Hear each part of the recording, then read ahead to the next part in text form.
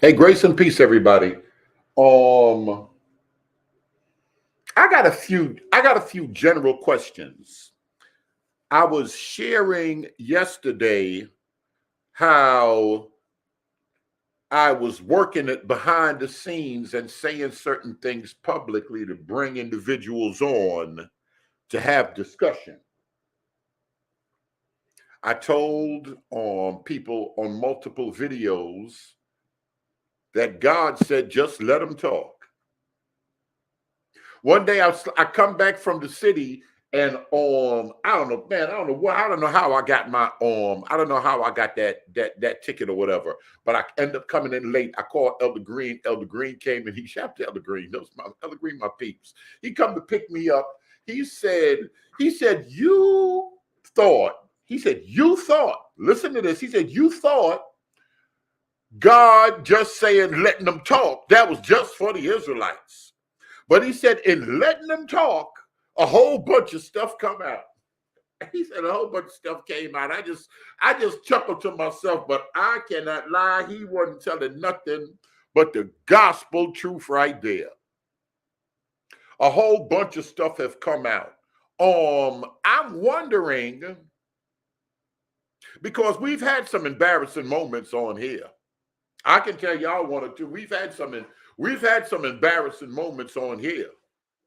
After years and years of going in, people talked about it. Yeah, we keep the feast and the Christmas tree and da da da da da da. It wasn't urban apologists. Y'all remember who broke that and said, "Well, I don't know, I don't know. We got to look at some of the sources." That was Covey and Abu. I wonder who was here that day. That was Covey and Abu. I think I'm gonna play a couple of old videos, but let me harass Matt and everybody else. Good to see y'all cross-examine Sun Power. Listen to this, Storm Ready. I'm looking for Israel Descent. Something happened yesterday. I forgot, but he was supposed to come on when we started talking about the gospel. He said he wanted to jump on so we can clarify it. I got a few questions. They're just general questions like what's wrong with black people, if anything. Don't worry, I got some Bishop Wooten for me. Oh, I'm ready for y'all. And what's another one? What is the gospel, Elder CJ? Somebody go find Leo. Them guys down there in Detroit, Leo running around here talking about Genesis 6 and all that other stuff. I wonder if they know what the gospel is in Detroit. Somebody go find. Let me hit the back chat right now. I'm gonna fix some of this. Let me play this first. Let me play this first. I should play the other lady. No, no. Yeah, let me play the other lady first because Met not dealing with y'all with some of this black power stuff that's being spoken in the church. We got to move beyond that. And I agree 100%. But it's hard to move beyond that when we got stuff like where is she? Oh, when we got stuff like this right here. Is this her? No, no. What when we got stuff like this here? What's going on here? This is recently. This ain't 1997. Listen to some of this right here. College campus, educated white folk. People wear the mark of Cain. That's in the Bible. No, it is not. Show me where in the Bible it says that black people wear the mark of Cain. There's Show me that. Lots of racist stuff. You are racist? Brother, give me one example. Where does the Bible say that African Americans are the children of Cain? Are the Hebrew Israelites needed? Are the Hebrew Israelites needed? Is the Nation of Islam needed? Or the 5% is needed? The Moore Science Temple is Dane Calloway needed? Because of stuff like this still? Some people say with the internet and everything, black power talk should be dead. Ain't nobody running around here racist. People already know whites are married to blacks are married to whites are dancing now. We used to say stuff a long time ago, like white folk don't know how to dance, white folk don't know how to play basketball, all this stuff, all this type of stuff. And we would comedians would get on stage and we joke about white folk. We say people, no, well, not me, I'm not a comedian, but they joke about white folk. But then we turn around and if a white comedian said, never mind. Is there a double standard? What's wrong with black folk? If anything, don't start emailing me. Cain. Where does the Bible say The that? Bible talks about the mark of Cain, and you can interpret the Bible any way you can. We have a real problem with racism in the United States. What is racism? Racism is a discrimination against another race, another group of people based on my feelings of superiority. Racism is a perversion of something that is good. It is good that you and I love our families. It's good that you and I love our communities. What goes wrong is we begin to think that our families, our communities, our race is superior to somebody else. No, all human beings have equal value because the value of a human being has nothing to do with whether they're like you or like me. Rather, the value of a human being is based on the fact that God created all of us in his image. Allow Christ to forgive you. Allow his grace to begin to heal you, begin to straighten out the twistedness. That is what a follower of Christ is. Someone who's opened their life up to God's grace, who allows Christ to reconcile them to God, and then who allows Christ to turn them into a minister of reconciliation, bringing the different races together. Do you have peace with God? Do you have reconciliation with God that Jesus promises to all who trust in him? You can have it. When you simply ask Christ for forgiveness, put your faith in him, and commit your life to him. People wear the mark of Cain. That's in the Bible. No, it is not. Show me where in the Bible it says that black people wear the mark of Cain.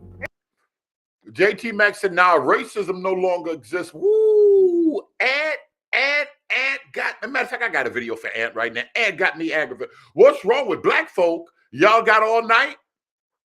Ant, list a few things that's wrong with black folk, if you believe so. Some of this looking at a chimney, what is it, after the house has been burned down and thinking the house is going to rebuild itself. Where's the other comment? Here, this is the one I wanted to read first. My issue is we're just talking without presenting solutions. I can ride with that. It seems racism is less of a problem to be solved and more of an identity to be worn. That's my issue. Twist that up in the Dutch right there. That's what my mama used to say. Do something with that right there, JT Mack. All right, I'm gonna stop that. I'm gonna stop that. And I'm not victimhood mindset is the black problem.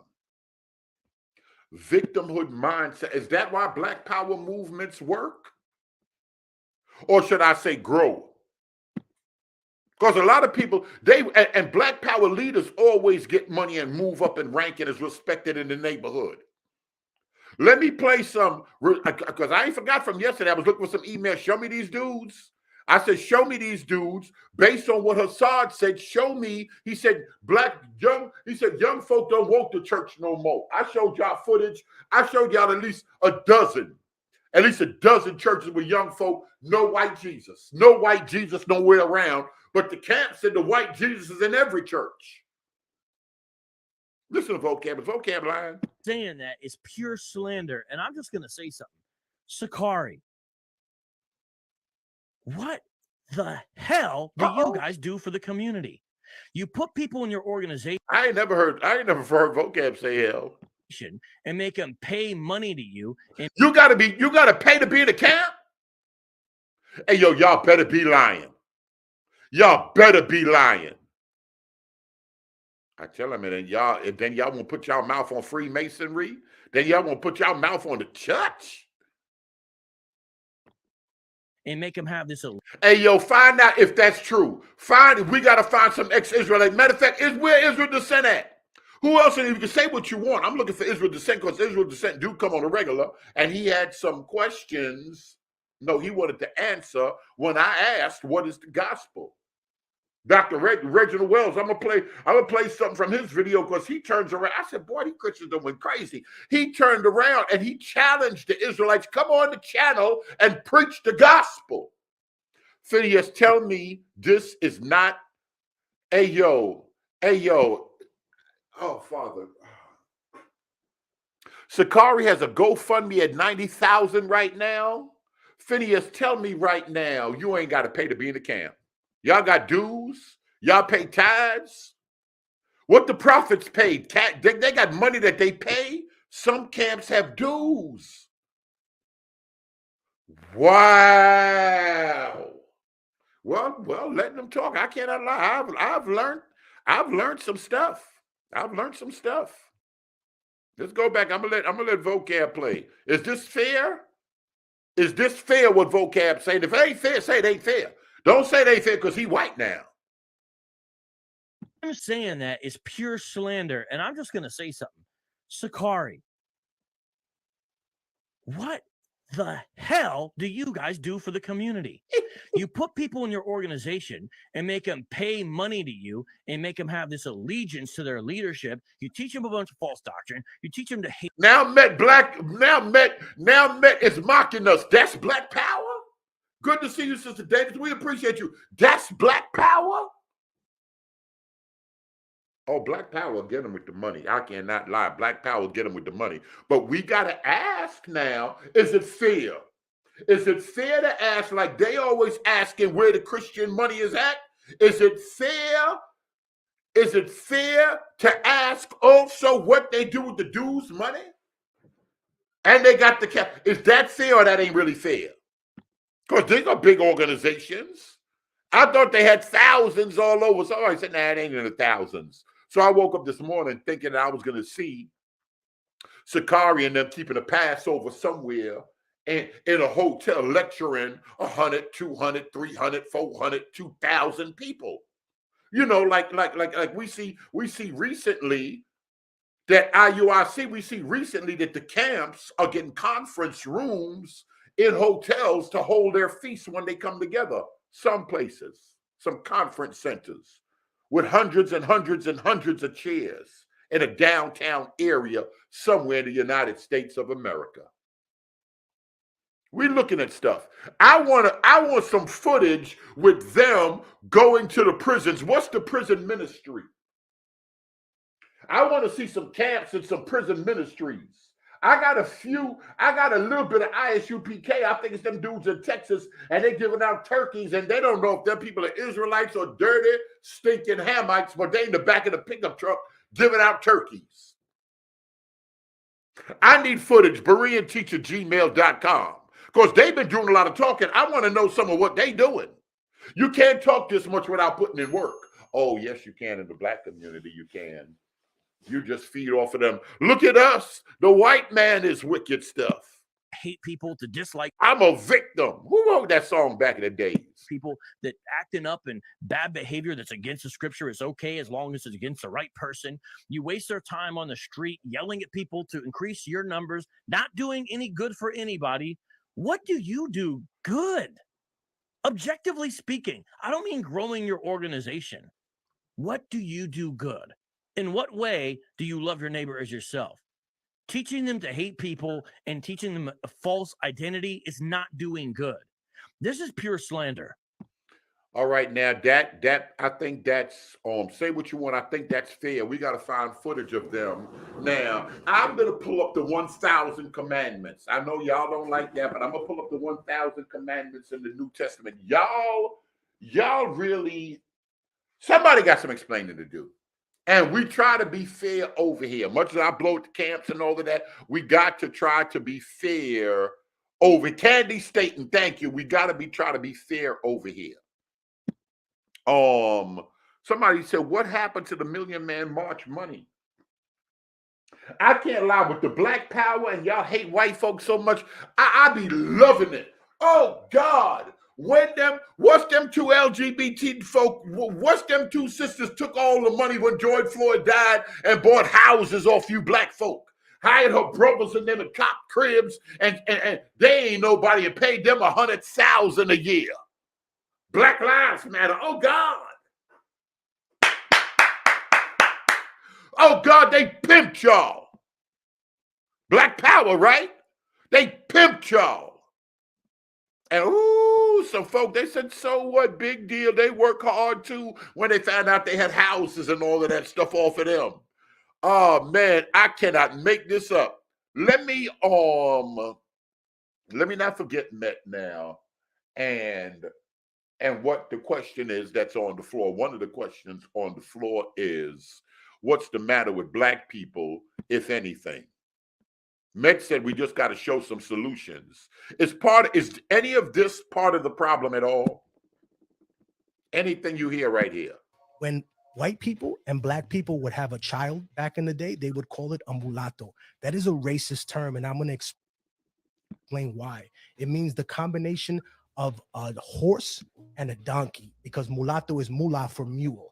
The combination of a horse and a donkey creates a mule, but a mule is born impotent. In other words, it can have no children. In other words, no good can come from the unification of black and white. And anyone that goes to film school can know that this is then seen in the theme of the tragic Negro in all of classical Hollywood cinema.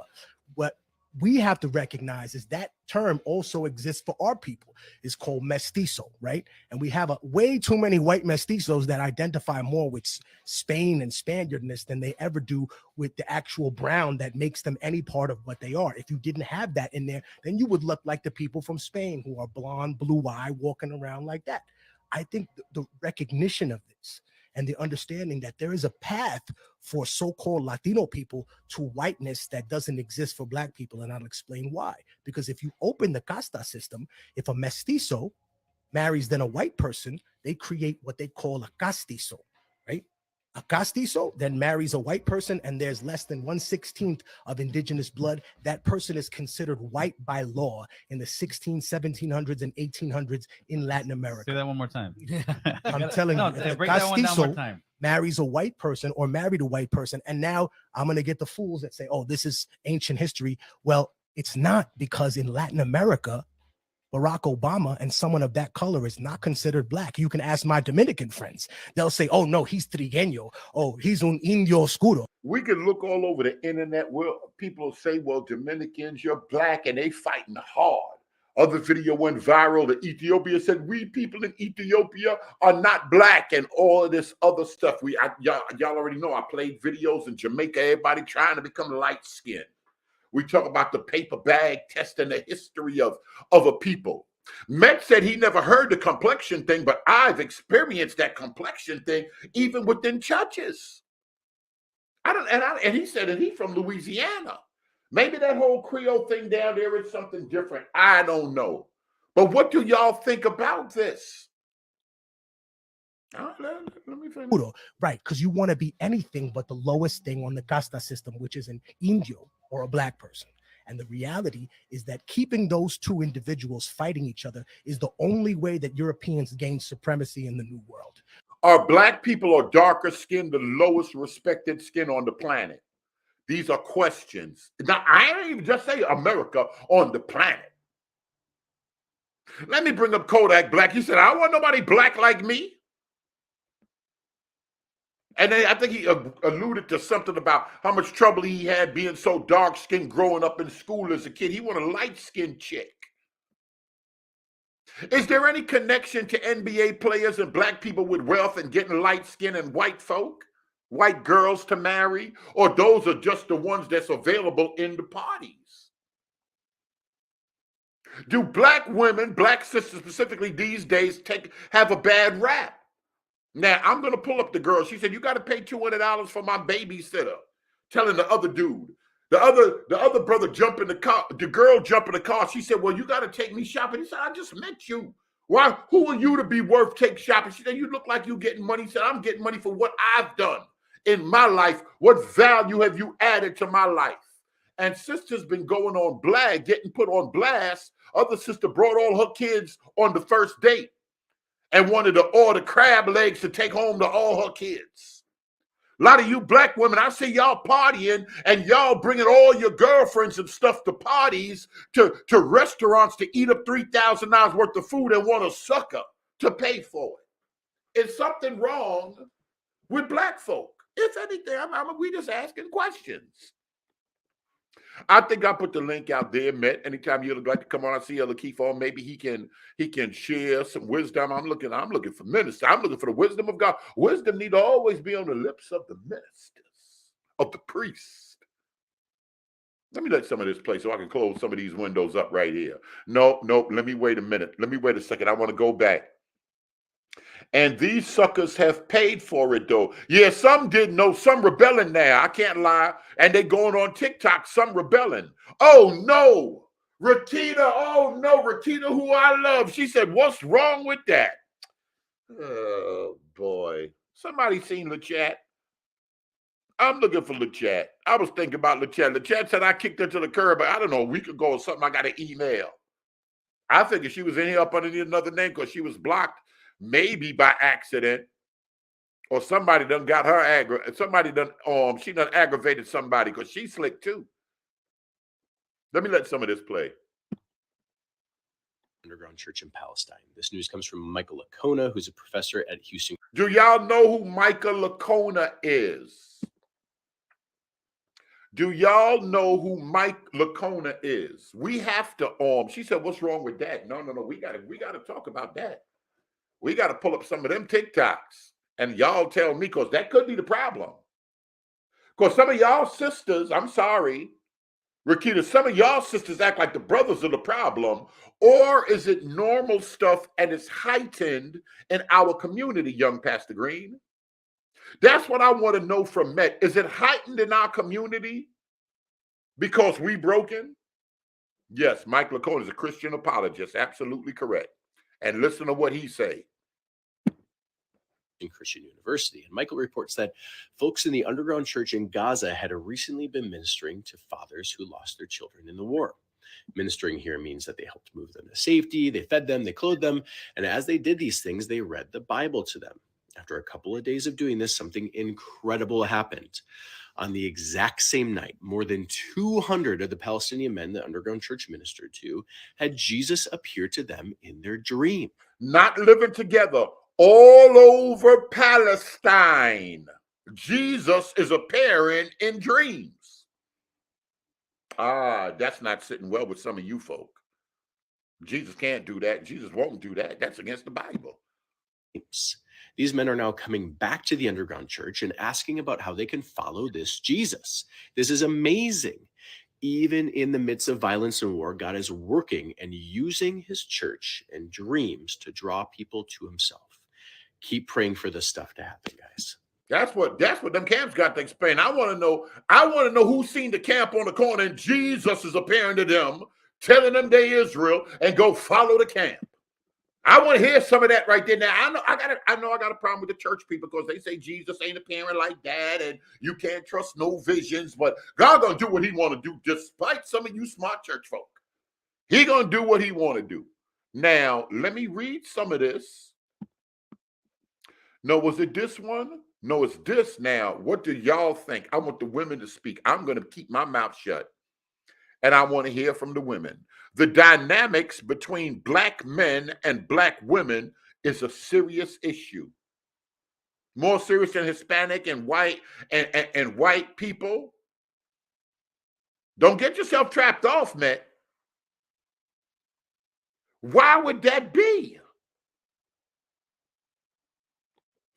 He said it's heightened because, in my opinion, we over-focus on the problems while never even attempting to move to a solution.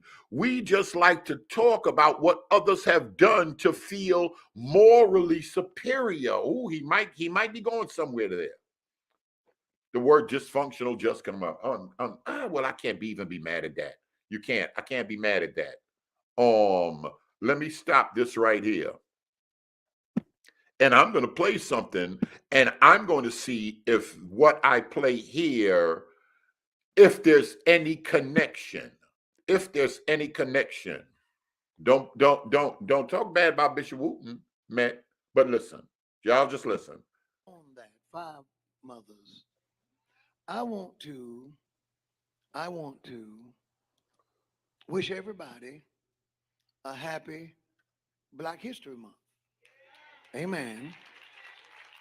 You know, February It's Black History Month. You know, we get the shortest one of the year, but we still get a month. But allow me, and I know I'm out of sequence, to say this. We're talking about celebrating Black History Month. My concern is not only. Did you hear me say only? Did you hear me say only? Now don't act like you didn't hear me say only, because I said only. But my concern is not Come on, merely there's Alton Johnson. for Black Here, history. Pastor Mike. Let me call Pastor Green. I'm worried about the Black future.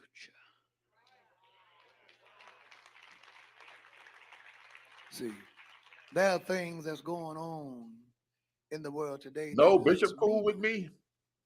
that what is in jeopardy is not our history.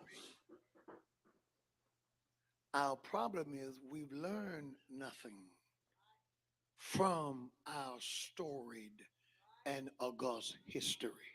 All right. He said, listen, Matt, he said, we've learned nothing. Alton talking about what I did. You were just live, Alton. Don't act like folk didn't hear you, Alton.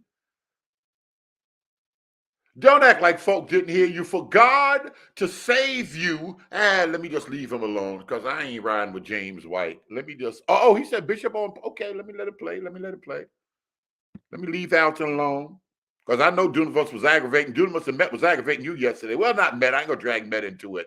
That muck runner, he aggravated Alton yesterday. Good Alton, like, I'm getting out of here. Dispensational Tim, same thing. There's an aggravating anointing on Dunamis. We have And it's heavy.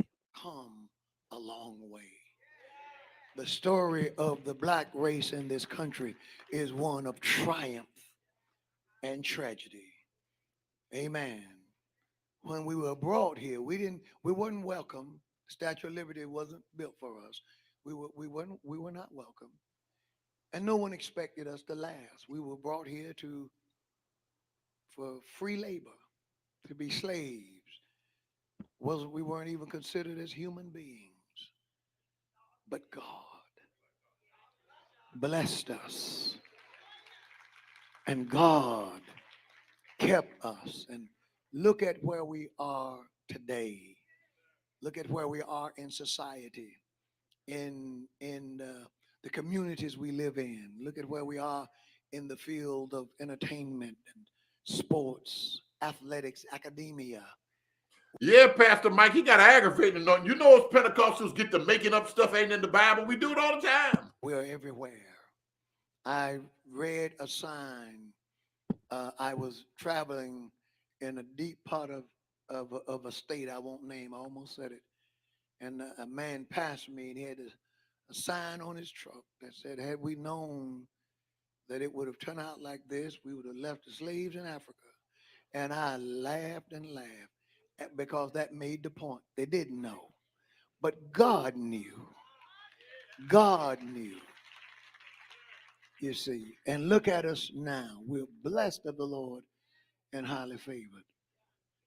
But my concern is the future. See, we're talking about all of this social justice stuff, right? I have a question for the social justice warriors. Listen, Alton. Does social justice apply to the unborn?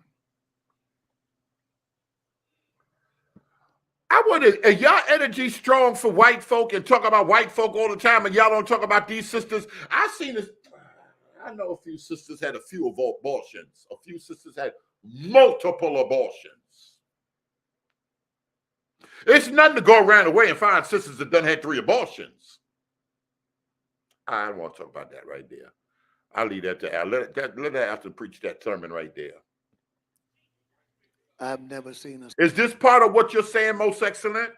Our energy be strong to stand on the corner and form organizations and listen to Dr. Omar Johnson talking about white folk, and at the same time not dealing with some of the stuff we're dealing with?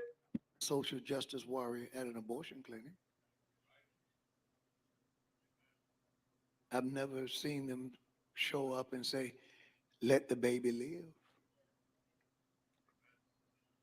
Oh, this is If rough social one. justice doesn't apply to the unborn, social justice doesn't apply at all. Because if people aren't born, then there are no people to make sure that the social justice laws apply to. And I could tell by the number, even with views on certain subject, when we talk about white folk, ooh, folk will crowd the room. But you start talking about some other issues, folk gonna leave. After said, take all this medicine. Abortion has plagued the black community and was invented for the purpose of allowing us to exterminate ourselves. Yet folk defend it. This is a problem. Look at the number. He got some numbers here. We've killed 20 million babies since 1973, 73 or 75. That's half of our current population. This is beef. We can't just let that go. Oh, Alton said he did a 4-part series on that. Y'all know how it is. Yep, and those black preachers don't let this be so. Oh yeah, Margaret Sanger. And that was all part of eugenics. Margaret Sanger would talk to the black preachers and got up in the pulpit of some of these churches, but y'all don't want to talk about that. Y'all not going to bring that up, how the black church was used.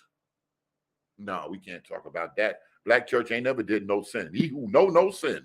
Let me let this play. I look at Now, when people say that some of them, were them preachers gatekeepers? Y'all already let the politicians all in the pulpit behind the sacred desk. Anytime y'all, do we got to talk about Democrats pimping? Nah, never mind. Let me just stop right now before I stir up the wrong people. Because there's an unseemly crowd in here. Y'all know how they assaulted the house of Jason in the book of Acts? We got some of these folk running around. Never mind. what is happening in our country today. In the last 3 years, almost 10 million illegal immigrants have entered into the country. I don't blame them. And they're coming from all over the world. China is sending in thousands of single men. The largest crowd of people coming in, I don't know why we don't see it on the media, but I've read a good few reports, some articles and stuff. The largest crowd coming in is China. They ain't telling y'all that. But why they coming? Let's hear Bishop out and let's see if Bishop is on point with this one. Because he was on point. Tyler Perry got y'all.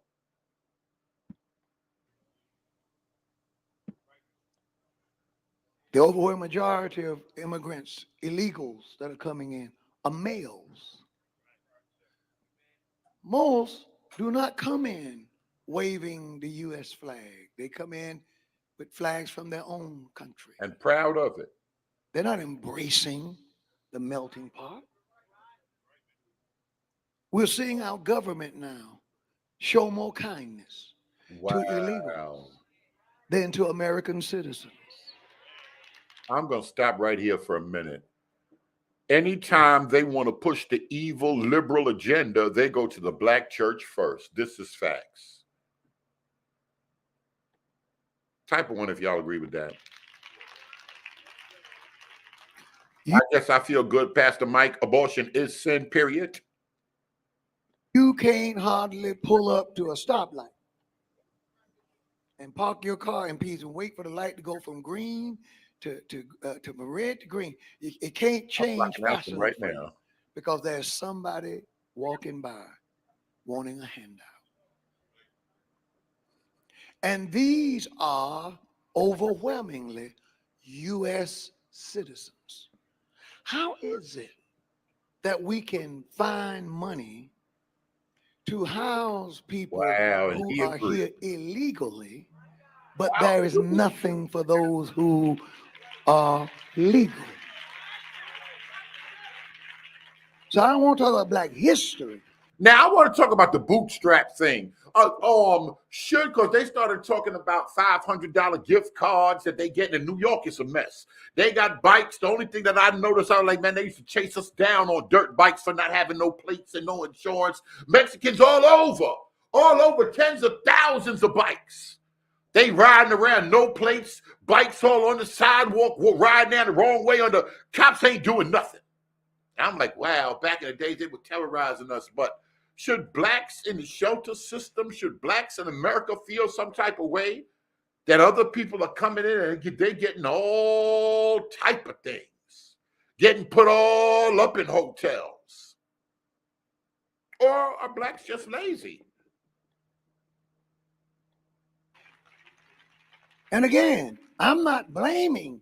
If I live somewhere else and if I could get in America, I'd go under the fence, over the fence, whatever. I'm not talking about those who are seeking asylum.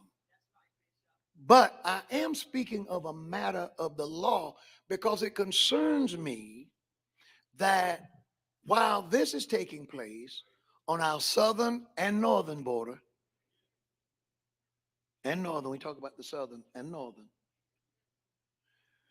throughout the black community and all in the historical black colleges, HBCUs, there are politicians going to these places talking to us about killing our children.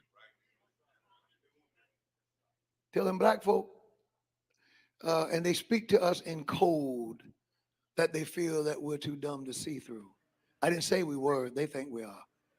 What is the code? Women's health. That's the code talk. Women's reproductive rights. There is no reproduction in abortion. Abortion, by definition, is the interruption of a natural process that leads to a particular outcome. In this case, a human being coming into the world. They have trained you to hear women's health issues and make you think that there's people actually out against women's health when they're actually trying to save unborn babies.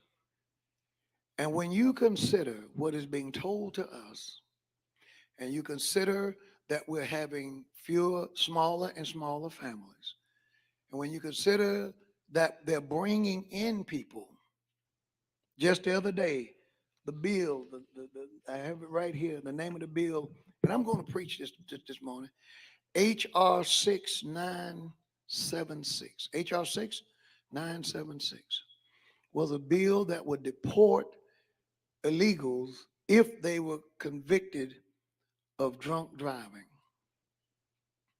Drunk driving is a problem. You can get killed. The multitude of people who have lost families and loved ones in their lives from a drunk driver, that's a real problem. People were offended that it seemed like gang members came in New York City. They jumped the captain. They were a white shirt in New York, and the police department beat them up, and they got out on ROR, not bail. They didn't get shot up by the police.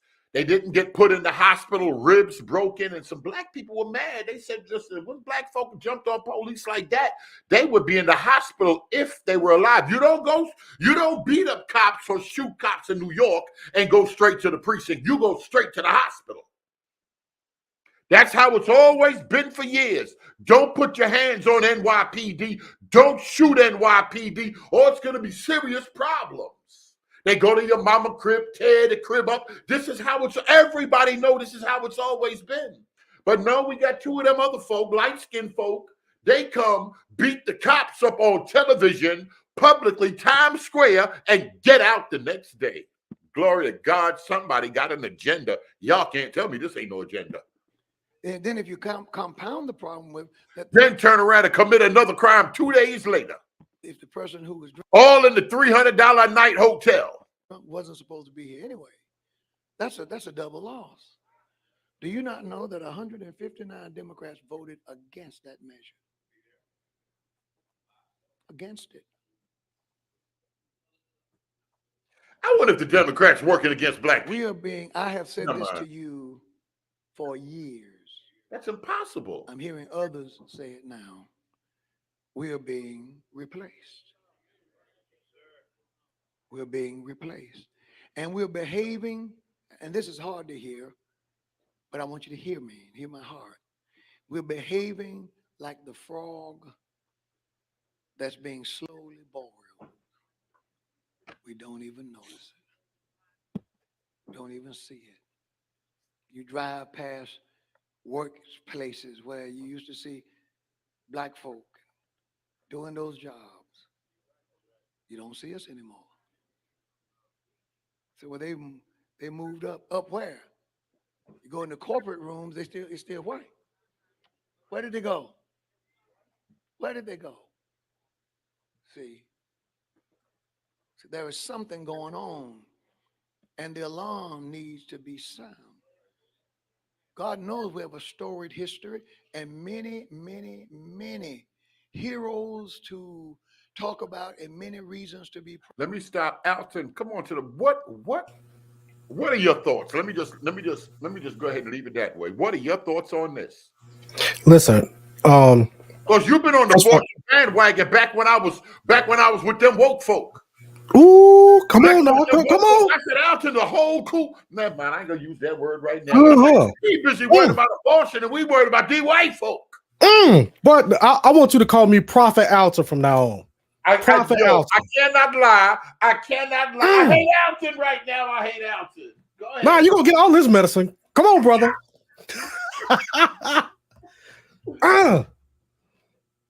Go ahead. I'm trying to get my food together. Ooh, listen, I'm telling you, see, when I had that coon hat on, ain't nobody, man, y'all didn't want to listen. I say, listen, the black man is being replaced. I said that back in like 20, what was that? 20, I cannot lie. I can't lie. I cannot lie. I can't lie. Listen, I'm gonna try to see if I can pull up the first video. The first video right? when you tried to line me up on your channel with Sister and all of that. Whoa! Oh, yeah, boy, I need to look for that. Back there, y'all. Hey, yo, Keith Jeffrey, Ella Keith, don't laugh. He trying to get me back. Ooh, man, listen. Brian had, me and Brian, we had, I was looking at some of his videos and, he was, liking some of my posts and comments. So we was kind of, liking and posting the comments. So I made a video, made a couple of them cool videos. And next thing I know, something popped up in my messenger. Hey, grace and peace, brother. Me and a couple of the brothers and sisters, we got a panel. We want to hear your thoughts about James White.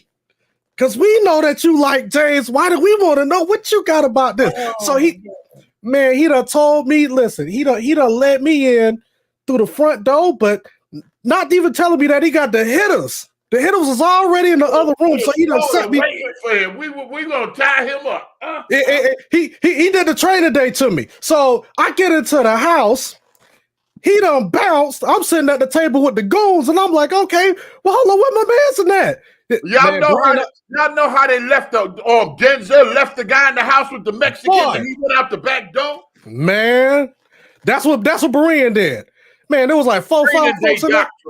Boy, look at him. That's all right. I survived, and here I am. Now look at God. Look at God. I'm telling you. Years. Terrence Jones, don't laugh. Just say, Ellicott. Just sit in this right here. Years later, a lot of what's said now, and then he used to stay on that abortion stuff, and how we ain't had the energy. Man, listen. It's a remnant, man.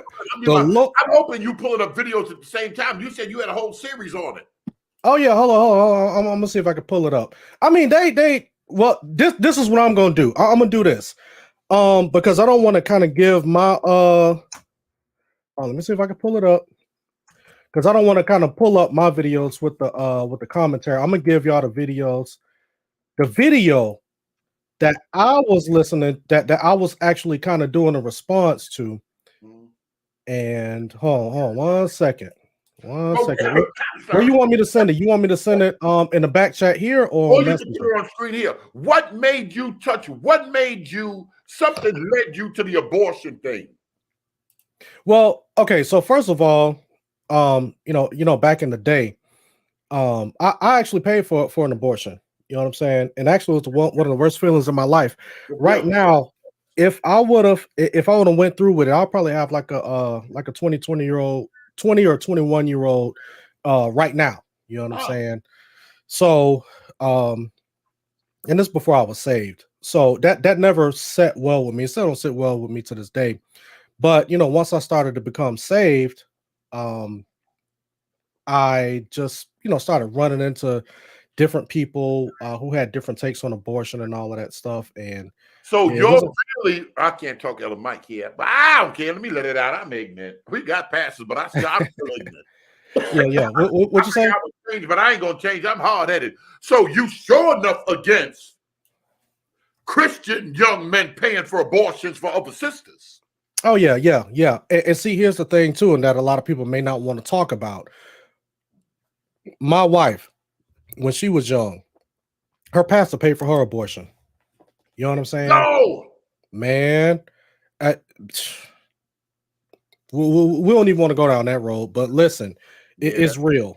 It's real. But when you really start to think about what abortion is, and see, when I started thinking about what it was, just just at the fact that it was just an innocent, it was just the intentional taking of innocent human life. I've kind of always been against that. But when I really started to do the history about it, but behind it, and I started to see how it really targeted the black community, man, listen, that black power started rising up, and I could go ahead and put a Christian title on it. I was like, oh, I'm all in. I'm all in. Black power. I'm a black Christian. but yeah, it was like just kind of doing my research behind it, and not just the research behind it, but just really thinking about, if I'm a Christian, how sovereign do I think God is to where, whether or not, if he's blessing me with a child, no matter what my circumstances, is the Lord, can I trust that the Lord is going to be able to provide for me and my child? Even when Jesus said that, look at the birds of the air, like they neither soar nor they reap, but their Lord still provides for them. So, how much more important are you? You know what I'm saying? So when I started to look at scriptures like that sola scriptura, when I started going to them scriptures like that, that was just some of the things that kind of started. Yeah. You know what I'm saying? But it seems like people are shocked that the pastor. Oh, wait, hold on. Sean Lawrence said, Alton not going to touch that recent debate with James White. Listen, Eugene, or somebody who just came from my channel, please school him. I just did a live stream on this. He sure did. But go ahead, brother. Hold on a minute. Let me stop this right here. All right, let me stop that. I think that's your video in the back. The pastor paid for an abortion. Hold on. Yeah, he did. And people seem to be shocked. But I know pastors that have had teenage daughters that got pregnant, and they made them go get an abortion because it's too much embarrassment to the church and the ministry.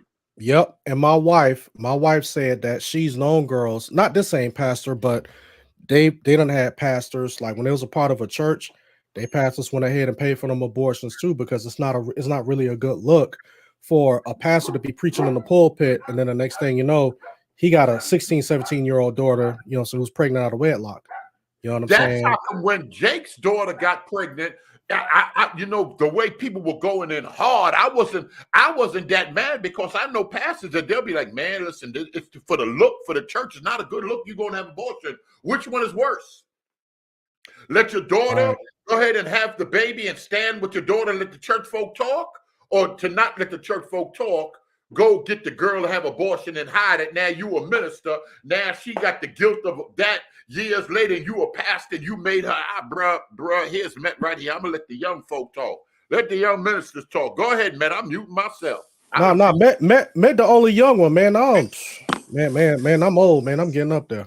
You getting up there. You ain't older than I was sleep, right? How about other people business? How about my mother said, boy, mind you, shut your mouth. But other people names. Go ahead, man. Yeah, grace and peace, Berean, grace and peace, out and everybody in the chat. I Grace probably and can't peace. stay on too long, but I was just jumping on to kind of touch on the abortion issue because the conversation that we were having the other day about politics and human rights and civil rights, I think it brought up something that's very interesting to me because when we talk about civil rights and human rights, in reality, if you deny the creator, there is no objective reason that anyone can have for why anyone should have human rights. So when we look at it from that perspective that God is the source of human rights, then we also have to look at what is the standard that God gives us. And the reason why that is so important is because we can see how society today has convinced us that a solution to a black mother or just a mother period, the solution for a black woman or a woman who is struggling financially is to kill her child. The solution would be Correct. to just murder the baby and the mother's problem is solved. Way we can get very quickly when we start to reject the creator and his standard, which is why when we talk about even with homosexual marriages, that standard comes from God. The institution of marriage is something that God gave us, right? God himself. Come on. Right, right. So any standard outside of God would be just a subjective standard, and it's just man making up his own rules. And then once that happens, the solution for a suffering mother is to kill her baby. Now I brought this out. My mother was 15 when she had me. My grandparents had their struggles. Um, was what a better solution for my mom had been to murder me? She had to clean toilets. She had to go to school pregnant in high school.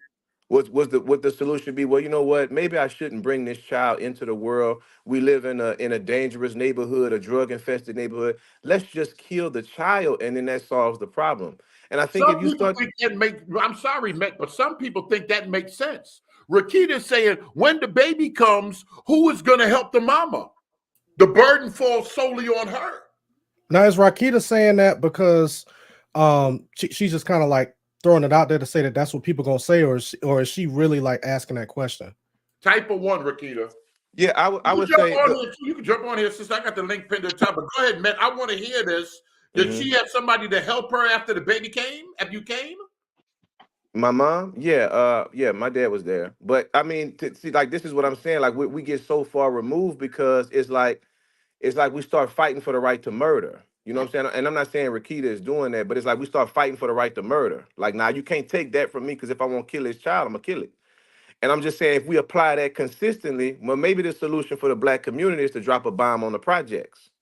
Because the reason the black community has so much violence is connected to poverty. I hope we all know that, right? Come on. So maybe the solution for the black community is just drop a bomb in every project, in every ghetto, drop a bomb in Marcy, drop a bomb in Old Block, drop a Come on. bomb in Brookstown, just drop a bomb on the hood, and then America will be rid of its problem because you got all these black kids growing up in ghettos that's creating all this violence. So I understand, you having a struggle of how you're going to provide for a kid, but the reality of it is that life has consequences, right? So once you start laying down and doing certain activities, it come with that. And it's like I don't even think we had the same standard when it comes to the streets. So like when you in the streets and you selling drugs and somebody rob you, you don't call the police. You violating rules now. Come What you on. do is you handle your business according to the rules and the code of the streets. I Come can't on. all of a sudden get saved when I'm selling drugs and they come rob me. Well, I just want to call 911 and Yeah, report get a them all crime. involved in it. Come on. Now we just kind of going all over the place. So if we're trying to live consistently as Christians to the standard that God has set, there's never going to be a reason that we can have it. We can talk about poverty. We can talk about solutions that mother should have. We should talk about resources that she should be able to go to. The Bible tells us about, taking care of the poor, taking care of those that are with us, and we can talk about, how she needs to have resources to go to, family members, a church. I think my mom got WIC when I was born, right? So my mom did have some type of assistance when I was born. But it's like I would say we have to separate things into categories because it's like, to me, that's how we always kind of end up teeter-tottering, going back and forth. Well, if y'all gonna do away with abortion, Are y'all gonna give us WIC? Are y'all gonna give us government assistance? And it's like we just kind of go back and forth and we teeter-totter without ever addressing some real solutions. And just let's at least acknowledge that when it comes to abortion, it's the termination of a life. You're murdering life. We don't the reasons. We don't even look at it like that because it's really not life. We bought into the whole lie. That's When what I'm does it saying. become life? You're right. It becomes life at the moment of conception, because that's what I'm about to say. Like if we just get Oh, into here's the Bible, people. Let me be quiet, Ella Mike, and let me put my shut up. I ain't got nothing to say. Go ahead. yeah, if we get into it, if we apply this logic consistently, the only difference between from the moment of conception to when the child is born is size, development, and location. So if we say, okay, the only from the moment that that child is conceived until that child is brought forth into the world, the only difference is size, location, and development, right? So now there's a size difference between a 9-month-old and a 2-year-old. There's a developmental difference from a 9-month-old to a 2-year-old. Can I kill a 2-year-old? I'm struggling financially. I have no support. I'm a mother who's struggling and I can't take care of the kid. I could kill it before it came out of my womb. Can I kill it now that it came out of the womb? That the child came out of the womb? It'll solve my problem. It'll help me out. I won't have to provide for the child, so I can just terminate the life. That we all know as soon as that child comes out the womb, the logic is obliterated. None of this works once the child comes out of the womb. And I would say the only consistent way to look at it is that life begins at the moment of conception. If you intentionally terminate life after that point, it's a murder. That would be my Yeah, position. and I'm actually jumping on the to play the organ for Alton a little bit. No, no. So Okay, hold on a minute. I want you to read Sister Rakita, though. She's saying something here. Yeah, because I wanted to answer that as well, but go ahead. Yes, I want well, one of you met, both of y'all can answer that right there. I want She- read this one, then read the other one, then you can answer. Read this after I put one more up. she says, no, I'm serious. I'm not trying to be divisive or disrespectful at all. Now look at this I, one. I agree, but let's not act like This is for you. let's not act like the woman has the issue to deal with. You are speaking only from a man's perspective. I'm not speaking only from a man's perspective. Anytime a woman gets pregnant, it's a man and a woman involved. And I would say, like, if we gonna go there, like, should a man be on child support, or can a man just say, nah, I ain't got nothing to do with that baby? Right? Can a can come a on, can now a man y'all just go. say, nah, you got the right to kill it. I got the right to walk away from it. So this is why I'm saying, like, we've gotten so far away because we bought into it. And this is why I get a little perturbed about, like, certain elements of quote unquote black power, because, like, it just takes us so far off. And it's like we gotta fight so much to just try to come back in. I'm not blaming it solely on the woman, because it was actually a lot of black males who pushed it into the black community, and it was preachers who pushed it into the community. So but the reality of it is that most abortions are not because of a severe poverty issue either. Most abortions are not because of a rape or a molestation. Most abortions are because the woman just doesn't want the child, or the man doesn't want the child. Yeah, woman, Right? a professional. She want to go to school. She want to try to get her life and get her money up. Yeah, and some of it is because the men support. But what I'm saying is that once we start making conscious decisions to get in bed, to have sex, to have unprotected sex, for a man to ejaculate in a woman, for a woman to let a man, handle his business like that. Once we start making them type of decisions, that come with real life consequences. That's just like when a 15-year-old make a conscious decision to put that pistol in his pocket and stick up the corner store. That's a Come on. conscious decision that come with real life consequences. Don't right. nobody say, well, we got to give him a break. He was 50. No, once he starts squeezing the trigger, it's just real life consequences that come on the other Guys, side of you that. on jail, lives on the line, everything. People crying, families broken up. It's just, I Yeah. don't know if they think it's like these video games, but it's real. Right. So that's kind of how I look at it. It's like we're making conscious decisions that have consequences and repercussions. So if I'm laying with a woman, she get pregnant, and then I don't want to. No, that's just the consequences. I did something, and then what I'm doing, there's a possibility that I could bring a life into this world. And when that happens, according to the standard of God, my responsibility is to provide, not to commit another sin. not to try to justify this act, So that's just how I look at it. Well, I'll let Alton answer, and I won't get into rape, because people talking about is abortion good in any sense? Incense, rape, what's the other one? And the guy was banging against that other pastor about If the mother's life is in You danger. have to say the baby gonna come out deformed. Oh, It's good in some instances, Matt. We talking about like if a woman is about to die. Yes, or if the baby's going to be deformed and not going to really have a good life, or it was rape. Yeah, I wouldn't justify it in that case. The baby's gonna be deformed. I have an uncle with Down syndrome. He has never said a word his entire life. I couldn't imagine killing him. My uncle has you're a never. extreme My Christian. uncle has worn a diaper. He's almost 40 years old. He's never spoken a word. He's Since been you were in a baby. he's been in a diaper his entire life. He has the mind of an infant. I just couldn't imagine, life without him. It just, to me, you start applying that logic. It's like, what's the standard that we're gonna go by? So if the child is deformed, well, like at one point in our society, people looked at black people like we were not human. Yes. So could they have applied that same logic? You know what I'm right. saying? And where does it end? Oh too? man, yep. And where does it end? Yeah. You know what I'm saying? When And they if start it- talking about IQs and test scores and all of that, Come on. you know what I'm saying? Mhm, Yeah, mhm. yes. It gets deeper than some people think. Y'all go ahead. Yeah. Now I would say, as far as like if the mother is gonna die, that's a difficult one. I think I almost died coming out of my mother's womb. But you'll leave that to the father, the parent that's there, or you, or what do you say? I don't know. You might can make a case that it's a life-saving surgery at that point. But God, who's sovereign. Yeah, I don't know. I think about that one. Okay, go ahead, Alton or Elder. Yeah. I wanted to kind of touch on this real quick and kind of answer Rakita. There's a lot of resources out there, and a lot of times people want to try to downplay it.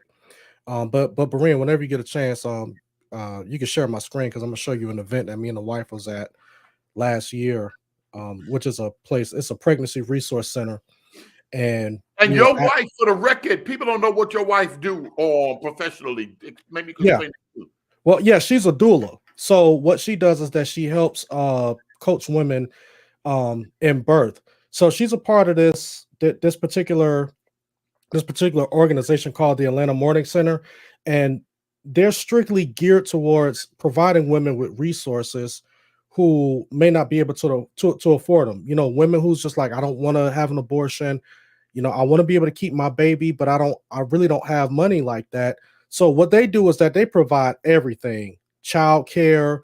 And my wife, she's kind of like the doula for this particular nonprofit organization. So let's just say if a woman is getting ready to have a baby, and she's done this, you know what I'm saying, plenty of times, and these are kind of like her pro bono clients, to where women who can't even afford to have a doula, and actually they're working with a lady right now who could barely speak English. But if a woman is having a baby, she goes with that mother and she helps them throughout the whole process, of their pregnancy. And what the Atlanta Morning Center does is that they provide Pampers, diapers, all types of stuff. So they got one here in Atlanta, and I think they're working on one in Memphis, or it might already be up by now. But there's a lot of pregnancy resource centers out there. The thing is that, number one, we have to ask the question, are people actually looking for them? Because I find it highly ironic. I find it so ironic that before Roe versus Wade was overturned, everybody was saying that there is no resources and no resource centers and all that. But just about every month, there's a pregnancy resource center that's being firebombed and that's being vandalized and all of that. So now y'all can find these pregnancy resource centers that y'all said that y'all couldn't find before Roe versus Wade was overturned. You see what I'm saying? So that's why I'm just like, So you think it's a spirit on these people to make them want to bomb these centers and all of this other stuff?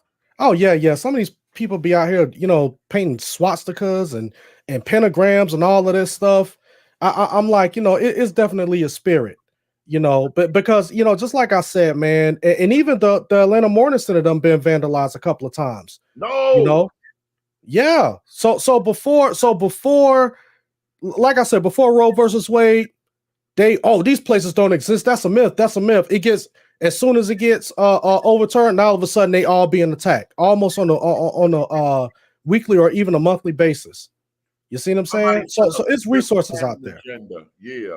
There's a lot of mental and emotional distress that weighs on an unprepared pregnant woman.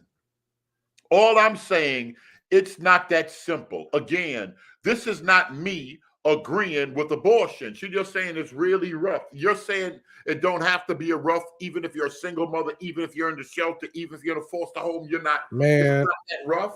You're so many. not admitting that it's not rough. No, I ain't admitted that it's not rough, but my thing is that, but we can't sit back and pretend like there are no resources out there. And I'm not saying that she's pretending that there's no resources out there. She may not know. So this is another reason why a lot of times whenever I had a chance, I always promote the Atlanta Morning Center, and I try to promote these pregnancy resource centers because some people may not know that these resources are out there, and there's a lot of people who are willing to help. And this is a Christian organization. You know what I'm saying? That's ran by a black lady. Just say the church just getting richer. The church is doing more than anybody else. And matter of fact, while y'all doing that, let me pull something up on the church so I can help these folk that bought into the lie that the church is rich. Everybody in the church is rich. The average church.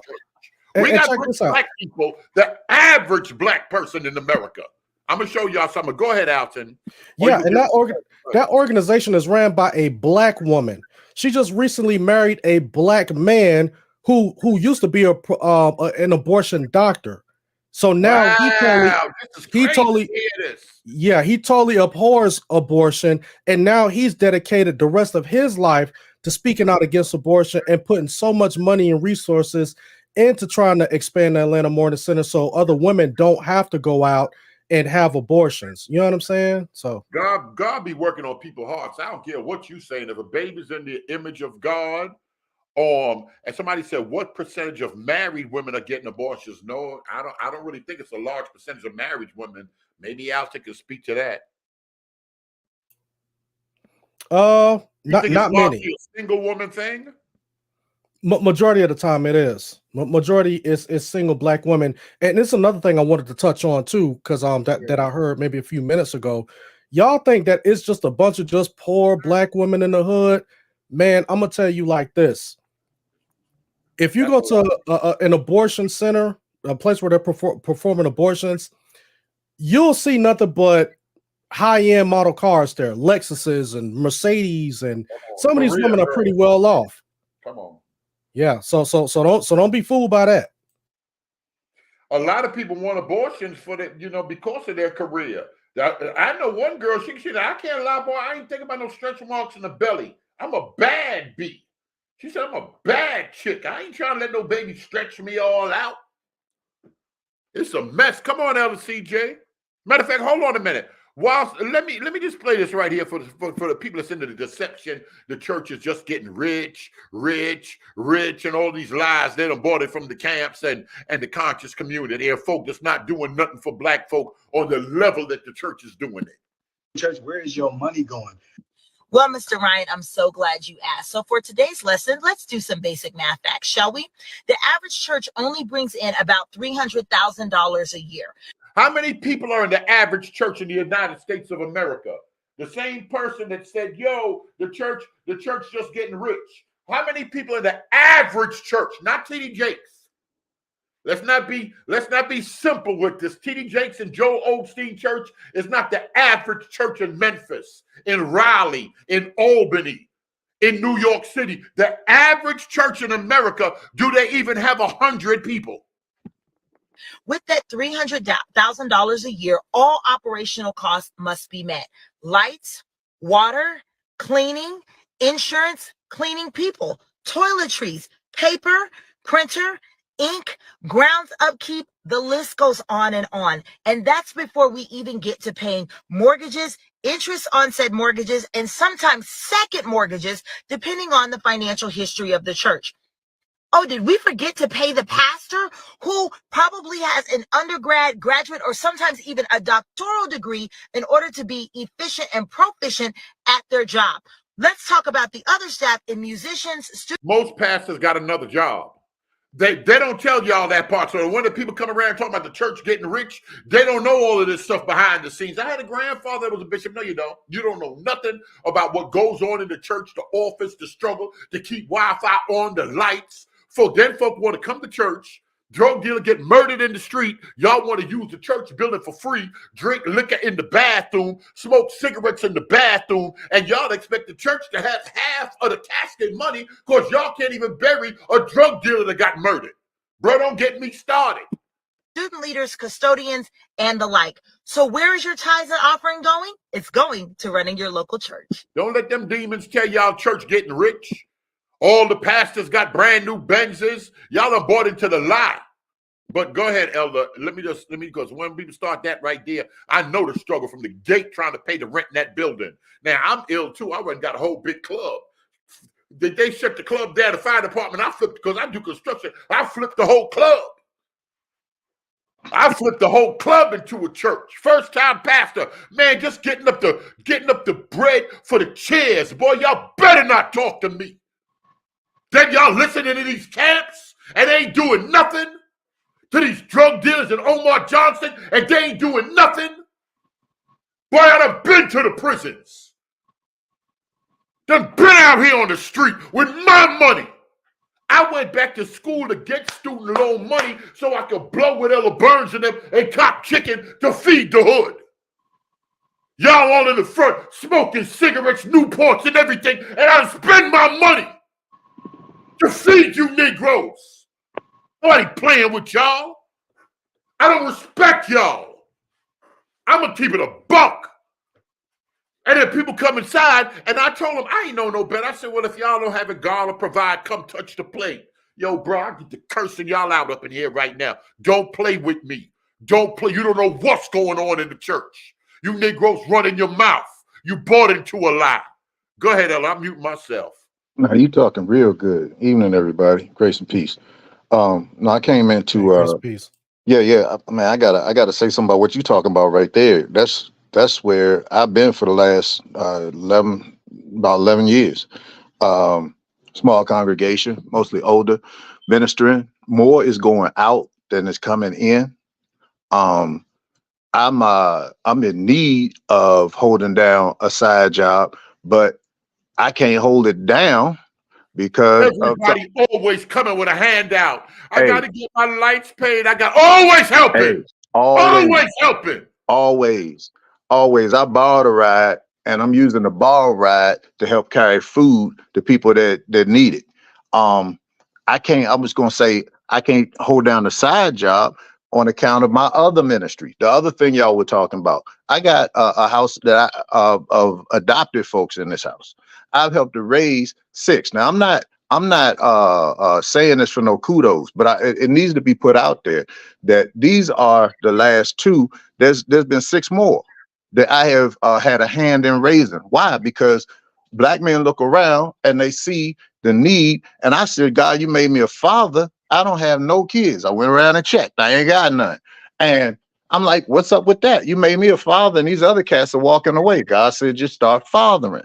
So I just started fathering everywhere I was, running youth ministries, doing all this and that. Oh, we ain't gonna talk about youth and children's ministry, Brian. You already know. That is that they don't come with money. Youth don't have no money. So if you're gonna have programs in the community to help the youth, they all broke. You gotta feed them. You gotta feed them. They just play basketball. You know how much drink they drinking? Yep. They all that gobbling down gallons and gallons and gallons. Yep. All that Gatorade, big old McDonald's cooler. You gotta. Matter of fact, nobody can put their mouth on the church unless they start showing and proving what they doing, what the camp's doing. What the camp's doing for the church, the brothers in the prisons, what they doing for the young kids in the projects. I want to show money being spent. Oh, but these people under the delusion, you got a 501, the government sends the church $10,000 every month. Y'all don't even know what a 501c3 is. Y'all just running your mouth. Wasn't IUIC bragging about the 501c3 that they got? Nah, never mind. Never mind. And they getting it. People don't know any better. Yep. And they just saying, is that, I wonder, we're most sexist. I wonder if that's something in the Black community. Folk don't know what the hell they talking about, and then they start just talking. Yep. And Yep. then repeat, so they just don't know. Yep. Oh, I'm on a roll. Look, I got a shout out to Chick-fil-A. I was talking to somebody at Chick-fil-A and they were talking about how the good that they do in the community. I said, well, look, I got this youth ministry I'm running. And I told another restaurant in my area too. I said, I'm in here all the time. I said, I'm running a youth ministry. So when they would find out when we were getting together and they would just donate hundreds, 200s worth of sandwiches and stuff like that so that we could meet those needs. Because people, once they find out that you a resource, oh, they coming, you know. They coming. But I wanted to also say something else. Early on, the reason I came on was because you touched an even hotter hot button for me, and that is I got a sister that goes. She volunteered for I don't know how long because she did it on the down low, but she would go downtown to the pregnancy center, and you hit a lot of it, Alton. The numbers are just staggering. The percentage of people that when they're presented, young ladies that when they're presented with hope and with help, I mean, you ain't got to preach. The gospel that's easy because you're helping somebody in need. It's like God's business card. It's like who ain't gonna get saved that was blind and now they see. You know, we talking about the wrong things. We sitting up here arguing in boardrooms when Shirley needs some diapers, she need to know that she gonna be all right. Her family is going to ostracize her. Are you going to become family for her? You know, are you going to make these appointments and get these vitamins going and all the different things that's involved with that? You know, when you present that kind of help, it actually is documented. It's like night and day difference. The number of people that young ladies that still want to go through with that. But there's something else, and I'm laying right here. As a minister, we always had to be careful. And I know that I'm talking to people that know this, but I want to say this for the sake of somebody who might need to hear it. And that is, whenever we hit this subject, we're dealing with people who have had abortions, have paid for abortions, have convinced somebody to have abortion. And if healing hasn't occurred because we don't talk about it in our churches, then they're walking around with open scars and wounds, still leaking. The guilt of it. Still leaking pus. Yes. The guilt of abortion. Yes, and we can't talk about it because we're not hip to even that part as ministers to even come with that type of salve and ointment to minister to people. We're quite often so busy arguing our political stance, you know, and the person in the middle, the poor lady, the poor married woman in the middle, whoever she is, that's got this baggage that she's carrying, the man that you know, convinced his girlfriend back in school to do that. All this, but we got to deal with all of it. And what you hit on, Alton, what I just talked about, that is a step in the right direction. That's a huge step in the right direction. Now, Yeah, amen. Now, how can some of this, like Met said, how can some of this be fixed? Sharing more information, like Alton said, because the resources are out there. What do you think, Alton? What do you think, Met? Yeah, you know, the resources are out there, and you know, and I know people they get upset and they have a thing against people who go out and who do some street evangelism in front of abortion clinics. But I know people personally who actually do that, but they don't just turn these women away and just say, okay, well, I'm glad that we turned somebody away from abortion from the murder mill, but they just like, nah, man, here's all of these resources that y'all need, that, you know, that if you guys need them, here they are. You know, if you need diapers, you need milk, you need, you know, somebody to help take you to the doctor's appointments and stuff like that. You need somebody to watch your kids, you know, like we got all types of resources. But just like I said earlier, it's not, a lot of people think it's a poverty issue because that's what they want you to believe in the media. But I'm telling you, a lot of these women, they don't need that type of financial help. So some of these women, they just running out there, just like you said, Berean. They just like, man, I can't afford to get pregnant. You know what I'm saying? I'm a boss chick. You know, I can't be down for no. Born into the feminist movement in some type of way. You said what now? I'm trying to figure where this stuff come from. This mindset. Man, listen, that video that I sent, that's a documentary, Ma for 21. So what happened was that after the Emancipation Proclamation, when black people were set free, at the turn of the 1900s, white people were afraid that black people were going to outpopulate them. Because, you know, if y'all talk about great grandma and grandma and them, you know, they come from a lineage of 13, 14. Mama would have had 20, but you know, four or five of them may have died. You know what I'm saying? So what white people decided to do was that in the government, they started a eugenics program. You know what I'm saying? So they had to try to start curbing some of these numbers. Now, what ended up happening was black people started catching on to that, and they started saying, nah, we don't want any of that. You know what I'm saying? So now the people in the government had to try to find out a way to deceptively get black people to take abortion or to kind of, you know, kind of feel like it was a necessity for them to go ahead and you know, partake in having abortions and stuff. You know, this is conspiracy stuff. I don't want to go to Psalm 83, but this is if Alton is telling the truth right here, does that fall under the definition of conspiracy? Yeah, it is. It's definitely a conspiracy because check this out. Because Margaret Sanger, because see, they was going to have some type of eugenics program or something, but they had eugenics in the name of it. So they said, no, we can't. For people that don't know, what's eugenics? Eugenics is basically kind of like population control. So to basically intentionally kill off a person, you know what I'm saying, for whatever reason, fill in the blank here. For certain groups of people. Correct.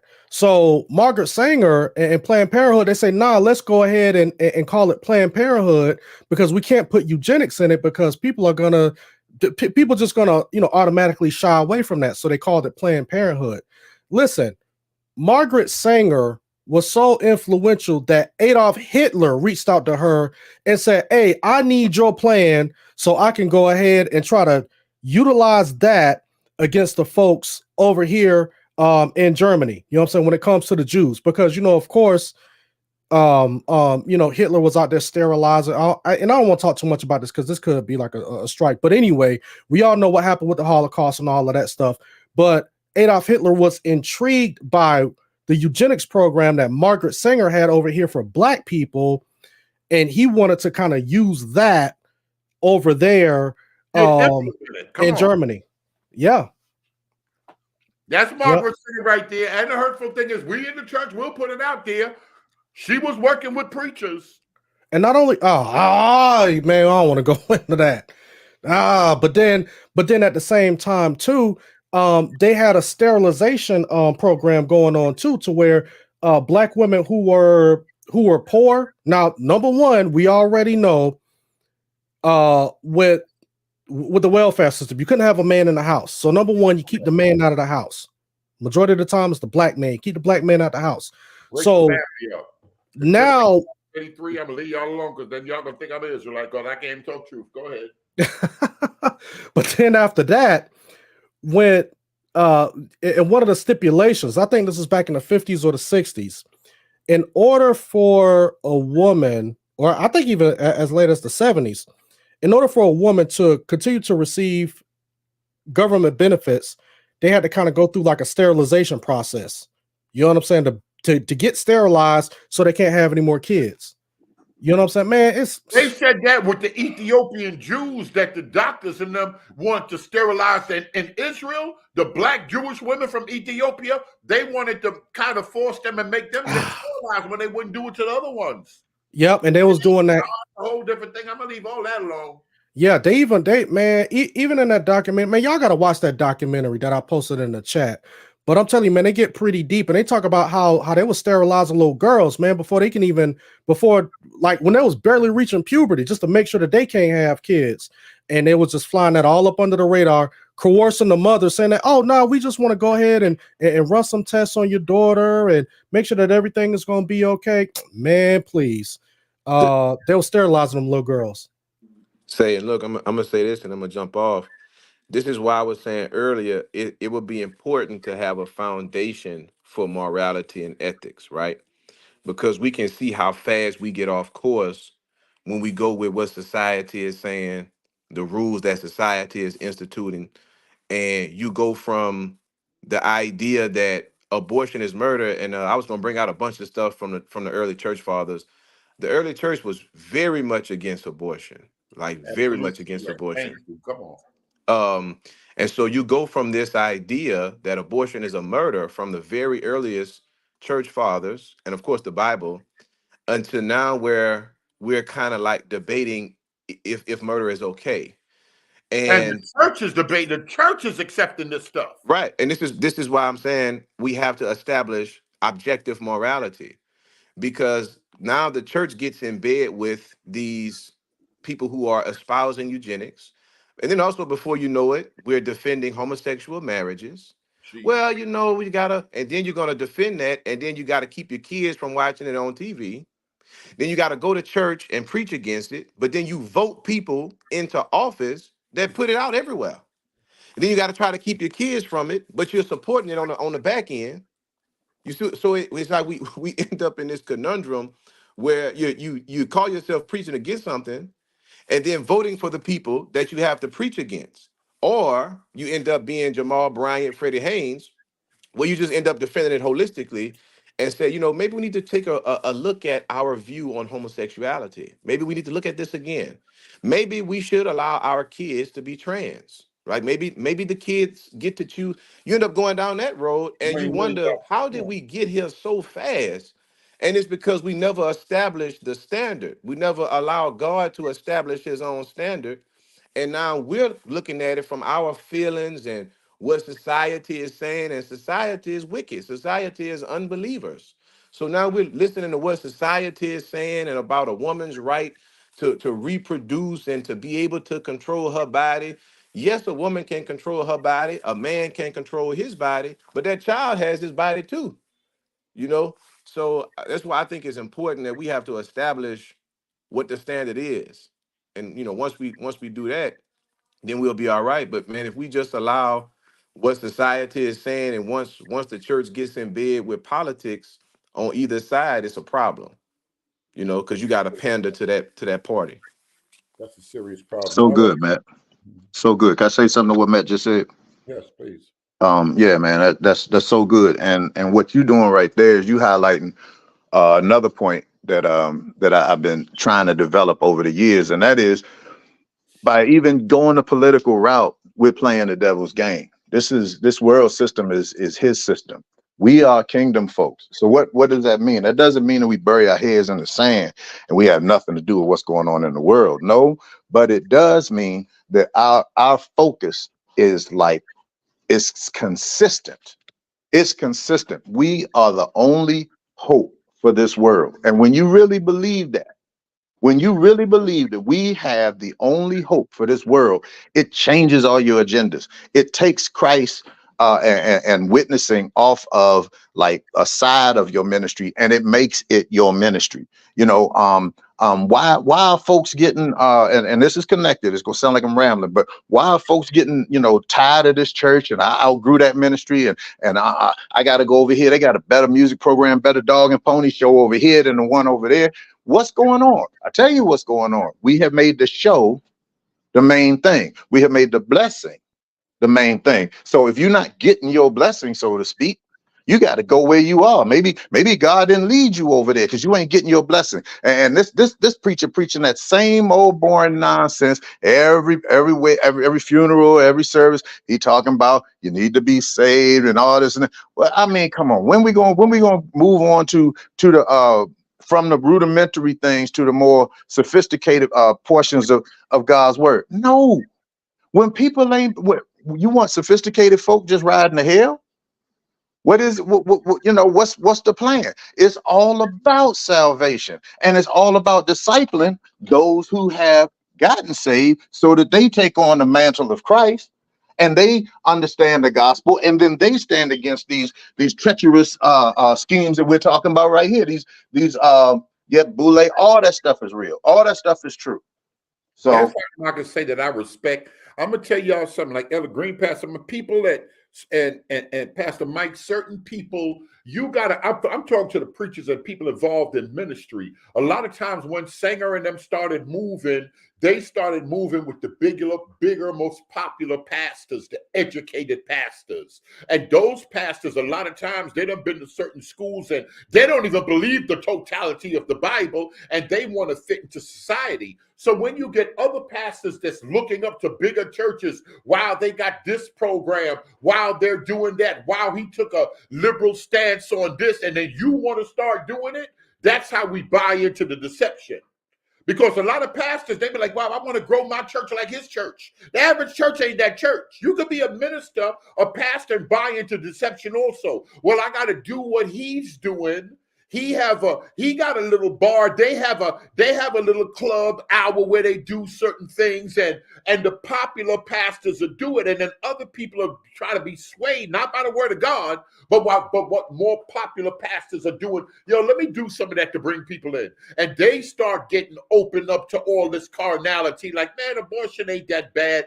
LGBT people ain't that bad, and they start opening up to that stuff. They got a better music program. That man is living with another man, and the pastor know it, but he got the choir jumping. And then you'll start saying, oh, well, if it'll bring people in, that'll help with the bills, because bills are big things in the church. Big deal, he a man living with another man. Maybe they were born like that. I sure feel goosebumps, so he got to be anointed. People cry and come to the altar when they up there, so it got to be God. I won't talk about that. I can't even talk about that because that's a whole different thing. That's what church folk, that's what the ministers got to talk about in private. Don't be swayed by another church, another pastor. And then time go on 2-3 years later, that same pastor doing crazy stuff.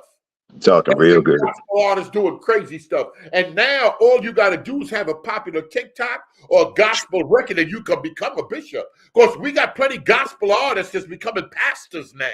Instant. We don't know their lifestyle. We don't know nothing. And they lawless and their minds are crazy and they got half of the world. They have 1 foot in, 1 foot out, and people running with it. But they doing their numbers. They already got a following. Ain't nobody worried about no lifestyle when you got a following. I'm saying too much. Let me be quiet. Following is what counts these days. And some of the hardest ones to minister to are the ones that have been in the church for a while. The easiest ones to deal with are the ones that's just getting saved, because you can put the vision in them and then they can run with it. But, I spend most of my time over the last several years trying to help old heads, so to speak, understand the true mission of the church so that I'm not doing the work by myself with like 1 or 2 willing hands. Church be not packed. We had a decent number, but folks are talking about stuff that don't matter because they're trying to make church. And so here's where they went wrong with me. I tell them all the time, here's where they went wrong with me. My story is this. I didn't have your background, Berea, and I come out of the church. I was born under a pew. All I have known is church, various types of church, but that's all I knew. And so when I'm coming up, I'm looking at the thing, but they messed around and gave me a children's Bible. Shouldn't have never done that, because I'm reading the thing and I fell in love. I got stumped right there, Acts and Romans. I remember that clearly. And I was reading and I was saying, where is this? Where they do this at? Where they act like this? Because it seemed to me, with my little teenage mind, my little preteen mind, this is what we're supposed to be doing. And so I'm gonna tell you what's gonna happen. And I said this before, it's gonna happen. And I said it right here. Trouble's coming. Look at how God used 911. Those of y'all that have been around long enough. Look at how God used 911. I got a couple that got saved that very week. They got scared up. They came to Bible study the next night, and they ain't going nowhere since. They going strong in ministry. Look at the response after 911. Look at other milestones. Look at COVID. God used COVID to get all these pastors that I had such a hard time talking technology with. No, brother, we're supposed to not forsake the assembling of ourselves together. Okay, all right, okay. Here come COVID. How you get an account? How you do that? Yeah, I know, cause grandma gonna stay at home because she worried because all her friends got COVID and some of them is dying. God used one move to bring that thing about. I'm telling you, look across the sea. You don't even have to go far. Look at China. Look behind the Iron Curtain of some of these countries where the saints are not welcome, where it's not popular to be a saint. Forget about, for a moment, forget about the turmoil that they're dealing with, and look at the purity of ministry. Look at the purity of their hearts. They talking Bible and prayer, and Bible and prayer, And that's and all. prayer and Bible. That's all. That's all That's they it. talking about. They ain't talking The about main thing is the main thing. Come on. And God showing up. Alton, let me thank you. Alton, is this video queued up to this is it right here? Wait, hold on. That's what you like when you open it, that's where it started? Did you put this in the back? Yeah, but no, that's a really good part right there. Okay, right here. Okay, I'm gonna click it right here. Yeah, because when you pulled that up, I said, dang, I said, boy, Berea coming out swinging already. No, it just came up. It was on this part. I'm gonna click it right now. Ooh, go ahead. Yes, y'all. Exposing eugenics in modern America. That quote by Ruth Bader Ginsburg. Oh, you gotta back that up just a little bit. Here is the most radical advocate of legalized abortion. Now remember, she just died. What was that? A couple of years ago? Yes. And all of these people, Ruth Bader Ginsburg, the one of the oldest people on the Supreme Court justice. But go ahead, let it play. Yep. Y'all remember this? I could go back more. This is good. Nah, the whole thing is good, but this is good if we're gonna talk about Ruth Bader Ginsburg, and this is like modern. This is modern times in our government now. But go ahead. All on the Supreme Court, bro. Organization. Not surprisingly, one of Guttmacher's acquaintances later warned him that in the future, he should not be making comments like that in public. The person who gave that warning obviously understood that Planned Parenthood's racial agendas and attitudes are best kept out of the public. And that has been a philosophy that Planned Parenthood has embraced for many years. To this day, Planned Parenthood has never disavowed either Margaret Sanger or her plans for targeted population control. In fact, the organization's highest award is still named after her and has often been given to people associated with the American eugenics movement, including John D. Rockefeller in 1967. Then in 2009, the award was given to Hillary Clinton, who said in her acceptance speech, park it right there, park it right there, park it right there. and admired her vision. I hate Alton. I don't feel. Y'all love Hillary. They done run amok in Haiti, but y'all love Hillary. You black folk love Hillary. I don't feel no ways tired pulling out the hot sauce bottle. Man, Dunamy played that last night, and y'all, man, don't be talking about Hillary Clinton, and she right here with the Margaret Sanger Award. Them God's people, and when you black folk accept somebody, y'all gonna accept them wholehearted. Crime bill, man. I don't even want to talk about that. All right. New York crime bill. Hey, that. Yeah, yo, Alton, get off the channel. She also announced that the U.S. government was increasing its funding for United Nations family planning programs by 130%.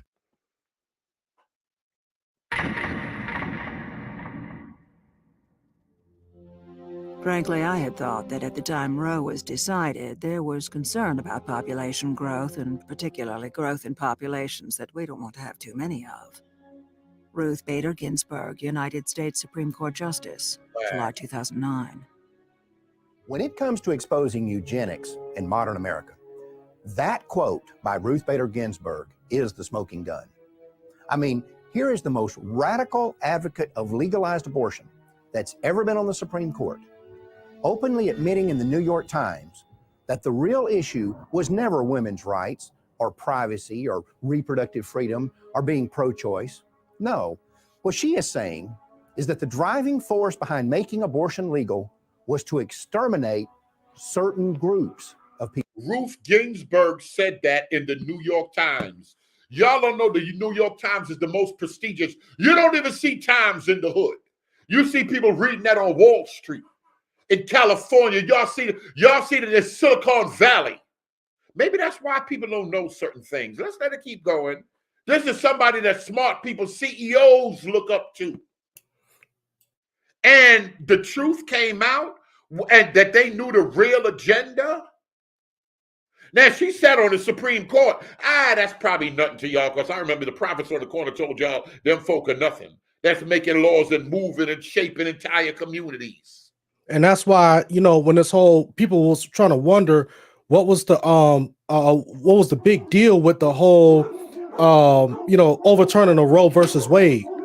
You know what I'm saying? And I'm just like, all of these black folks running around here so up in arms about the overturning the Roe versus Wade. And I'm like, man, the lady who's in the Supreme Court basically was letting y'all know in so many words that the reason why they was riding with Planned Parenthood and abortion clinics and stuff like that was because they wanted to try to curb the population in certain communities. But we want to watch Love and Hip Hop in the playoffs. A lot of people don't even follow politics, you know that? I'm talking about Bible-believing folk. Oh, that's the way of the wicked world. I don't vote. I don't look into that. God is sovereign. He going to do whatever he going to do. Ain't nobody thinking about that. And then you won't vote. You won't vote to go in something. Breaking my phone.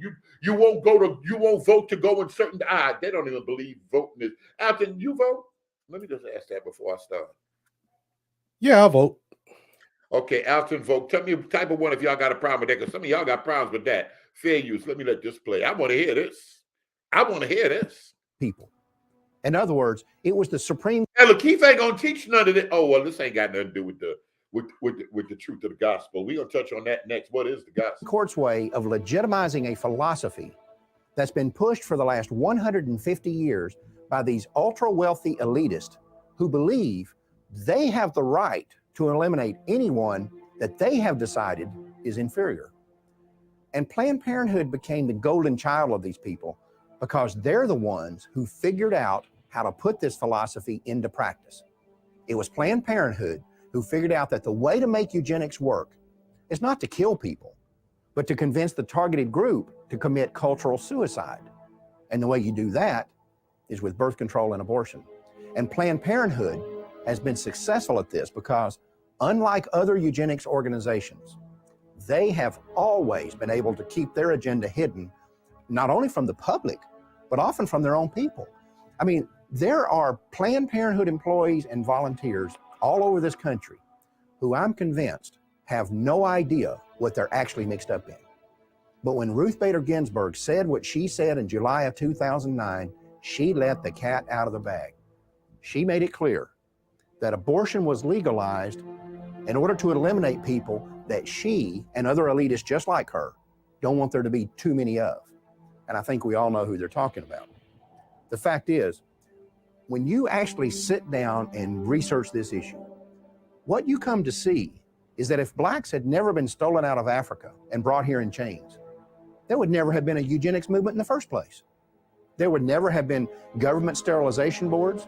No one would have ever suggested putting birth control chemicals in the water supply. No one would have ever called for the legalization of abortion. And you would have never heard the terms population control and family planning. I mean, any way you cut it, if slavery had never existed, Planned Parenthood would not exist today. In January of 2010, the state of Pennsylvania issued a report showing that even though less than 11% of its female population is black, they account for over 40% of the abortions performed in the state. Then, on February 14, 2010, Planned Parenthood opened a new abortion clinic in a section of Portland, Oregon, that has a white population of under 2%. That facility is located on Martin Luther King Boulevard. Meanwhile, in Houston, Texas, Planned Parenthood is building the largest freestanding abortion clinic in the United States. Scheduled to open in April of 2010, this massive facility is being built in the middle of 4 neighborhoods whose residents are overwhelmingly black. And on Martin Luther King Boulevard, they're going to put it of all places. George Floyd, you know? Man, that's the real eugenics, you know, and people don't understand. And like I said, I got respect for those woke church guys. I really do. I like the work that they put in on some other stuff, but this is where I totally disagree with those guys. by them saying that, well, we shouldn't really be focused so much on abortion and this, that, and the third. You know, we need to be focusing on white supremacy and cops killing black folks. I'm like, man, listen. If cops killing black folks, according to the numbers alone, do we deal with cops killing black folk or black abortions in our community? If we got to go with sheer numbers, like I agree with what Meg said, the house on fire. House on fire, we looking at the chimney. We worried about the Xbox. We're worried about the sink leaking and the whole house burning. 4-alarm fire. This a mess. Come on, LCJ. You want to say something before I play the rest of that deal? Oh, I was just gonna say, we ain't raising husbands and wives either. Y'all think abortion clinics are largely in? And let me not do that, because you start bringing up certain neighborhoods and all of that stuff. And we want to put it where the people need it the most, because they got an answer for everything. That's what y'all don't know. Just because somebody got an answer don't mean it's not a conspiracy. But go ahead, Elder. I'm going to leave that alone, because that ain't stuff believing in conspiracies and wicked folk. Wicked ruling folk would do certain things. That's not Bible, the love of God. Why would the wicked do that? You in there. You in there. So we are not reproducing as black people. I don't think we're reproducing as Westerners fast enough to keep up with what do you call it, with the census, with the rest of the culture. But yeah, and a big part of that for us is we're raising men that don't commit, and some more things, and women that want to be boss chicks. Ain't nobody trying to have no child while the career is in full swing. And so as long as the values are that way, and I'm not making an argument for or against careers for women, but I'm saying as long as that is the target, get yours. So ain't no man got to take care of you. As long as that's the target, yeah, the family is going to be the first thing on the chopping block, first thing to suffer. Alton, do me a favor.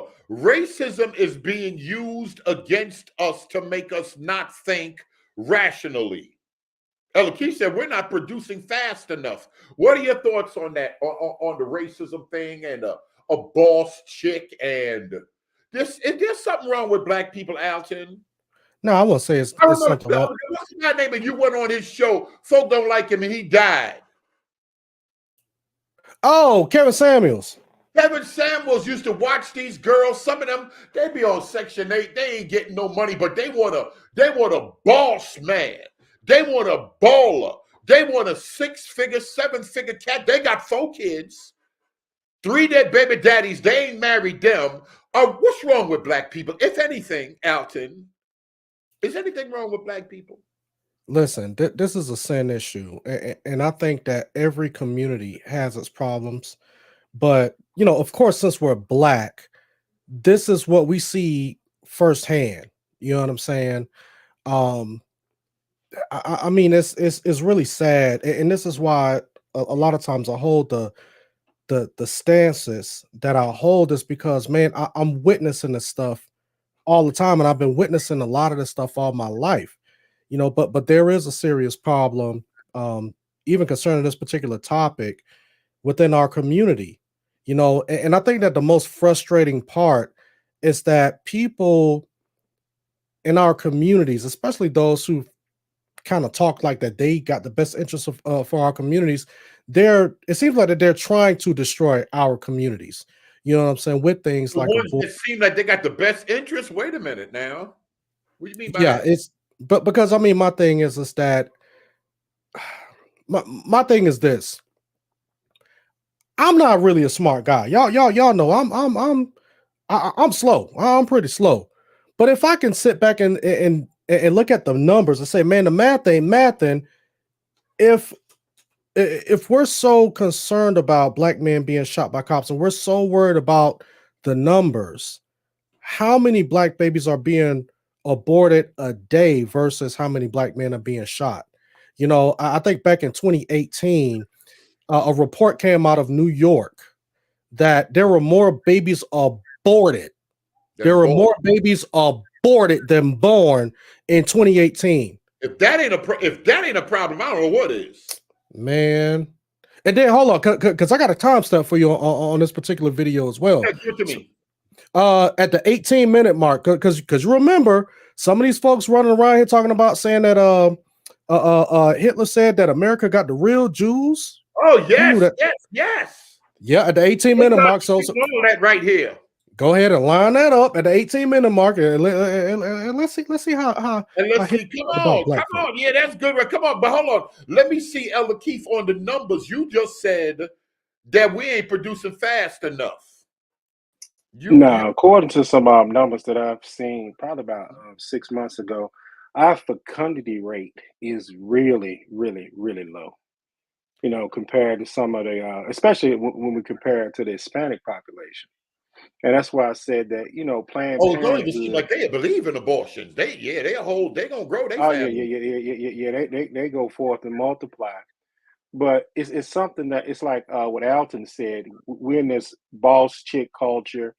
We're in this culture where career comes before family, and oftentimes we see where the nuclear family has been devalued. Not only has it been devalued, but also we have become very receptive to alternative lifestyles that don't produce any children. Hold on Oh, 1 second. Hold on. Oh no, he bringing that I in. just noticed something. Go Who ahead. is that guy on the screen? That's somebody referenced him, didn't it? Grant? Hold on. Remember when Dante? Right. Never mind. No, go ahead and bring it on out. Yeah. So Dante, I remember. Oh man, when Dante was talking about the Jews and Jews being black, and he brought up this guy Madison Grant, and I'm sitting here looking at. I'm like, dang, that name. Oh man, but that's all right. I don't even want to go down that whole rabbit hole. But I'm sorry, brother Keith, for cutting you off. But go ahead.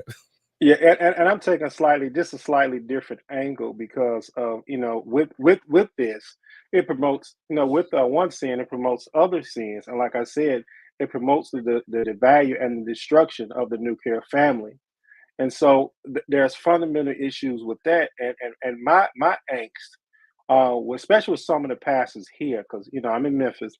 I don't know about any other pastors, but when I go to different churches outside of our own, there's like like I said, just a devalue of family and cater to trauma of women, and that's the issue because that's not the gospel, And I remember one time someone asked me, "Well, what do you do to get more men attracted to going to church?"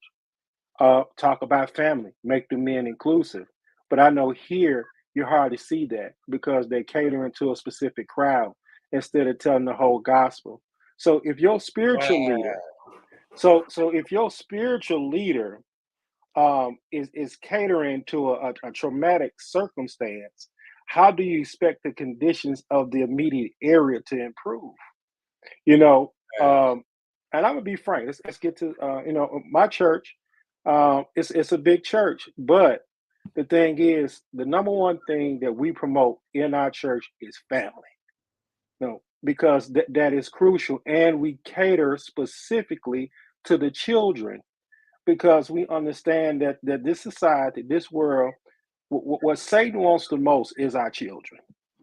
And that's why the thing about, anybody who defends support in abortion isn't contrary to what the word says. And I'm sorry, you cannot call yourself a preacher, a minister of the gospel of Jesus Christ, if this is something that you honor and defend, understanding that life is sanctity, and that in making life, that we are making carbon copies of the image of God.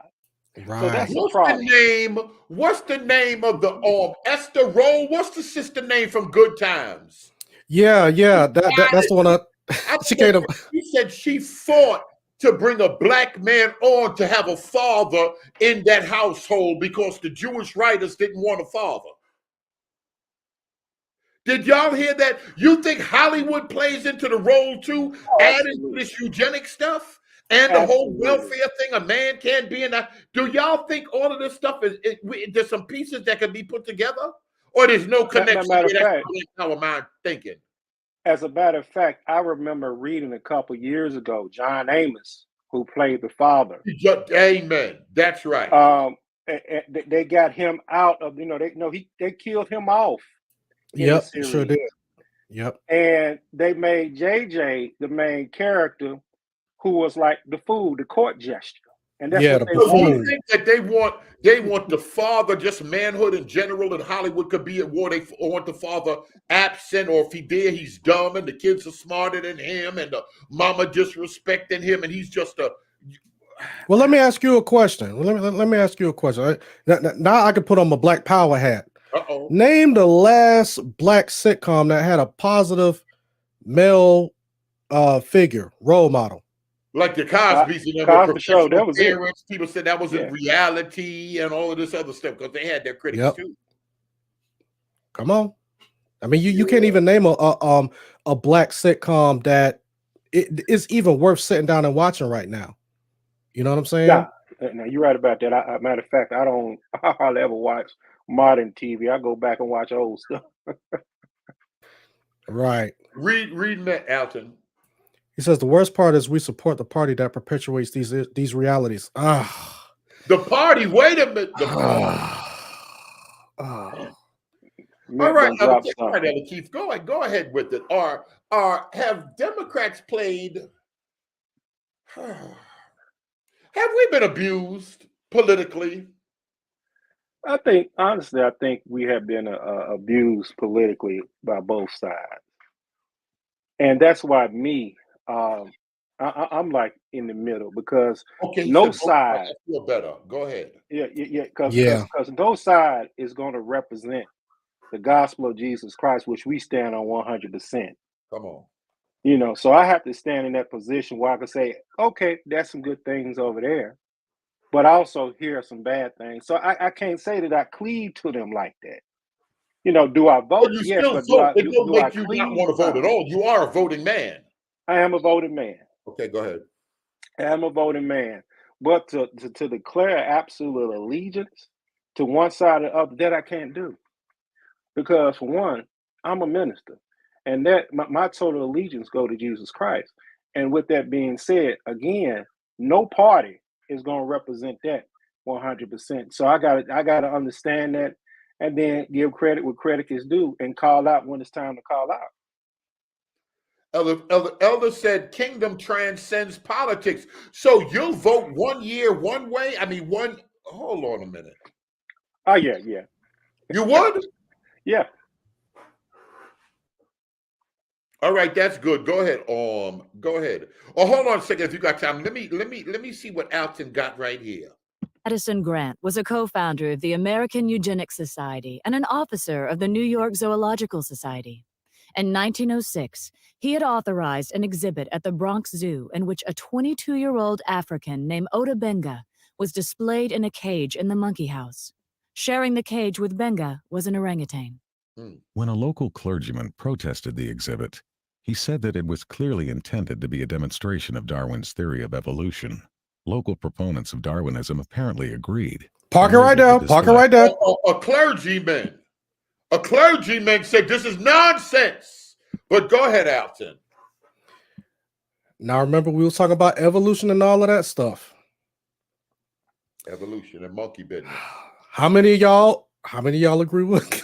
How many of y'all believe in evolution? How many of y'all bought into that? Don't really believe in Adam and Eve, or God did create man, but because the universe is a billion years old, couple billion years old, that God did it over a period that Darwin and them taught us. Right, and that certain people. Come on, and y'all that can tell the truth. Yeah, and that certain people are closely linked, or kind of like the missing link between apes and people, aka good white folk. We love calling you black folk monkeys. And you know that they almost eradicated the Aboriginal population in the 1920s in Australia because they wanted to prove scientifically that those Aboriginal people were the missing link between monkeys and humans. And they were looking at the cranium and stuff like that. And that's why I'll be like, that's why when folks be talking that Black Power stuff and they be like, oh yeah, but I believe in evolution. I'm like, bro, you don't know. And now that's what I'm saying. Like, they've been heavy on that. They've been teaching that evolution, and they think they're teaching that to tear down the Bible. and all this monkey business, and they're actually helping an agenda. That's Exactly. why if they don't have the Spirit of Christ, these folks shouldn't be able to teach us anything. But that's a whole nother discussion right there. Because we were talking about abortion and stuff, and they're coming into the church. So did even different things like this come into the church also? Evolution, we come from monkeys and deceived believers? Yeah, it did, Because they say, well, you could be a believer and believe in evolution at the same time. no, because evolution was actually debunked in the 17th century. The 17th? Yeah, it was actually debunked in the 17th century. You didn't see it get a push until we start going into the 20th century. And what was conveniently what was going on, we saw even more discrimination, especially after we came out of World War I, going to World War II with the rise of Hitler. We started that evolution by way of what they call a pseudoscience phrenology in order to dictate what is classified as a human and what is classified as a beast. This is a mess. Go ahead. And fast forward to this clip right here that you playing. All right, let me play right now. Let me play right now. Mute myself. This is a mess. Educational. 10 years after this event, Oda Benga committed suicide.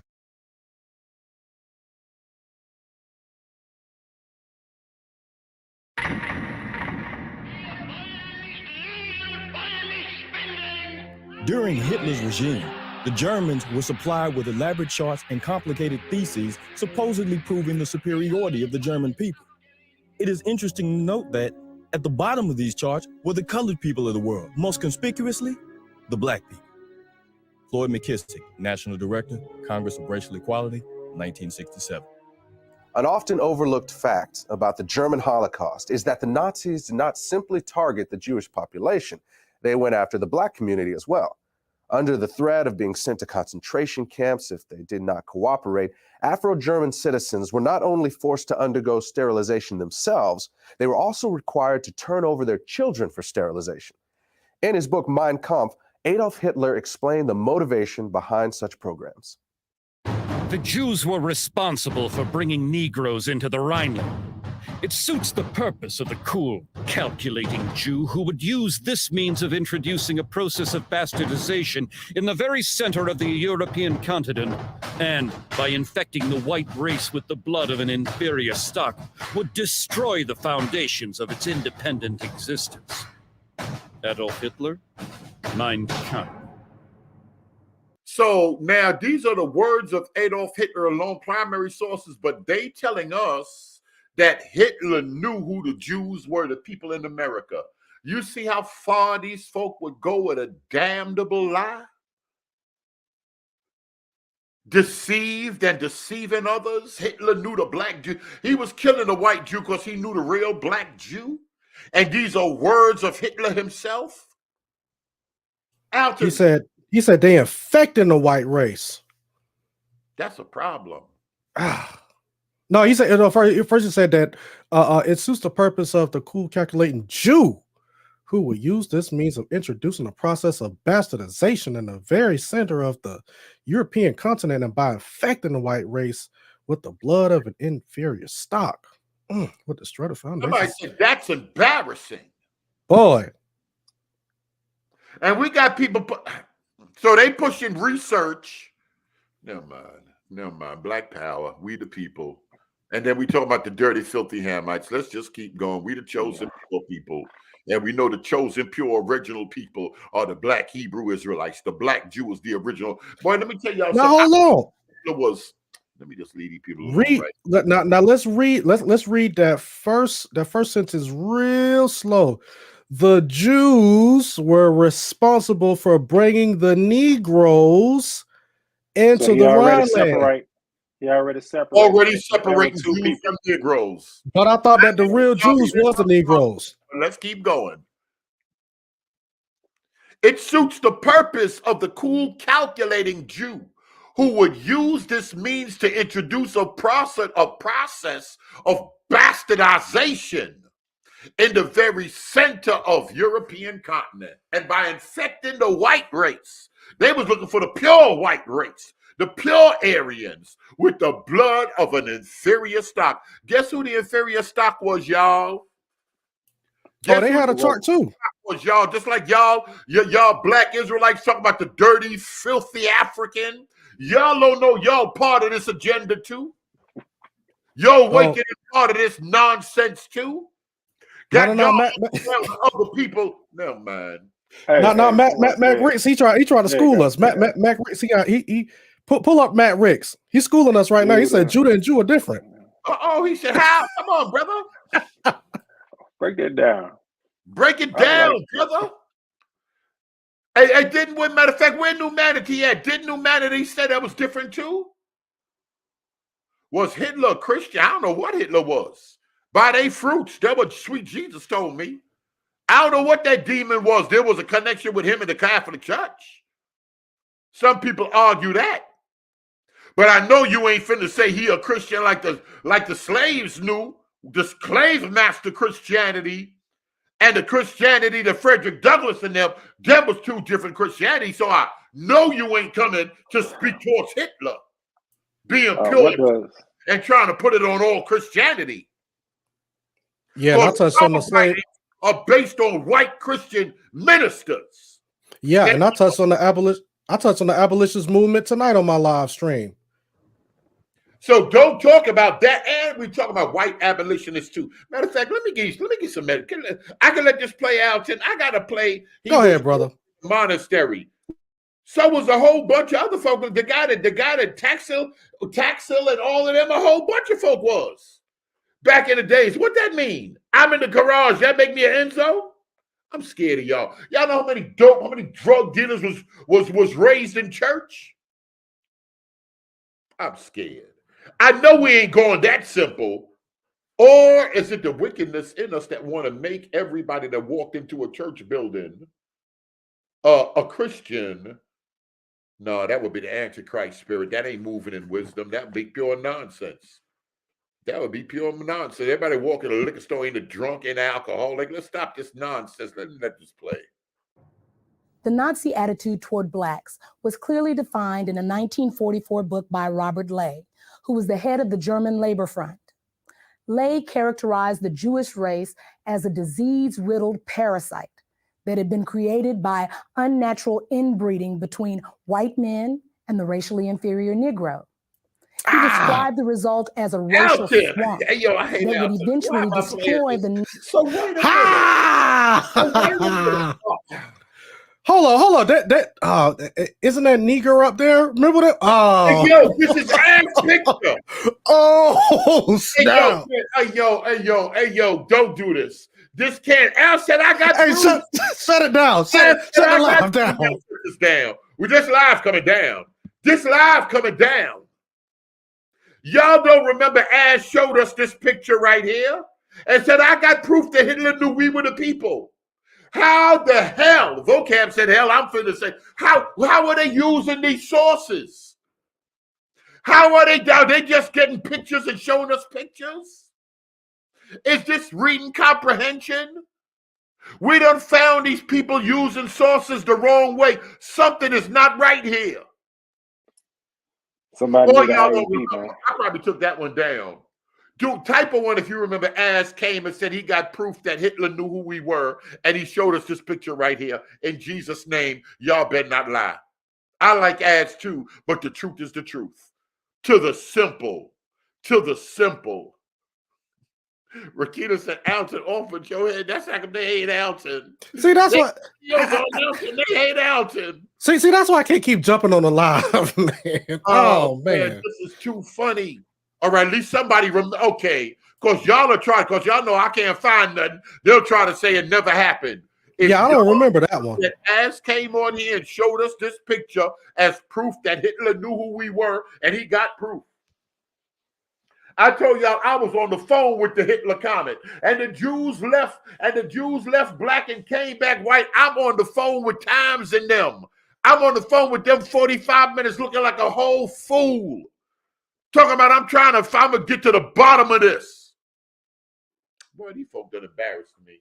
I done had we count embarrassments. We done been embarrassed a few times, and I can't lie.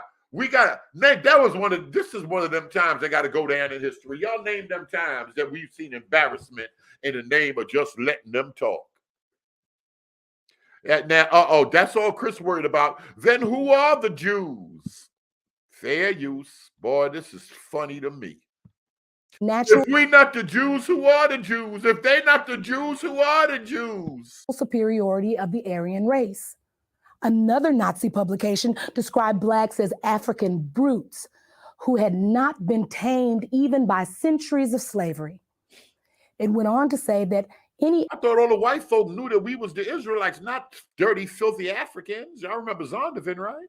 effort to assimilate people of African descent into civilized society was a waste of time, and that the lynchings of blacks in America did not merit any regret. Since World War II, it has been well documented that Adolf Hitler was profoundly influenced by the American eugenics movement, and that many of his government's racial policies were actually developed from the writings of American eugenicists like Madison Grant and Harry Laughlin. In fact, Hitler referred to Grant's book, The Passing of the Great Race, as his Bible. Meanwhile, American eugenicists were routinely praising Hitler and holding up the Nazi eugenics program as a model for the United States to copy. The leader of the German nation, Adolf Hitler, has been able to construct a comprehensive racial policy of population development and improvement. The difference between the Jew and the Aryan is as unsurmountable as that between black and white. Germany has set a pattern which other nations must follow. Dr. Clarence Gordon Campbell, 1935. Wait a minute, that other nations must follow? Well, you got to remember, we've been scattered into all the four corners of the earth. Oh, man. yes, I forgot. Yeah. That's why the other nations got to follow it. It ain't white superiority. That white folk just want to, never mind. President, Eugenics Research Association, New York. Among those American eugenicists who most strongly supported the Nazis was a member of the American Eugenics Society, a director of the American Birth Control League, and a writer for the Birth Control Review. His name was Lothrop Stoddard. As an avowed racist, Stoddard was the author of a book called The Rising Tide of Color Against White World Supremacy, which was widely promoted by the Ku Klux Klan. Against white world supremacy. And the Klan pushed it. Elijah Muhammad told y'all a long time ago that, never mind.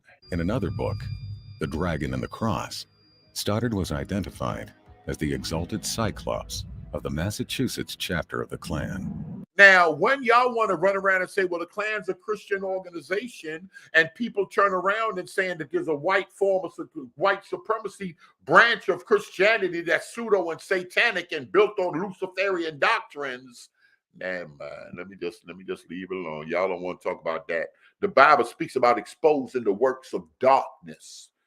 Matter of fact, let me show y'all some white folk that y'all. I'm gonna work this out right here. I'm gonna get the white bottle pharmacy, but some pharmacies still 24 hours in this country. Non-white races must be excluded from America. The red and black races, if left to themselves, revert to a savage or semi-savage state in a short time. Lothrop Stoddard, Director, American Birth Control League.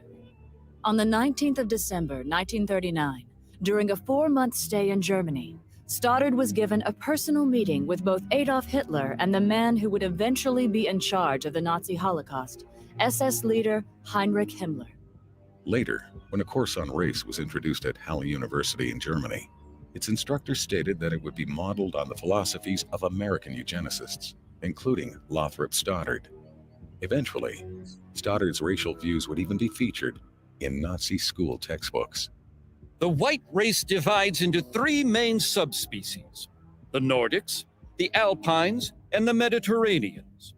All 3 are good stocks, ranking in genetic worth well above the various colored races. Lothrop Stoddard, Director, American Birth Control League. To eliminate blacks from Germany, one of the people Hitler called on was a eugenicist who had once written that blacks are an inferior race of savages who should only be allowed to survive as long as they are of use to the Aryan race. His name was Eugen Fischer, and about 20 years earlier, he had been one of the leaders of a system of concentration camps in southwestern Africa, where Blacks were rounded up to be executed, experimented on, or held as. So how can anybody say that there's not a conspiracy? Let's just, hold on a minute. Hold on a minute. A broken clock is right twice a day, because y'all, and so what some of these folks, I can't right now. I ain't want to help the awakening. Type of one if you believe there has been a conspiracy. And if it is, did we put the brakes on it? Is it ongoing, or has social media helped spread the evidence that there is a conspiracy going on? Some people say, oh, this ain't no new news. Black folk been saying they killing us, they want to kill us, they hate us. Free labor. Under Hitler, Fischer would serve on committees like the Tuskegee. Has this been exposed and stopped? Or do they switch to another thing? Or is it something ongoing and we have so accepted Planned Parenthood in our community that there's no sense in even preaching against it, Alton? It's already here now. Get people saved. Stop worried about that and focus on the gospel. What would y'all say to that? You know, I ain't riding with that. Should a minister, Elder Keith, should a minister even bring things like this up? Y'all are called to preach Jesus, Christ and him crucified. What does this have to do with Jesus, Alton? And the old rugged cross? Because this acts in violation of the Imago Dei of all people, regardless of if people are followers of Christ. You know, you have children of Christ and you have children of Satan, but at the end of the day, we're all supposed to be treated with the respect of being in the image of God. Say again? I said even unsaved people. Even unsaved people. All right, he tied it back to the Bible, y'all. He tied it back to the Bible. Fair use. That planned the sterilization of all Blacks in countries that came under German control. He would also be one of the first Nazi scientists to become publicly affiliated with the Carnegie-funded eugenics laboratory in Cold Spring Harbor, New York. Carnegie. Eventually, Fischer would also be put in charge of the Kaiser Wilhelm Institute, which was funded by the Rockefeller Foundation. It was here that many of the Nazi programs for creating racial purity were developed. In 1927, Margaret Sanger organized the World Population Conference in Geneva, But then I forgot, because y'all don't believe that they invented AIDS and crack, and y'all don't believe that, right? Never mind, let me just let it play, because all of this stuff is just going down. No, go ahead and finish it. For the uninitiated. Go ahead, what'd you say? We're just about to say, for the uninitiated. Yes, for the uninitiated. What are y'all? I said I was gonna. Let me just let it go. Yeah. Just go ahead, let it ride, let it cook. 51 doctrine. This all conspiracy. We called Leo. Switzerland, and gave it front-page coverage in her birth control review. The events program shows that several of its attendees were colleagues of Sanger's from the American eugenics movement. It also documents that among those who were given a leadership. That's how come I can't start, y'all. Somebody said, who created the educational program? Is education, do they deliberately teach some things and leave other? Let me just stop, because y'all will go somewhere. Y'all leave it to you people. But let me say this real quick about that, Baran, about education. Parents, you're supposed to be your children's first educator.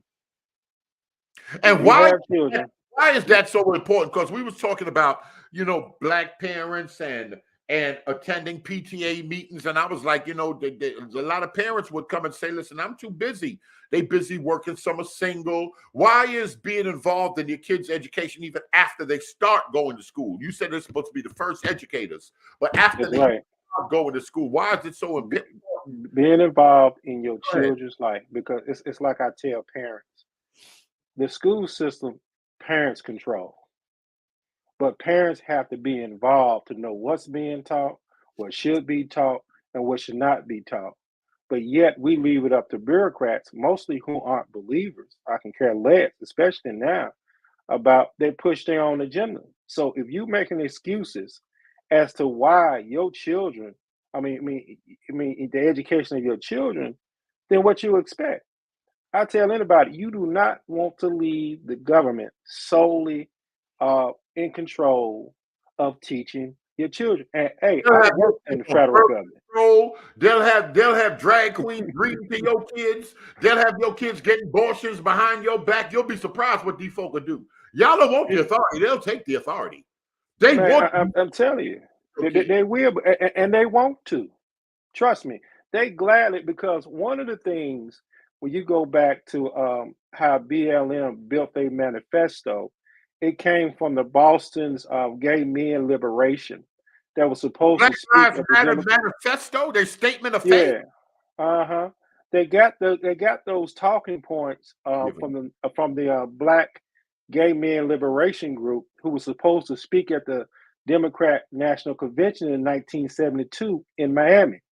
And one of the things that's on there is that they believe that the children should be brought up by society, which means not solely in the parents' control, but in the control of society as a whole.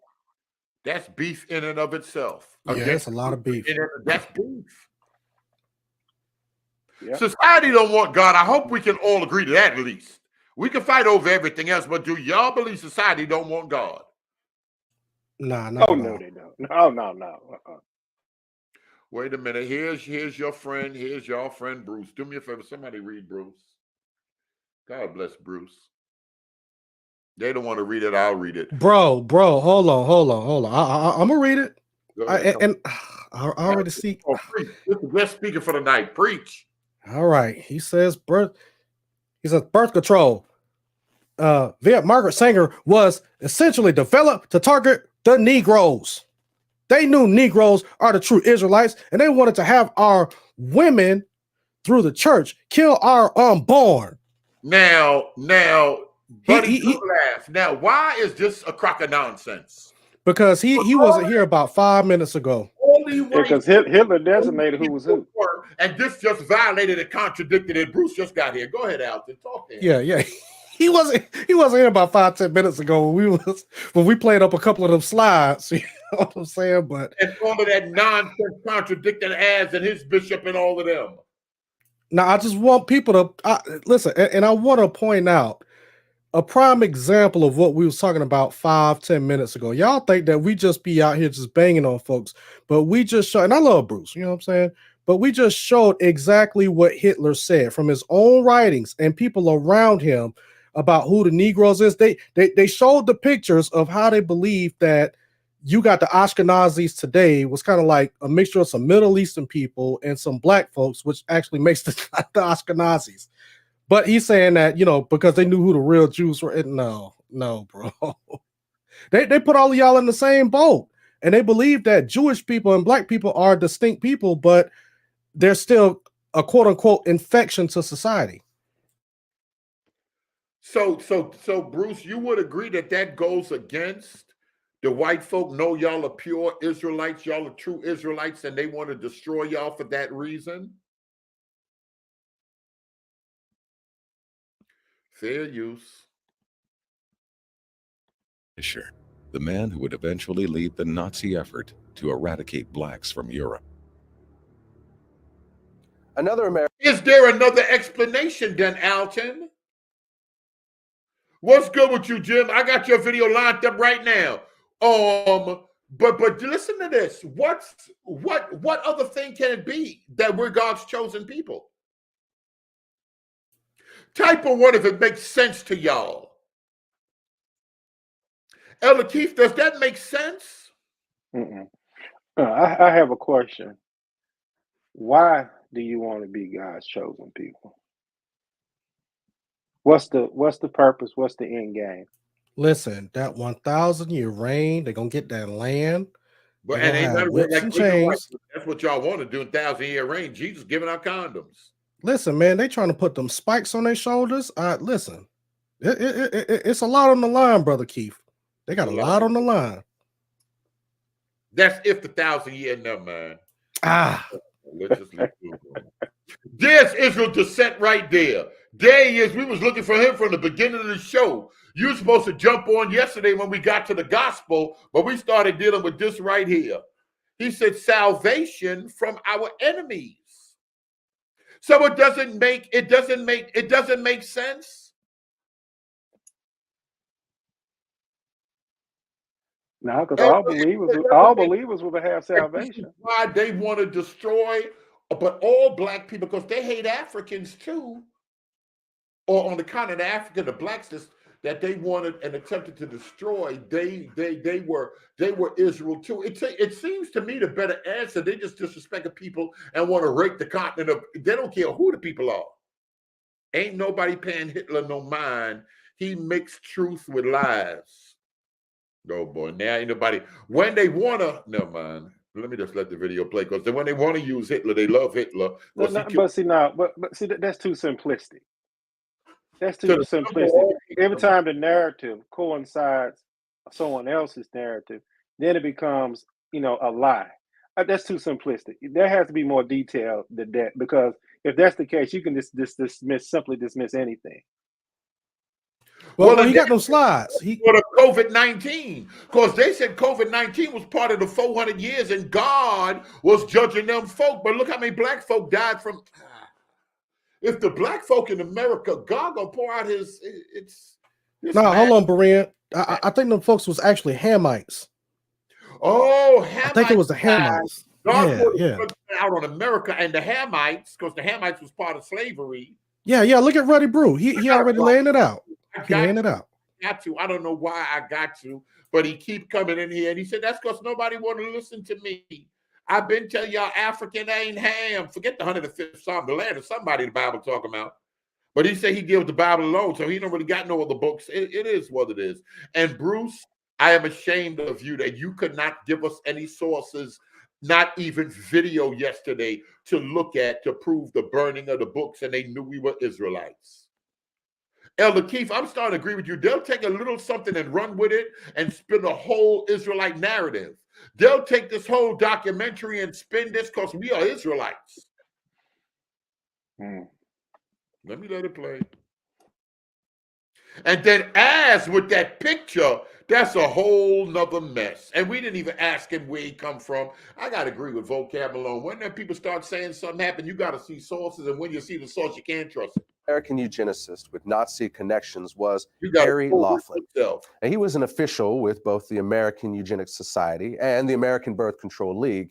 And in 1928, his plan for using forced sterilization to eliminate those who might produce what he called degenerate offspring was published in the Birth Control Review. In 1936, Laughlin led We got to find out in Israel why they want the Ethiopian Jewish women forced sterilization. Because this seems to be a pattern. So I'm not going to just let my reading of the Bible and what the preacher telling me to just delude my mind. If I see something was used in the past against an ethnic group of people and I see it used again anywhere else, I got to think this could be part of a plan. An effort to distribute the English language version of a Nazi eugenics film to audiences in the northeastern part of the United States. He had acquired the rights to the film from the Race Policy Office of the Nazi Party and, with the help of 2 other American eugenics organizations, had mailed literature to biology teachers at 3,000 U.S. high schools, urging them to show it in their classrooms. Later that year, Laughlin was praised in a Nazi newspaper and awarded an honorary degree from the University of Heidelberg for his contributions to the Nazi eugenics effort. I don't want to take time to explain an honorary degree because somebody put so much work in. A university, a school, educational center would give them a degree, like the 33rd degree is honorary in the lodge. Alton, Elder Keith, this is very good. You're into education. So, Berean, where was our history before slavery? Who is we? Who is we? And this is what a lot of I'm gonna say that was again that was up to your family. I would say that a lot of cults attempt to answer the question of who are we. I gotta buy a case for the phone. My phone costs too much. I'm getting ready to start crying. Go ahead. Who is we? That was me doing. I said and they said because you don't know who you are, you're gonna grab a history out of the book. Are apologists answering the question, who is we? Like I said, that goes back to your family keeping the history because, I know besides where in Africa, I knew where my family descended from because there was the tradition passed down from my folks. So with that, I don't feel like I have to grab anything because my lineage in itself in America is proud enough, especially But you know accomplishments your lineage, coming people out to don't know slavery that, of though, my to be great great grandfather. Huh? I said, but you know yours. A lot of people don't even know their history, even in America. Who is we? Well, I hate Terrence Jones. but see, that's why I go back and say it is important for the parents to be the first educator. Now, did some folks do it? No. And I hate to say it, that was a failure on their part for not doing that because you have families, well, mine included, who pass down their traditions down to their offspring, and we still doing it today. So look, I don't think, in my opinion, I don't expect a lot out of society, but I expect a lot of things from my family, and that's why I do what I do for my family. I just don't, because they can care less about certain people, and it's not just black folks. They can care less about some of the other minority groups and their contributions to this country. I guess that's natural when you look at who's the dominant racial makeup. I mean, so you can go on feeling that way, but my thing is, me personally, the past is the past. What are you gonna do going forward? I got to read something else. Russell Higgins said, that's a lie, Alton. Dante already showed you it was already black Jews in Germany. Stop this madness. How did the black Jews go ahead? I'll let him talk about that. He must be I don't know if he's behind or what, but he's probably responding to when we were talking about earlier how they said, huh? To an earlier part in the video. Yeah, I think he's referring to the part where where Hitler said this himself. He said that that the Jews brought the Negroes into the country. Can't lie So who's lying? Is it is it the writings of Hitler himself saying that, or what? That was a Mein Kampf. That's primary. That's Hitler there. Nobody denied that. Klan loved that. But I forgot. Yeah. Dante. I'm sorry. He's the one with the high knowledge. The Ruach descended on Dante to go ahead and override what was already written by the primary source, Adolf Hitler. So I don't know. Yep. Exactly. Gordon asked exactly, who is we? Why hasn't the Spirit led these pastors to tell people who they are? I want everybody to answer that right there. Why? Jay, the producer, why? Why hasn't the Spirit led the pastors? Where Pastor Mike at? That's how can Elder Green be like, I ain't got no time for this. Because at the end of the day, God is reconciling everything back into himself. Doesn't matter. If you believe, then you're part of that reconciliation. He said nobody can answer that question about who we are as a nation. Maybe there were so many millions of people, there were different tribes of people coming over here. Some people choose to identify themselves as American. What Floyd Mayweather said, he had them folk mad. A lot of people, trace themselves back to different African tribes and tracing their tradition through DNA and everything. Y'all want us to all be one people because we all the same complexion. Maybe it's not that simple. And then not to mention some of these folks got white grandparents and white great-grandparents. So, I mean. It's not just in Louisiana. A lot of y'all mixed with good. Oh, man. A whole bunch of. A lot of raping was going on. Right. Black not only that, ain't got no fatties. White slave masters been running up into some black women. Well, not only that, some people was dipping into the honey pot. Papa was exactly. Some of it wasn't forced now. Black and white. Some of it wasn't forced. Some of it wasn't Hey, forced. come on now. Come on now. No, that's just the way it is. So when people start saying it's that simple, the church not just telling us who we are, so we gotta be Israel. It make me it's a little it's hurtful. And then when you say, yo, it's not that simple, maybe, and nobody's saying all the Jews are European, because we can't, that's why we can't even have a discussion, to be honest. I don't know, y'all. Let it play. I don't know. In the 1930s, a German psychiatrist named Ernst Rudin was named president of the International Federation of Eugenics in Cold Spring Harbor, New York, which was funded by the Carnegie Corporation. And in 1933, his call for racial purity was published in the Birth Control Review. Later, Rudin would be chosen by Hitler to write Germany's eugenics laws. And at one point, he personally helped the Gestapo round up and sterilize several hundred blacks, who they referred to as Rhineland bastards.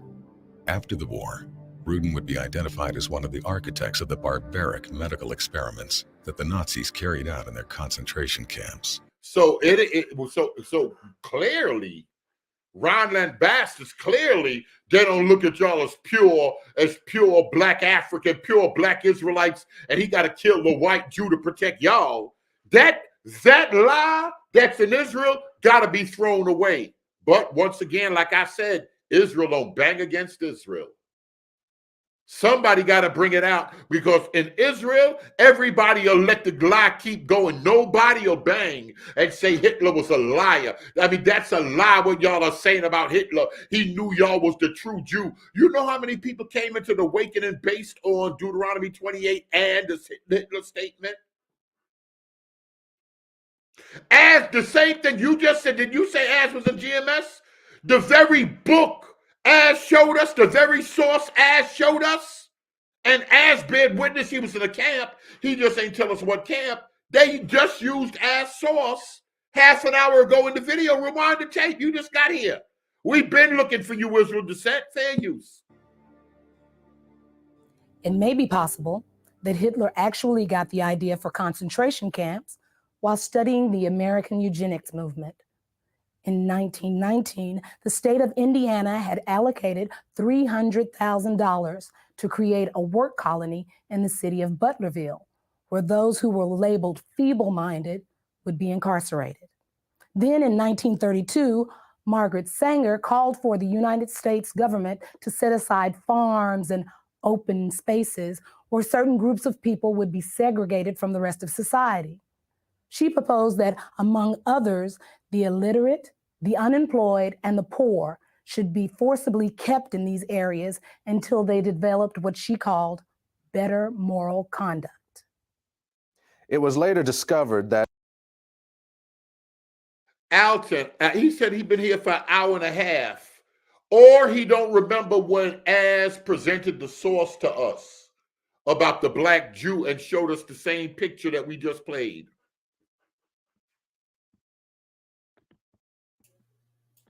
under the Indiana program, the state was allowed to label someone feeble-minded if they were poor or did not do well in school, or if the state considered them to be shiftless or have insufficient moral judgment. But it's important to understand that this Indiana campaign was not unlike those in other states. For example, a eugenics project conducted in Massachusetts during the late 1920s proposed sterilization for young girls who were diagnosed as defective, which could include being unwed and pregnant, financially poor, or if the state labeled them socially undesirable. In addition, boys as young as 14 could be castrated for showing signs of kleptomania or for exhibiting what was described as solitary behavior. Now, what's so crazy, because there's I've heard a few extremist Black Power people say, do y'all think this could still exist among doctors in this good, pure United States of America, treatment towards blacks? The other lady was grabbing the guy. There's nothing wrong with you. Get up. She wanted to put him out the hospital. She said nothing was wrong with him. She was grabbing all on him, a lady doctor. You're not in pain. You're not in pain. Do you think this could still be going on in this good United States of America? Because somebody said they give out that Ritalin and all of that stuff and call our kids ADHD and want to put them on medication. Never mind. Because y'all going to fight against that. Y'all say a good pure doctor won't do that in modern America. So this got to be 100 years ago. In a single incident during 1935, The Nazis sterilized the children of over 600 German women because it was reported that those children had been fathered by black men. When news of this reached the United States, a member of the American Eugenics Society named Walter Ashby Plecker wrote a letter to the German Bureau of Human Betterment and Eugenics, praising them for the action and expressing his hope that not one child had been missed. 10 years earlier, Plecker had written that the black population was the greatest problem and most destructive force which confronts the white race and American civilization. I don't want to bring up what they said about the blacks in America and Israel, but let me just leave that alone.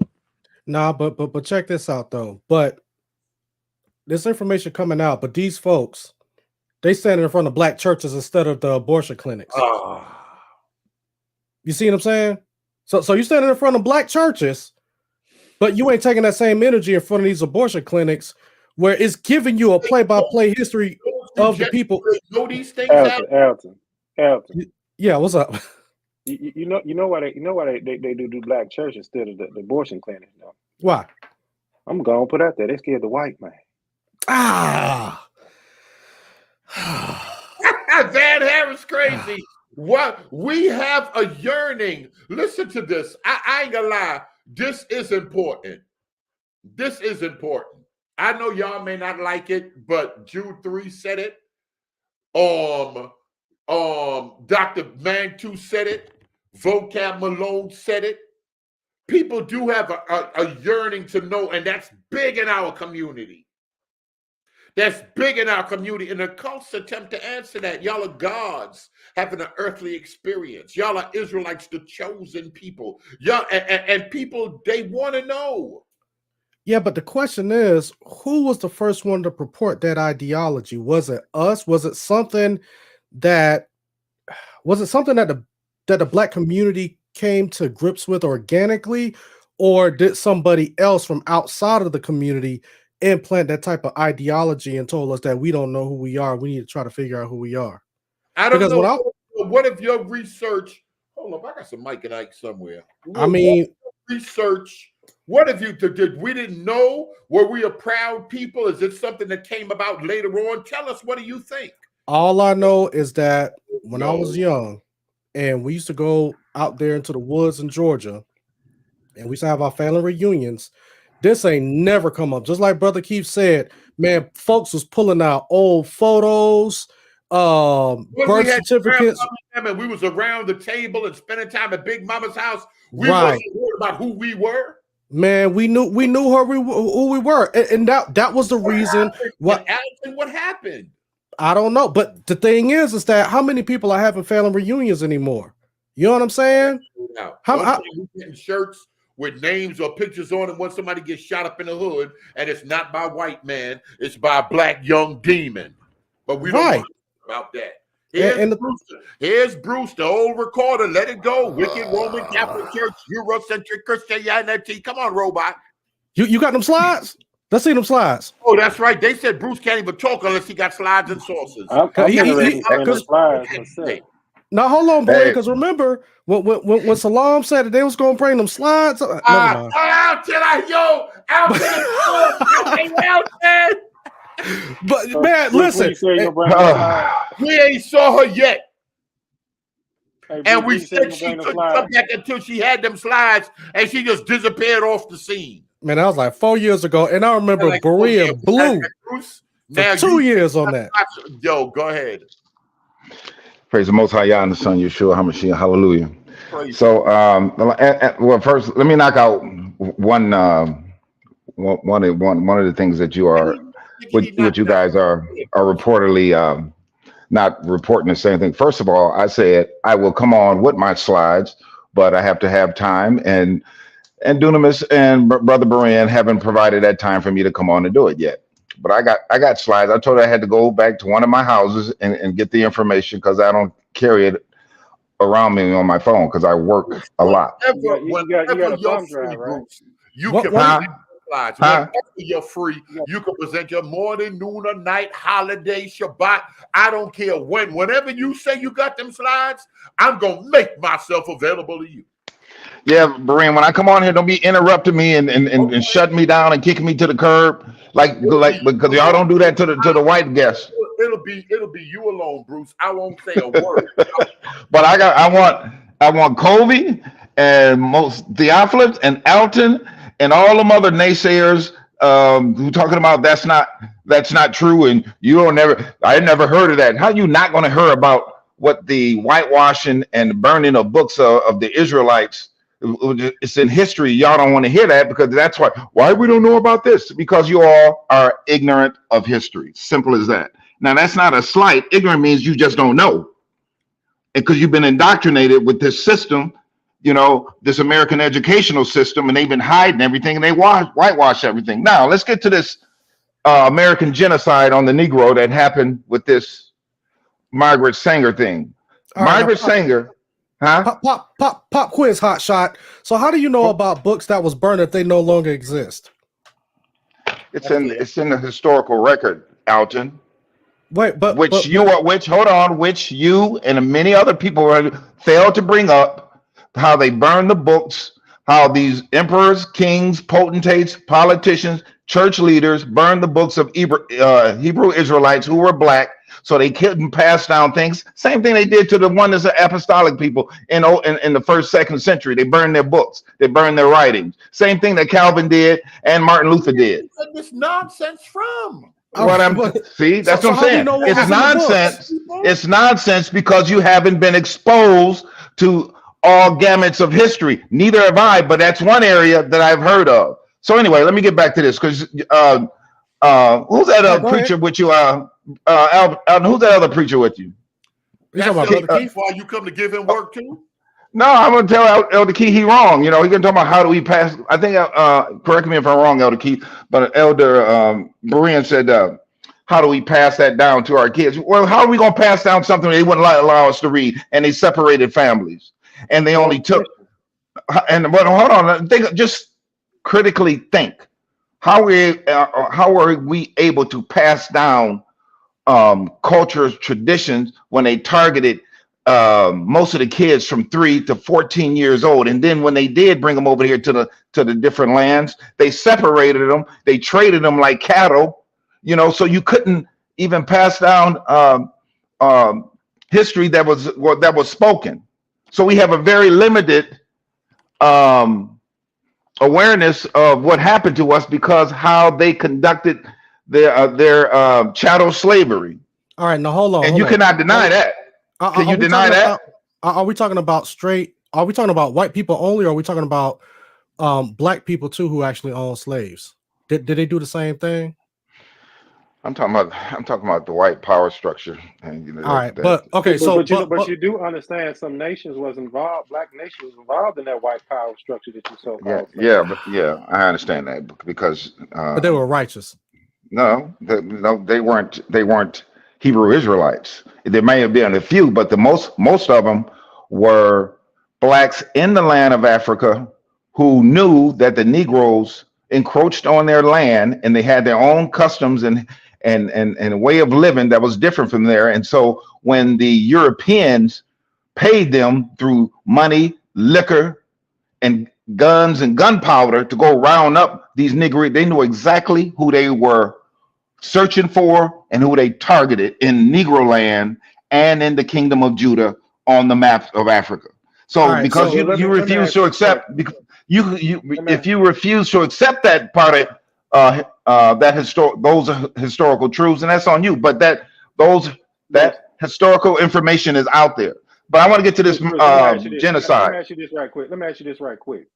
Okay, if that be the case, that they were already in Africa, you do understand that Shaka Zulu united most of the tribes in Africa, and he would have known and have written about. That would have been archived.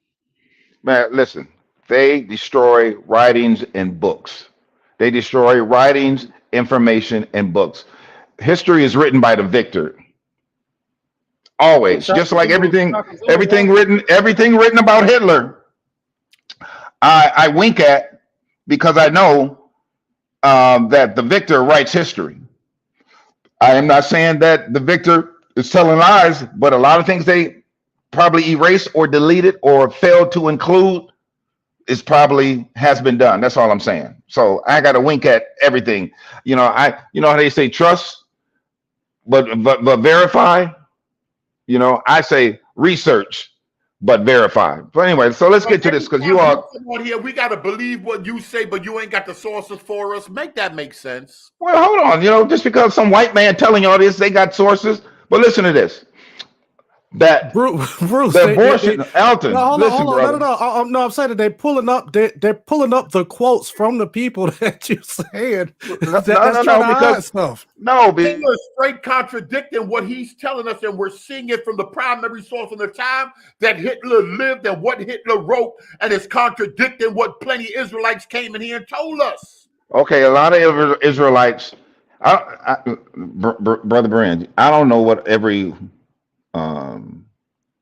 Hebrew Israelite has said about Hitler, but I stated, as I tweeted, I said I don't pay Hitler no mind because he mixed truths with untruths.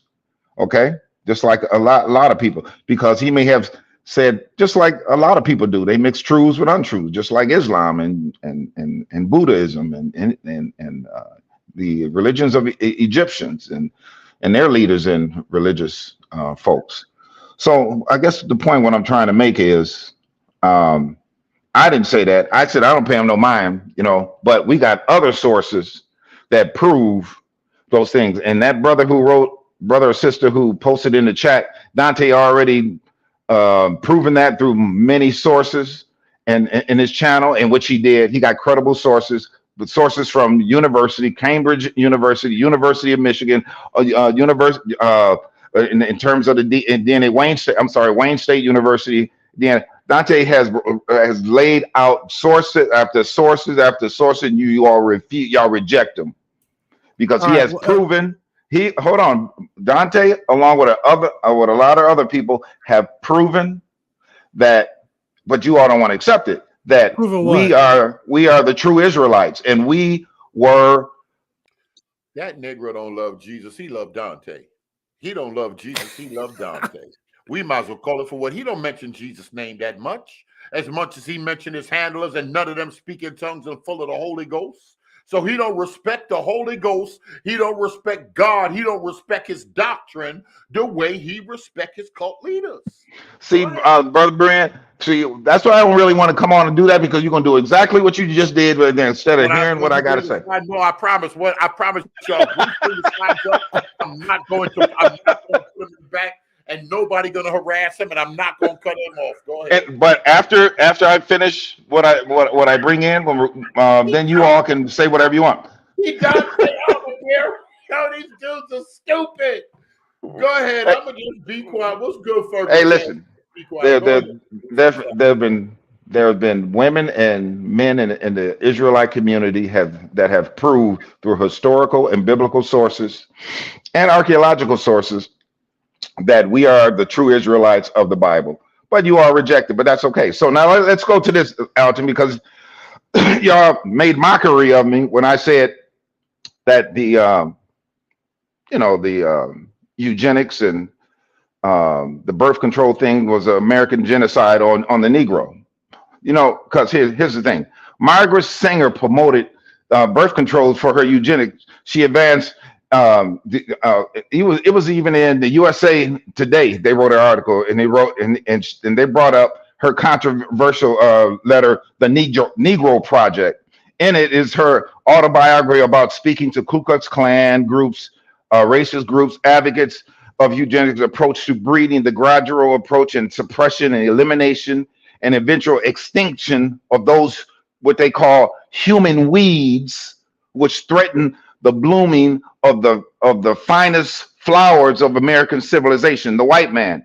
In 1939, Margaret Sanger wrote a letter to C.J. Gamble. Sanger urged him to get over his reluctance to hire a full-time Negro physician, and as the colored Negro, you could, as a colored person, you can get closer to the Negro, the black physician, and through that, like the abortion lobbyists today, Sanger urged Dr. Gamble to enlist the help of spiritual leaders to justify their work. She also said in her Negro project, we do not want the word to go out that we want to exterminate the Negro population.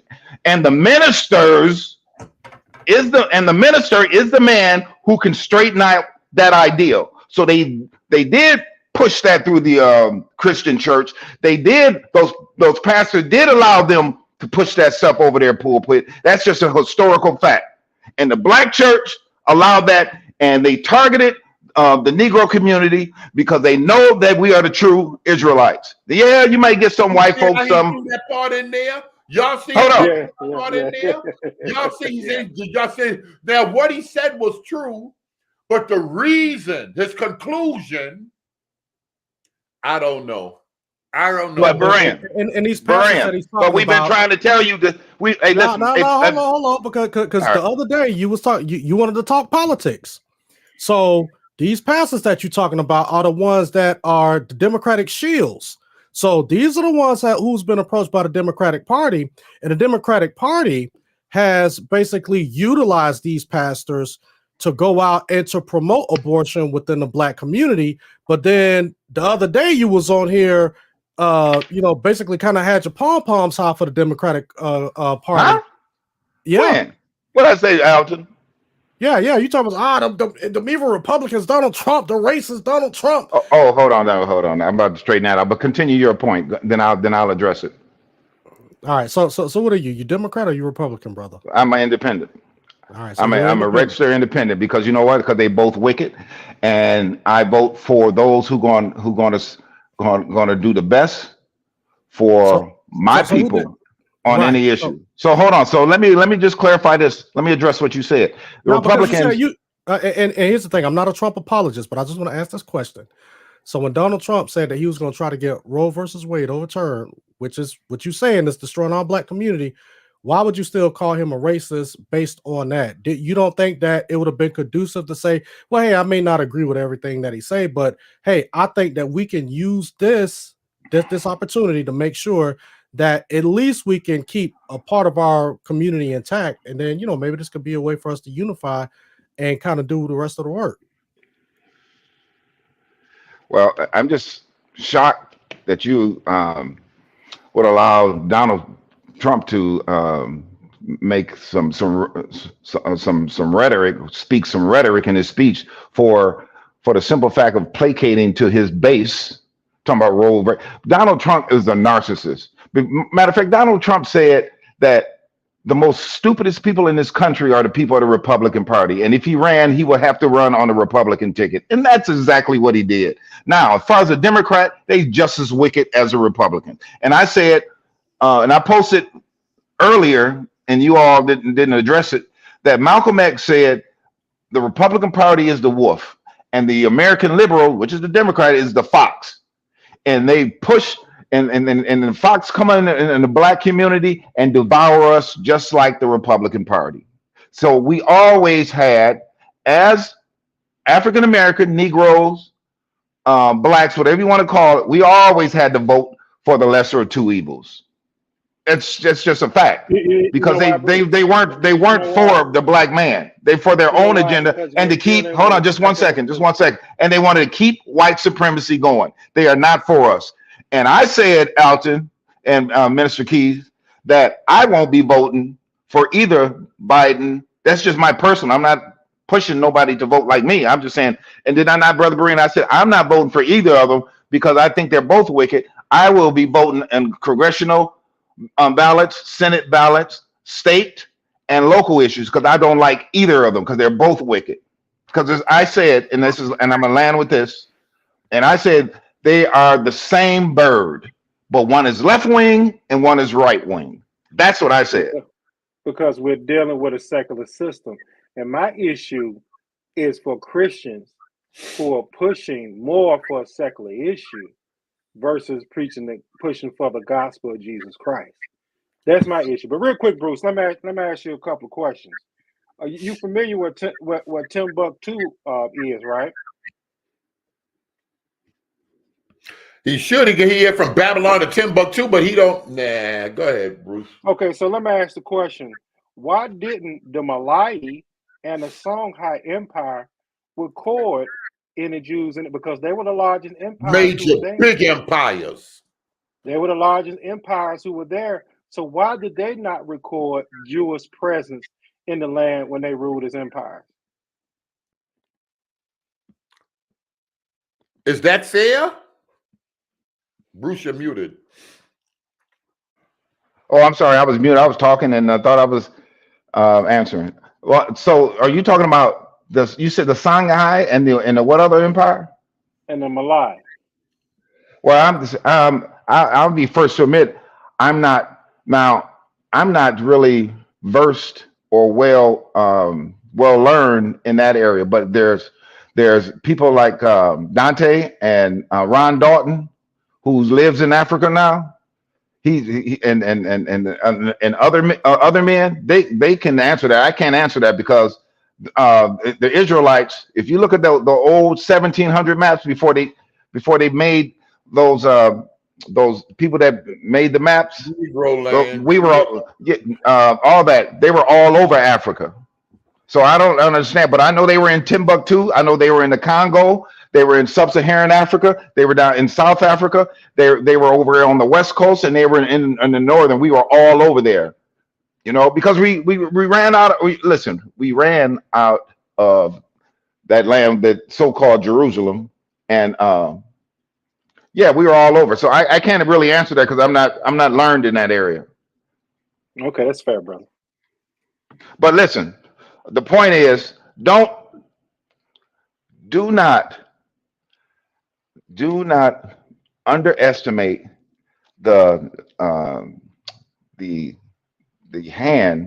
wicked hand of some of these white supremacists that have in this birth control eugenics thing. They targeted the Negro, and no, they ain't gonna say, yeah, because we know they the true Negroes, we know they the true Jews. No, they ain't gonna say that, but they know, and everything that's going on here is because of the Negro, everything.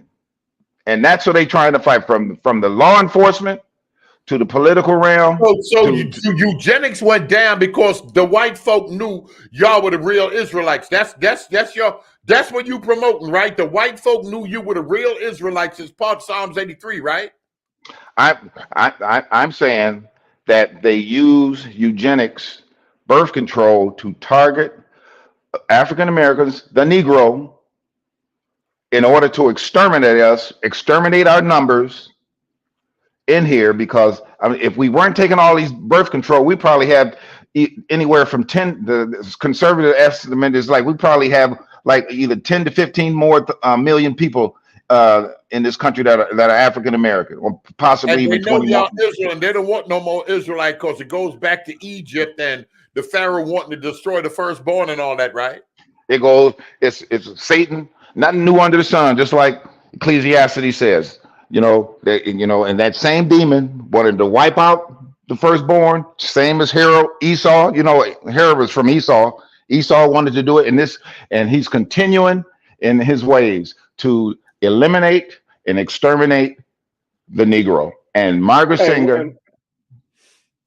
Go ahead. And one more thing I want to posit before I have to jump off.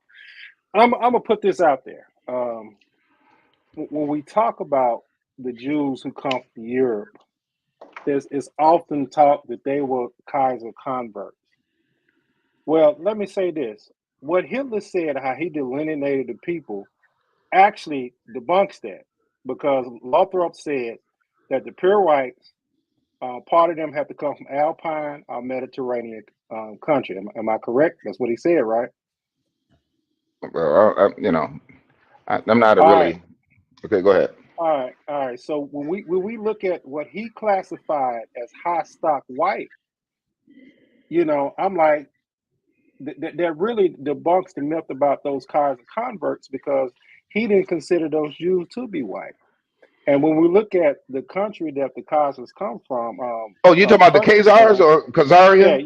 Yeah. Okay, that's Turkestan, and those nations lie within Alpine and Mediterranean regions. Because when you look at parts of Russia, Ukraine, and Kazakhstan, They lay in Alpine and Mediterranean region. Those are classified as white stock according to Lothrop. So what's your point? I don't get what you're trying to tell me. What are you trying to say? What You're I'm trying to say saying is, if they were actually Khazars, they wouldn't have been persecuted because they met the definition of what they considered to be white. So it had to be something more about those Jews that to say that they were just mere converts of Khazarian. well, there's been Dr. Benjamin Benjamin Freeman, Shlomo Shon, the guy for the 13 tribe, Hezeret, But that's been debunked, have Bruce. well, no, they have not been debunked. That's just a 13 lie. tribe That has- the no, 13 tribe no, has it been has debunked. not. Listen, that has not been debunked. That's just somebody who said it's been debunked because it's too much evidence.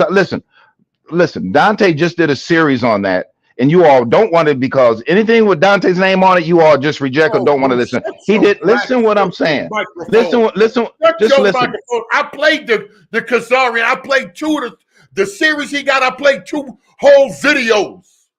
Stop your nonsense. Hold on. He showed that there were black Khazarians and there were white Khazarians, but the Khazarian Empire, when it dissolved, they went into Europe and other places. But he already proved that. He even showed that myth that you're spouting right now, that the 13 tribe have been debunked. That's a lie.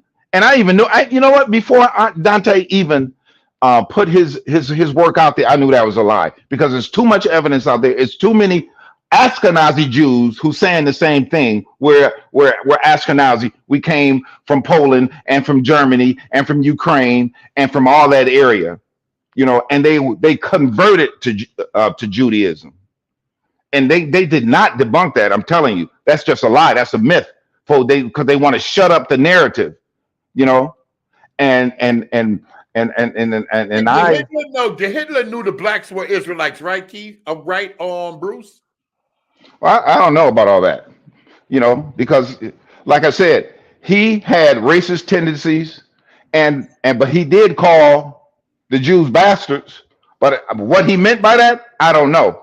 But I do know that a lot of those Jews or Ashkenazi Jews came out of Germany and Poland and all those other areas of Eastern Europe. And what I do know, listen, you played Dante series went on 2 parts. So I don't know if you played all of it because you played all of it. He clearly showed the sources that shows that's what happened. He even went before King Bulan and after King Bulan. You know? So if you want to be fair and study that, then you can look at the sources. Everything that Dante put out there, he gave credible sources. He don't just give no crap. And the same for Teo, they don't give out no crap. They give sources. Now, 30th of January, 1933, Germany. Adolf Hitler is appointed Chancellor of Germany, and the Nazi regime quickly begins to restrict the civil and human rights of the Jews and other individuals deemed to be enemies of the state, and opens the first concentration camp, Dachau, situated near Munich. The regime targets not only Jews and political prisoners, but also Afro-Germans, who are discriminated against and persecuted despite their relatively small presence in Germany. Even though the Nazis do not have an organized program to eliminate them, an unknown number of black people in Germany and German-occupied territories will be sterilized, incarcerated, or murdered. One such man is Gerd Schramm. Gerd Schramm was born on the 28th of November, 1928, in Erfurt, the capital and the largest city of Thuringia, then part of the Weimar Republic, which was the government of Germany from 1918 to 1933. His parents were Marianne Schramm, a white German woman, and Jack Branson, a black American engineer, with a steel company from San Francisco who arrived in Thuringia on a contract in order to build a bridge. The two met in the shop of gentleman's tailor Kurt Schramm, who was Marianne's father. Racism was a part of black people's everyday lives in Weimar Germany, and this made it difficult for them to find employment, a situation exacerbated by the Great Depression, which started in 1929, 1 year after Gerd Schramm was born. Jack Branson, after the termination of his contract, left Germany but kept coming back to Thuringia, where his son Gerd was growing up. When Adolf Hitler and the Nazi Party came into power in Germany in 1933, they began to put their discriminatory and false ideas about race into law and practice. The Nazis wanted to create a racially pure Germany, and they considered Germans to be members of the supposedly superior Aryan race. They targeted Jews, Roma and black people, including Gerd Schramm, as non-Aryans, and as members of the supposedly inferior races. The Nazis passed laws that limited the rights of non-Aryan Germans. These laws were primarily intended to exclude Jews, but they also applied to black and Romani peoples. For black Germans, the Nazi era was a time of escalating persecution, marginalization, and isolation. Though they had faced racism during the Weimar era, the institutionalized racism of the Nazi regime made life for them and their families even more difficult and precarious. As a result, black people in Germany saw the Nazi rise to power as a turning point in their lives. Nazi racist ideology permeated all aspects of life in Germany. Many Germans embraced this ideology and openly discriminated against black people on their own initiative. As a result, for several thousand black people then living in Germany, it became increasingly difficult to find and keep work. Colleagues and bosses were reluctant to work with people whose skin color marked them as outsiders in the Nazi racial community. Firings, evictions, and poverty were common. Some black people remember life in Nazi Germany as a time in which strangers spat on them and called them racial slurs with impunity.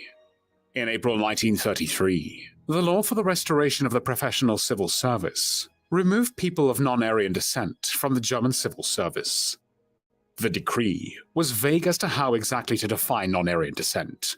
The intention to exclude Jews was obvious, but subsequent decrees clarified that this also applied to black and Romani people. In practice, relatively few black people were directly affected by this law because only citizens could be civil servants.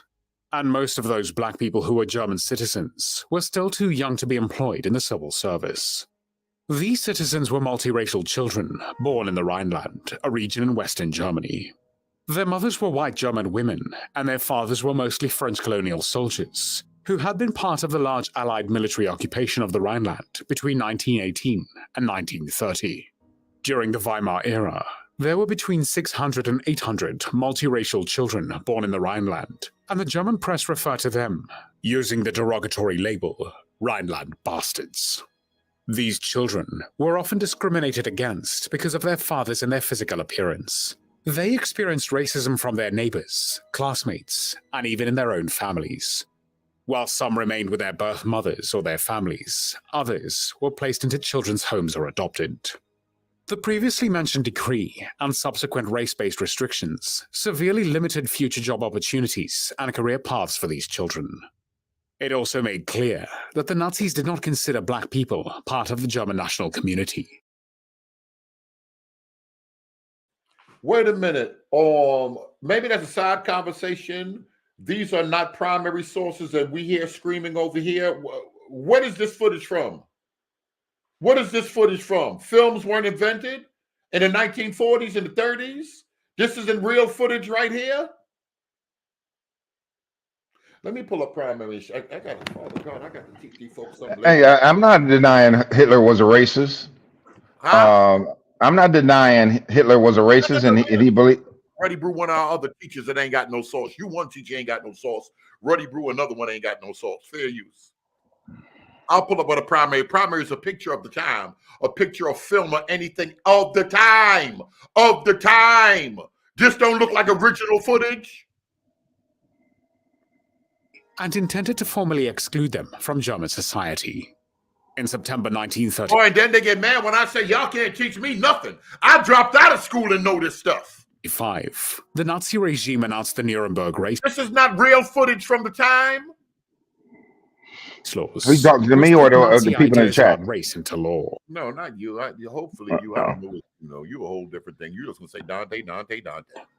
Those laws primarily targeted Jews, but beginning in November 1935, the Nuremberg laws also apply to Romani and black people, whom the regime referred to derogatorily as gypsies and Negroes and their bastards. There were two Nuremberg race laws.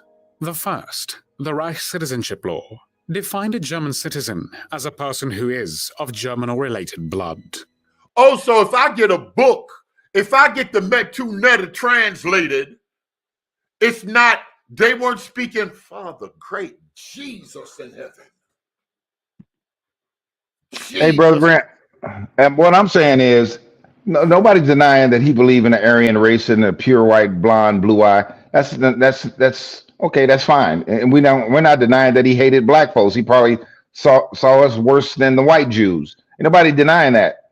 But as far as him, you asked the question: did Hitler think blacks were the original Israelites? Yes. I don't know, because if he did, if don't you think if he did say that, they would have erased that from his writing? They would have struck it from the writings. Oh yeah, that's how these people do, man. Oh boy, Elder Keith, you want to say something?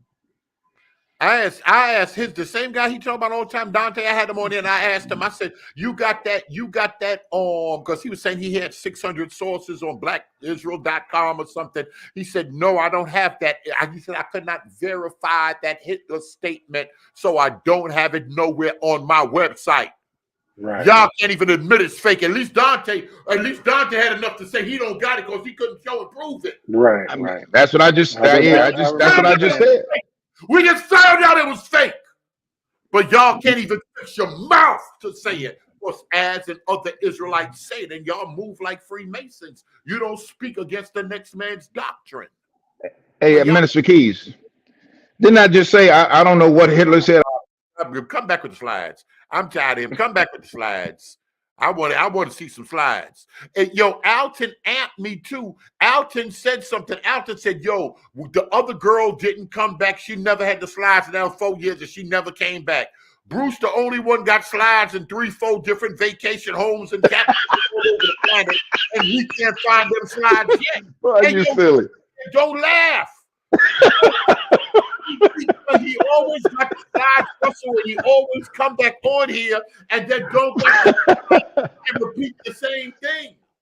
Listen, I have an intervention only as you, as is you said, but you said ain't as part of a camp.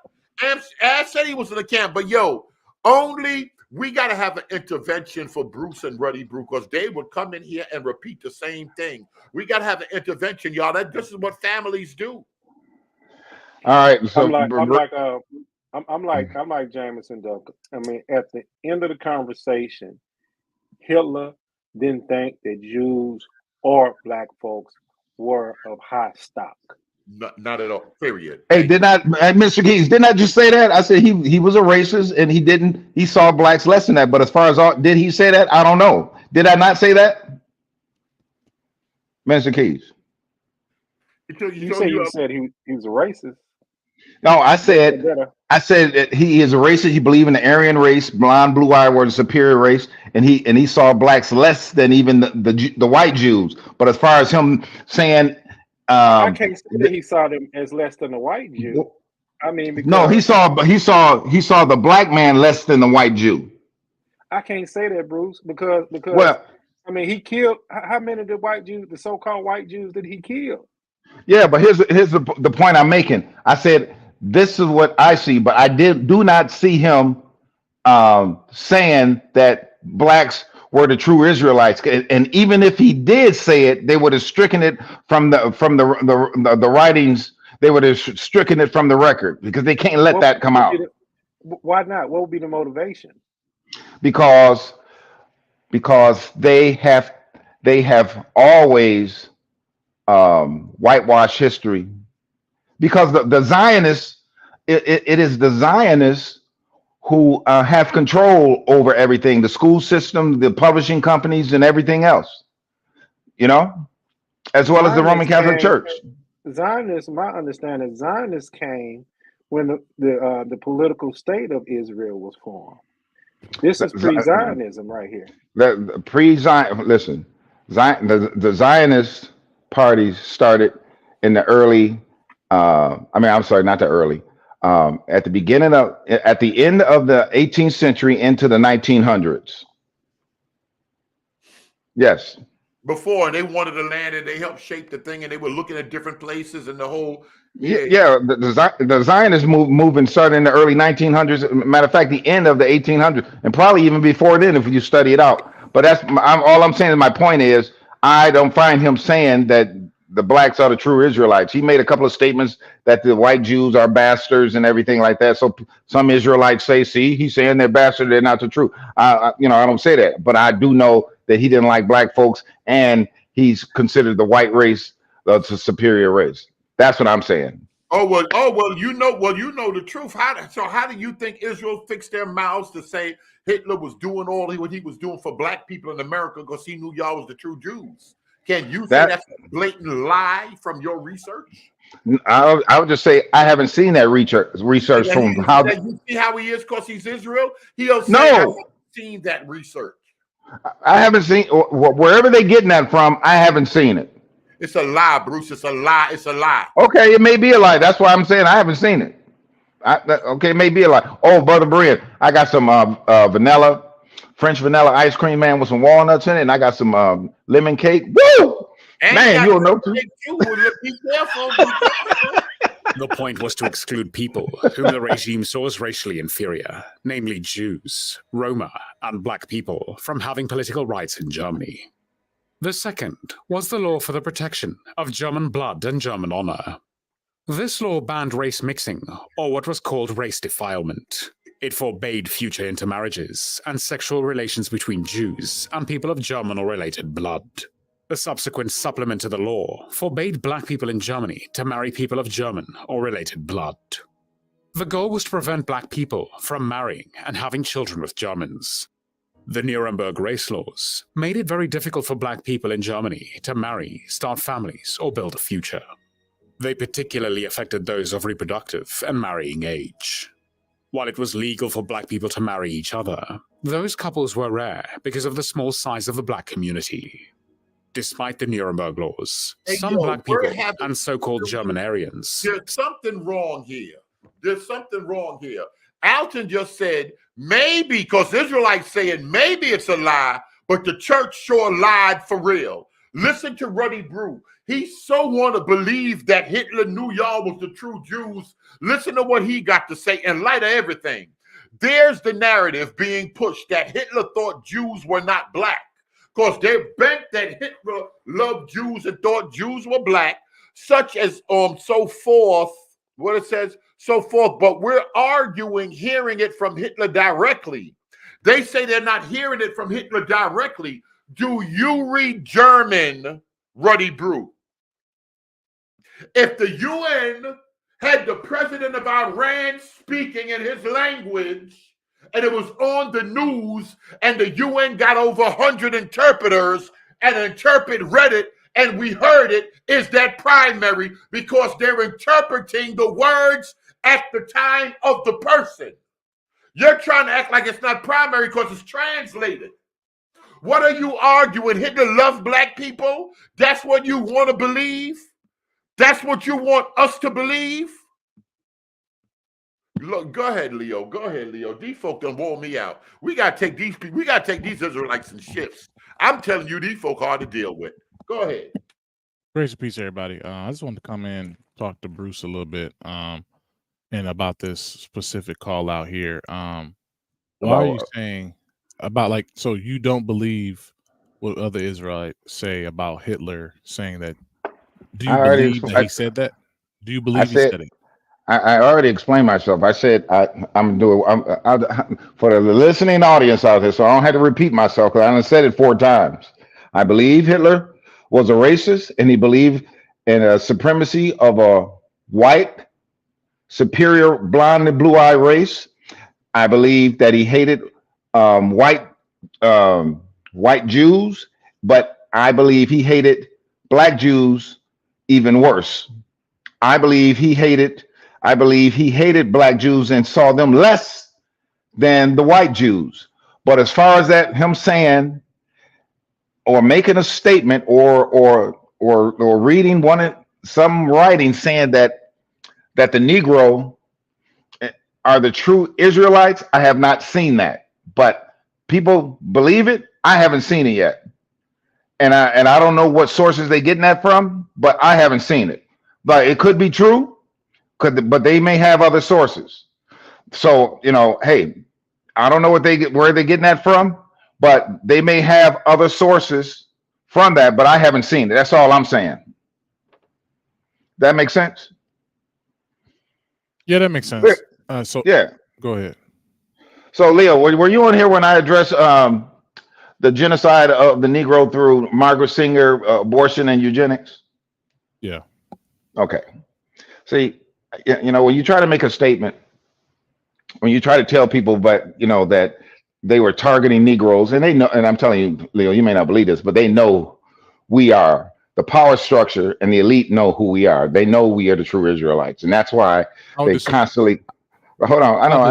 I'll disagree with that because Okay, even Margaret Sanger herself, and even Alice Bailey, they connect back to Helena Blavatsky and her teachings, and she teaches the four different root so races. anyway, so what my point is, them early people, a whole different light skin, Yeah. blonde hair, blue-eyed race of gods and ascended people. So what I'm saying, Elder Berean and Elder Leo, that and Minister Keys, they know who we are, and when they targeted our community to try to eliminate, exterminate, and I gave you, that's just one source. I'm surprised you all never even heard that they target our community and they went through the Christian church. That's just a fact. That's just a part of history. I said that earlier, Bruce. They know who we are. They know who it's like he's brainwashed with that. Couldn't it be they just don't like people? They know who we are. They know who we are. They know who we are. I don't know, man. Like I said, could it be they just don't like non-white people? Thank you. Well, they don't. They really don't. But the vitriol and the perpetual hatred is on the Negro, who are the true Israelites of the Bible. They don't believe that, though. And I asked the question: what would be the motivation to hate the Jews? The hate us, the black folks. Is that what you're asking? In general. Not, but listen, a lot of the racist groups like the KKK, skinheads, Aryan Nations, the reason why they hate one of the main reasons why they hate the white Jews is because they see them as taking over their country. They see them as buying up everything, ruling everything, including the monetary system, including Hollywood, the record companies, every facet of our societies, and they are taken over. Now, the thing is, when it comes to the Negro, that's a different genre of hate. That's a different genre of hate. Hate differentiates? Yeah, it most certainly does. Because you could look, a white supremacist says, hey, I don't hate them niggas, but I don't like the Mexicans either. Or I can understand, I can see a Negro being a Negro, but I can't understand how a white person can love a Negro. You worse than a Negro. So they have a hate. So there's different genres of hate, and so forth. My point is this: this country and the elite in this country know who they are, and they hide everything. They destroy history, including the Roman Catholic Church. But and that doesn't address, Bruce, why that they would hate. Because the prophecies in the Bible, Minister Key, because of the prophecies. They don't believe them. They don't believe them, though. Yeah, they believe them. You are at your level don't believe them, but they believe them. They know exactly what's coming down. How do you know? Because they know exactly what they're doing, and that's why that's why in every facet they try to keep us down, because once we come together and repent to the Most High, and they want to stop the awakening, because once we awake and repent from our sins and start going back to the law, statutes, and commandments through our Lord Jesus Christ, then they know that the Messiah is coming, and they know they are going into slavery. They know their nation is going to be destroyed, because that's the prophecy of the Bible. Why would you go back to the law, statute, and commandments when that's the law of condemnation? Well, that's a different subject. We'll be on that. We'll be on that, man, for 2 days. Brian, can But you share that's my screen real quick? no. Hey, listen. They know who Leo, Minister Keys. They know who are, because Minister what they Keys. see is their judgment for what they did to us. The elite, the people that know, the scholars that know. But at y'all level, Where are you getting? y'all Where are believe you getting that from? everything, Mr. Charlie, in those seminaries and in these Bruce, what churches. are you Bruce, where are you getting this from that they know? How, like, what are you basing it off of? You're saying Yeah, the because we prophecy. just trying to follow it to the Have they logical said? conclusion. Based on them Yeah. erasing us from the annals of history, the way they treat us, because they know that Who's they? all The who involved in Illuminati aid. want the mind, soul, and body. No, listen, Yeah. man. The white man, Esau, Rome. All right, all white people are not Esau, but Esau has infiltrated just about every people group. But in the last days, he's coming back to destroy Esau, and in the last day, Esau are going to be the head of these nations, which is the white man. Okay, so they know exactly who they are in an attempt to stop the Messiah and his people to returning, because they know that's the end of their power. Because the scriptures, and that's another, hey, Leo, Brother Brian, and Elder Keys, that's the reason why they want to keep the Apocrypha out of the canon, and the pseudepigraphy out of the canon, because it gives prophecy of their demise and who they are and who we are. Okay. So they know who we are. So be it. Therefore, they know that the end is coming. I mean, so what does that do to stop the end? Well, well, number one, it's all a plan of Satan, in order to kill, steal, and destroy, and take many souls as he can with him. But the bottom line is, they're still pushing for their global government, for their new world order to be set up by the Antichrist, and yeah. But at the same time, listen, why is it that they always trying to block us from getting our own communities, prosperous communities? When we try to leave the country, they block that. They don't want us to go out of the country. The only reason why this nation haven't been destroyed by the Most High is because the children of Israel are here. But here, Bruce, here's where you're wrong. And this is when I tell people that the Black experience is not monolithic. I came from a town with thriving Black communities. What time was that?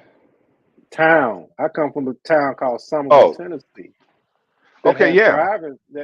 So the Black experience isn't monolithic in some cases. Well, in a lot of cases, to where did you say they try to stop Black people from thriving? When I'm an example, and I know other towns with Black communities that are thriving in rural Tennessee.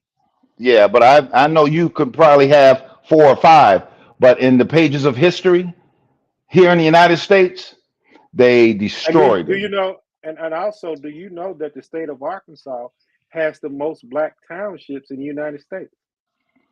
You talking about right now? Right now.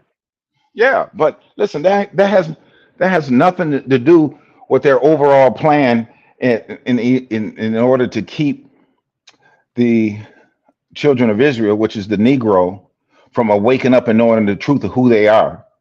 You know the ramifications of us finding out that we are the true people. Oh, yes, it is. I mean, come on, think about it.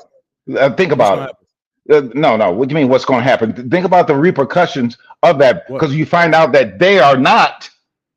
What's going to happen? The people.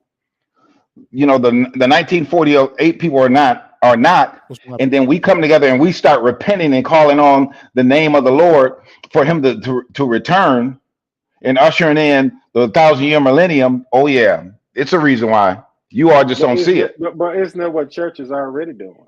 No, church ain't doing that. Church, The churches are inundated with pastors and ministers who are pushing that, are replacing, are using replacement theology. And that's why the black man, the Negro here in this country is still in darkness as to who they truly are and who their descendants are. Hey, Bruce, can I read this for you real quick? I got my screen share real quick. I want to read this to you. So this is, I don't know who you know, if you know this brother. This is George Lantz. He is the primary brother that's connected to the Third Reich, and Himmler and Hitler. A lot of their philosophy and understanding of how they think about Jews and everybody else comes from him. He created something called theozoology. Have you ever heard of that? Yes. All right, theozoology. But I want you to just understand that he was taught by Helena Blavatsky. He was a student. Yeah, I'm familiar with Blavatsky and all that. But I don't, I can't really quote what she did and what she said at this I'm moment. not talking about Blavatsky right now. I'm not going to quote Blavatsky right now. I just want to show you, like, you're talking about they think the black man is the true Jew, but I did not say that. I just told you that I have nothing tangible. I just said that 4 times. I said I'm going to say this last time. You said they believed. I didn't say Hitler. I said the white power structure, the elite around the world know who we are, and they're keeping it. Well, listen, he was a part of that white elite. Let's say that he was a part of that white elite. All right. And this is what he believes. This is what he believes. In his book, talking about theozoology, he speaks of the science of the sodomite apelings and the divine electron, in which he advocated sterilization of the sick and the lower races. You know what the lower races are? Black as folks. well as, and some others too, but as well as forced labor for castrated chatterers, and glorified the Aryan race, the godmen. Lubenfels justify his esoteric racial ideology by attempting to give a biblical foundation. Now, hold up, biblical foundation. According to him, Eve, whom he described as initially being divine, involved herself with a demon and gave birth to the lower races in the process. Furthermore, he claimed that this led to the blonde woman being attracted primarily to dark men, something that only could be stopped by racial demixing, so that the Aryan Christian master humans could once again rule dark-skinned beastmen and ultimately achieve divinity. I'm reading this because you're saying they know this, but obviously they're not saying that here. Well, They're not listen, saying that. He's using biblical foundation to make a point to say that black folks are beastmen. They're not even human. But you're saying that some of these elite out here, You're quoting a few people, but the majority of these people around the country, around the world, they know who we are. You quoting Blavatsky or even that Lance or even Hitler means absolutely nothing. That's 4 or 5 people. That don't mean what the majority. It's the Bible said it was a conspiracy by these people from Esau. It's including those Arabs, Ishmael, and all them other nations, and it has continued to this day. So you gonna believe the Bible, or you gonna believe a few people that wrote some books who have whitewashed history? You said the white elite believe this, and I'm reading. They do. All the white elite knows this. What's the religion of the white elite? The devil, Satan. Y'all getting off the internet. Hey, listen, I ain't getting that from Farrakhan, but I'm serious. That's in secret. They worship Satan. All right, Keith. Oh man, go ahead, Leo. You deal with this right here. This is Bruce a mess. I got a question too for Bruce. I've been waiting to talk to Bruce about this. So I got this source here, Bruce. I'm gonna read it to you. It's a book review. It's a book review on Arthur Kessler's book. Mm-hmm. I just want to do this for repository. It says Kessler and His Jewish Thesis by Neil McInnes. So I want you to just look at this real quick. He talks about like Arthur Kessler's 13th tribe and all the understandings around it. But it's just one piece. I'm curious if you've read or looked into this at all, of like people doing a review on the book. So Here's a direct quote. When you check Kessler's sources and look at later studies of the question, the historians are much more tentative. So they're about to start listing out some of Arthur Kessler's sources from his book. D.M. Dunlap, in his History of Jewish Khazars, 1954, said, but to speak of Jews of Eastern Europe as descendants of Khazars seems to involve Ashkenazism in general, i.e., by far greater part of Jewish people in the world today, would be to go much beyond what our imperfect records show. That's the first mention. You said it's definitive and hasn't been debunked. Peter It hasn't been debunked. But listen, these are the source. They're listing direct quotes from the sources Kessler was using.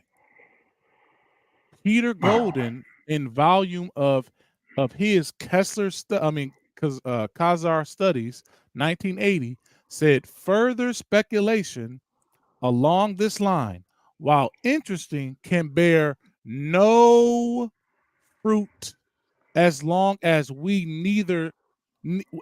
have neither sources nor linguistic materials to support it. This is the last quote. Moses, is it Shavras, History of Jewish People, 1982, concludes that the destiny of the Khazar Jews basically remains an enigma. Of course they'll say that. But these are direct sources from Kessler's work, though. Listen, I know, Bruce. This is from Kessler's work. I know that's from Kessler's work.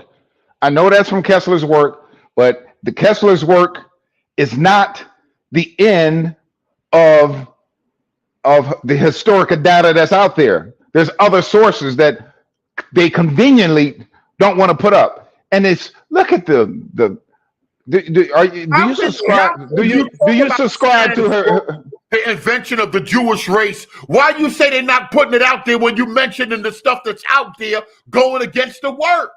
I'm talking about those people he just quoted, Brand. He ain't quoting. See, I respect work that gives the pros. Now, if those people who wrote that work that you got posted right there, and they would have quoted all of them, and then he would have gave the opposing view. That's research. That's completed research. I respect research that give both sides and give sources from both sides of the view, and then the reader can make a decision on that. There is no opposing sources that is for Kessler's view and the sources that he used and additional sources. So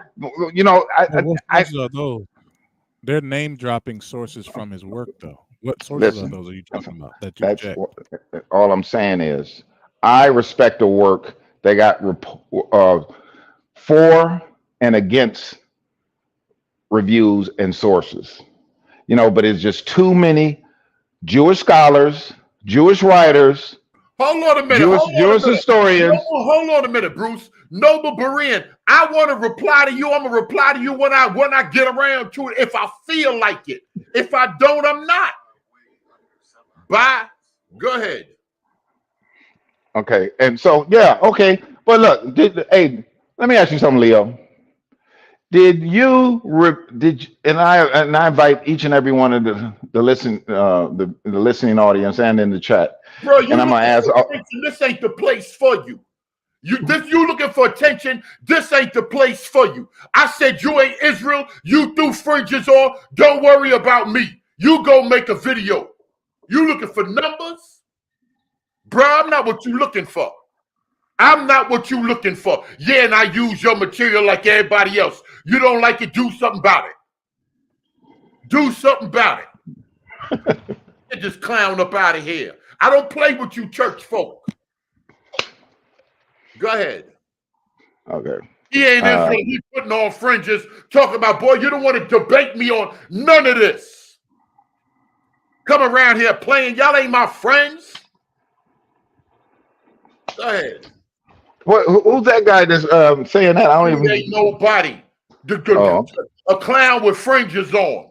This Berea talking. You want my address? I don't play with you church folk. Y'all ain't what you listen, bro. I ain't in the church like y'all think I'm in the church. What y'all better do is leave me alone. And yeah, I'm gonna keep using your material. Go call them white folk you love. Go call them white folk and tell them make me stop. Or you come and stop me. Go ahead, man. I'm on TikTok trying to get my stuff together. Funny dudes come around, you waiting for. Boy, don't even talk to me. Don't talk to me. Oh, okay. So anyway, let me ask you this, Leo, and the people in the viewing and listening audience. Have you all honestly sat down and reviewed Minister Dante Fortune's work on the Khazaria, the parts that he did, his full work, everything, I read the book. No. What he just recently did. What he just recently. I read the book though. No. I'm asking you a question. Hold on a minute. Hey yo, what you jumping on here for? Man, you running your mouth on the internet. Bro, what homie. you jumping on here for? Man, let me on then, homie. You talking, ain't you? What you mean it is me, homie? Bro. Running your mouth on the internet, all that tough stuff, bro. You got me all the way bent, bro. Bro, Don't you get want it, my don't get it. address? You was talking about you church dudes and stuff Bro, like that. You got the listen, game bro. twisted. Do me a favor. Let me help you out. Let me help you out. No, put me on, Buster. Running your mouth. You clown. You a clown. Don't let him on, Berea. I don't care about you or them fringes. Funny dude. Hey, don't let him just get you out of. You better go get his before he come around, boy. You a clown. Yeah. So, brother Leo. Whatever you do, I do that too. Whatever you like, I like that too. You like it, I love it. Whatever it is. Talk to your mother like that. Now, don't let him get upset, Berea. Don't let him get disrespectful, boy. He don't know I'm disrespectful. I could back my disrespect up. I'm disrespectful. No, don't just ignore him, because sometimes the devil comes on, but with the intent of bringing you out to getting you in the flesh or having you display some character that. No, that's my ignorance. I can say no. I'm just saying. So the devil would. I made a comment on his video, and he made a comment. I don't know, months back, and it ain't getting no traction like that. He looking. Y'all want to go look at it? Y'all go look at it. He looking for. I'm gonna make a video when I feel like making a video. The dudes with bigger channels than yours, dudes be talking about me, bruh. I'm not thinking about you. I use plenty of people's stuff way more important than you. You not that to me. Anywhere I'm at, I'm gonna let you know where I'm at. Bruh, I'm not scared of you Negroes. I done been around them killers. I done been around them hitters, bruh. I do foul stuff too. That's all I'm saying. I ain't worried about you. I get to you when I get to you. If you don't like it, you come step to me. That's all I'm saying. Go ahead. He on some Christian stuff. I don't know, apologist or whatever he trying to do, or whatever it is, And the rest of y'all for getting my ignorance out now. I don't like coming around me like they trying to thug me, boy. I done been on Rikers Island. I done been up top, boy. I done been with them hitters. I done been with them killers. I done did that, boy. Whatever, boy. I done put some of them folks somewhere they need to go. So trust me, I ain't scared of you. Don't. One thing I don't like, don't come like you thugging me, cause my thing worked too. That's all I'm saying, and I'll use it. Since I had this channel, I'm not what you looking for, brother. I plays and I got passes and stuff over here, but I'm not into Jesus like you think I'm into Jesus, bro. Don't make me do something. All right. So listen, Leo. All I'm asking you and the listening audience is, you said you read his book. I said, did you recently Dante's last work that he's showing and speaking towards Khazaria and the proof of Khazaria and what's in all the sources? Have you viewed that in its entirety? Let me ask you that. All the series? No, not the whole complete series. Okay, that's what you need to do, because Dante shows in his work. Why don't you show in your work, brother? Why don't you show in your work? No. He's bringing up because because Leo is a good researcher. Kobe is a good researcher, and you know, most excellent. They're good researchers, but Dante Fortson is a good researcher. So what I'm saying is, look at his work, and judge then judge it, because he is given sources that these people who are against the 13th tribe and other people like Shlomo Sams and Dr. Benjamin Freeman and all those Benjamin Freeman and the other Israelites who are saying the same thing. Dante got sources that goes back further than them and more detail than that. He goes back into when Khazaria even had black folks was in there, because we were all over the earth, to tell the truth, you know. So I'm telling you, start from the beginning, watch the series in its entirety, and have an open mind and check out his sources. Because Dante don't put no junk out there. Another does. Honest, Leo, do he really want to talk? Do he want to talk, or he want to tell you about the wicked pagan church? Talk about Dante and tell you and shut down everything. Is he really open, Leo? In your opinion? No, not at all. Well, he feels really we're not. You're not open. What would you say to Bruce? I would say, Bruce, you're telling us to review Dante's work as he's the authority. No, I'm saying that he has sources, just like you putting up sources. I don't have the sources. I'm telling you, it's there. I mean, he has been on this program. He has been on this platform and many other white Christians platform. White Christians and scholars have used his work. He is well respected, not only in the Israelite community. He's respected in the white Christian community and the black Christian community. So he is more of a researcher than I am, and I respect his work. And what I'm saying is, he has done the work. He has put in the work, him and many others. But look at his work, because you're going to say, okay, I got this, Bruce. Okay, you showing me that. That's not my area. Why? I'm sorry, I got to mute you, Bruce. Why is Bruce lying? Dante respected in Christian circles and white Christian circles and black Christian circles, and they use his work? Or that's when he was talking about aliens? And those were fringe groups, Bruce.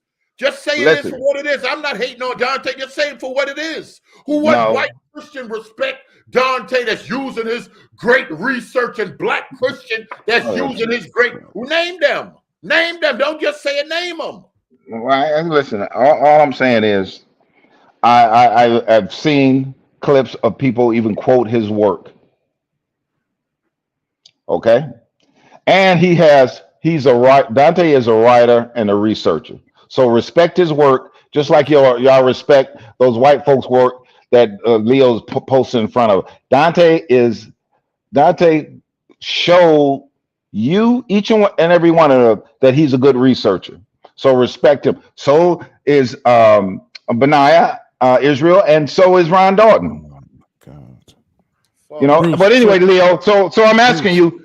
So I'm asking you to go look at his work on Khazaria that he recently done, his full work in its entirety, and then you make a decision whether or not it's been debunked or whether or not Khazaria. Has this book been debunked right here on my screen? No, it has not. All right, so what? I just shared this. That 13 tribe has not been debunked. We have the book. We can go through it one of these days. No, listen, that has not been debunked, because Jews themselves are saying that they have their roots. DNA is proving that they come from that area. They are Ashkenazi Jews. Listen, all right, man. Listen, we ain't gonna get nowhere with that, man. So we might as well go on to something else, because we're gonna disagree. Bruce don't because he ain't deal with none of that. He's not going to. But Bruce, I showed you this. This is a review of the book, and it's showing Kessler's sources here, and I have it highlighted. This is literally from Peter Golden in the volume of his Khazar Studies from 1980. He says further speculation along this line, while interesting, can bear no fruit as long as we have neither sources nor linguistic materials to support it. And since that work came out, other sources have came forth. every single time you all say we have the Most High is bringing out more sources. We're in the last day, and knowledge is increasing. Knowledge increased and increased to the fact that we are the true Israelites, and the sources are coming out to show that who those people are. And Khazaria is that. And that work that you're putting up right there is an old review. And since then, other research and sources have came out since he wrote that prove that the 13 tribes, Shlomo Sham, Benjamin Freeman, and many white pastors have researched it themselves and said, yeah, they came from Khazaria. They converted. They were proselytes. They have no linkage. They are not Semitic in their DNA or where they came from. There's plenty of new sources out there now since the work that you posted right now, that you are posting right now. So, Bruce, you think basically Christians dealing with old information, and the people that they dealing with more recent research? No, there's nothing wrong with it. There's nothing wrong with old information. But I'm saying, just like that demon that came on here, Richardson, was talking about some study like this from Wayne State University. Yeah, he a demon, but Dante, people of God. I'm making a point. Brother. Well, I said, just like he brought up that old information. You hate the church and you love Israel. You love Black Power. You said you believe from Azusa Street, white good folk, Christian black folk, that speaking in tongues is the evidence of the Holy Ghost. Your people don't do it, but you don't shoot them down in the name of Black Power. Come on, Bruce. Okay, let me finish my thought, Brother Brand. All I'm saying is the same. No, I'm not. I was making a point. No, listen, I was making a point. Just like when Richardson, let me just make this point. Just like Richardson brought up at the time a source trying to prove his point. But since then, other evidence has came out supporting the other view, or supporting that what he's saying is outdated material. So there's nothing wrong. So the point is, there's nothing wrong with old sources. But since these authors have posted their work, there has been more information that has come out. That's my point. There's nothing wrong with old sources, but there's other sources. So you got to put it all together as a puzzle and say, yep, they are not the people of the book. The true Negro are the true Israelites are the Negro who's spread to the four corners of the earth. And they who are in the land right now are descendants of Khazaria, and they are of Ashkenazi ancestry, which is Gentile, Japheth. Bruce, so the reason I brought this up is because you said Kessler's work hasn't been refuted. It hasn't. But yet there are documentation showcasing that even the conclusions Kessler came to was wrong. No, and that's yet, what I'm showing.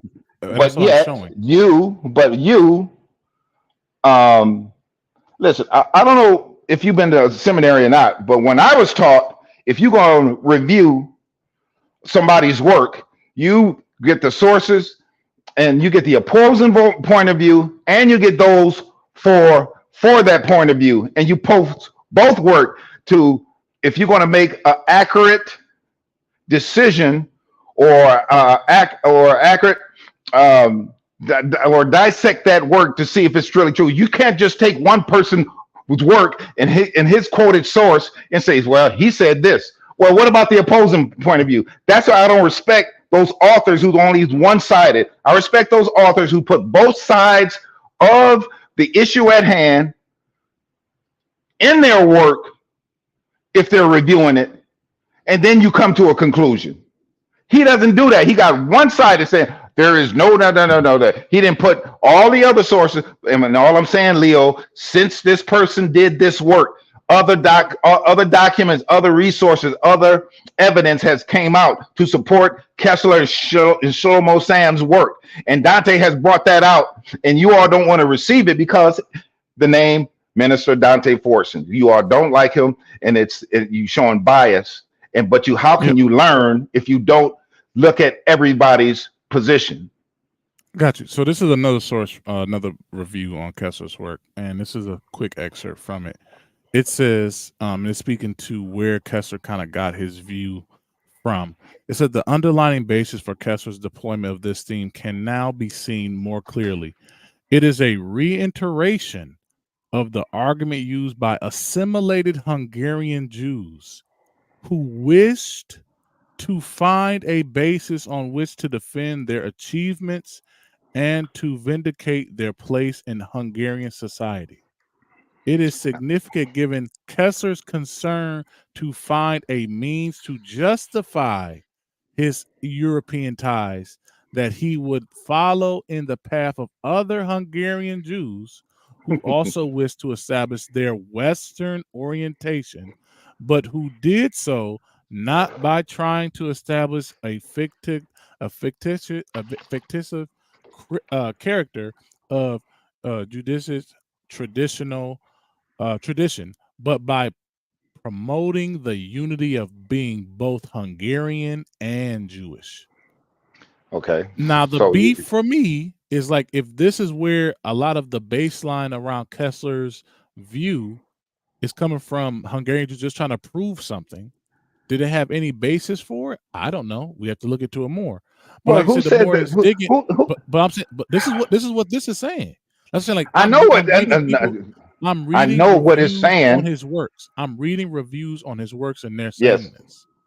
I know what it's saying, but you don't understand that there's other work that goes against his hypothesis, and that's all it is.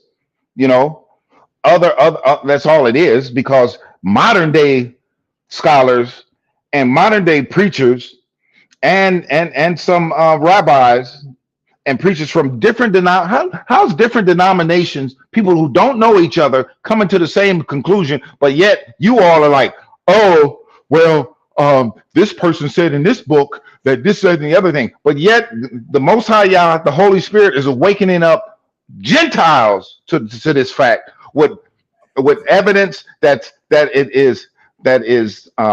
has been verified and connected to other evidence that line up with other evidence. But you all wanted, so you all look for people who support your point of view. Like y'all don't, Bruce Wood, you hold on. Listen. And then we got Numanity. I can't wait to hear this hypostatic nonsense. Go ahead. Listen, Arthur Kessler's work have not been debunked. These are the last days. Knowledge shall increase. That's the prophecy that was going to come. And since his work that you got posted right now, there has been other work that has been discovered, that have been posted, that line up with people in Israel, articles that have been posted in Haaretz, Jewish newspapers saying the same thing. Jewish newspapers that's over there in Israel. But you all just want to find y'all. So what they're doing, Brother Brian, is finding sources to point there for, instead of looking at the whole gamut, the whole corpus. When I say corpus, I mean the whole body of information, and making a decision. And Dante has put that work in, and I'm asking you all and in the listening off to go look at his work in his entirety. You got to be working for these people. You mention their name too much. I ain't get no check from my brother. I just love my brother's work. And Dante is to say, listen, Dante is a gift from God. Don't talk about the white Jew too. Benaiah works don't talk about the white Jew too. Yeah, they listen. You all may not understand that, but this is Dante's work, Ron Dalton's work, Brother Benaiah Israel, Taylor's work,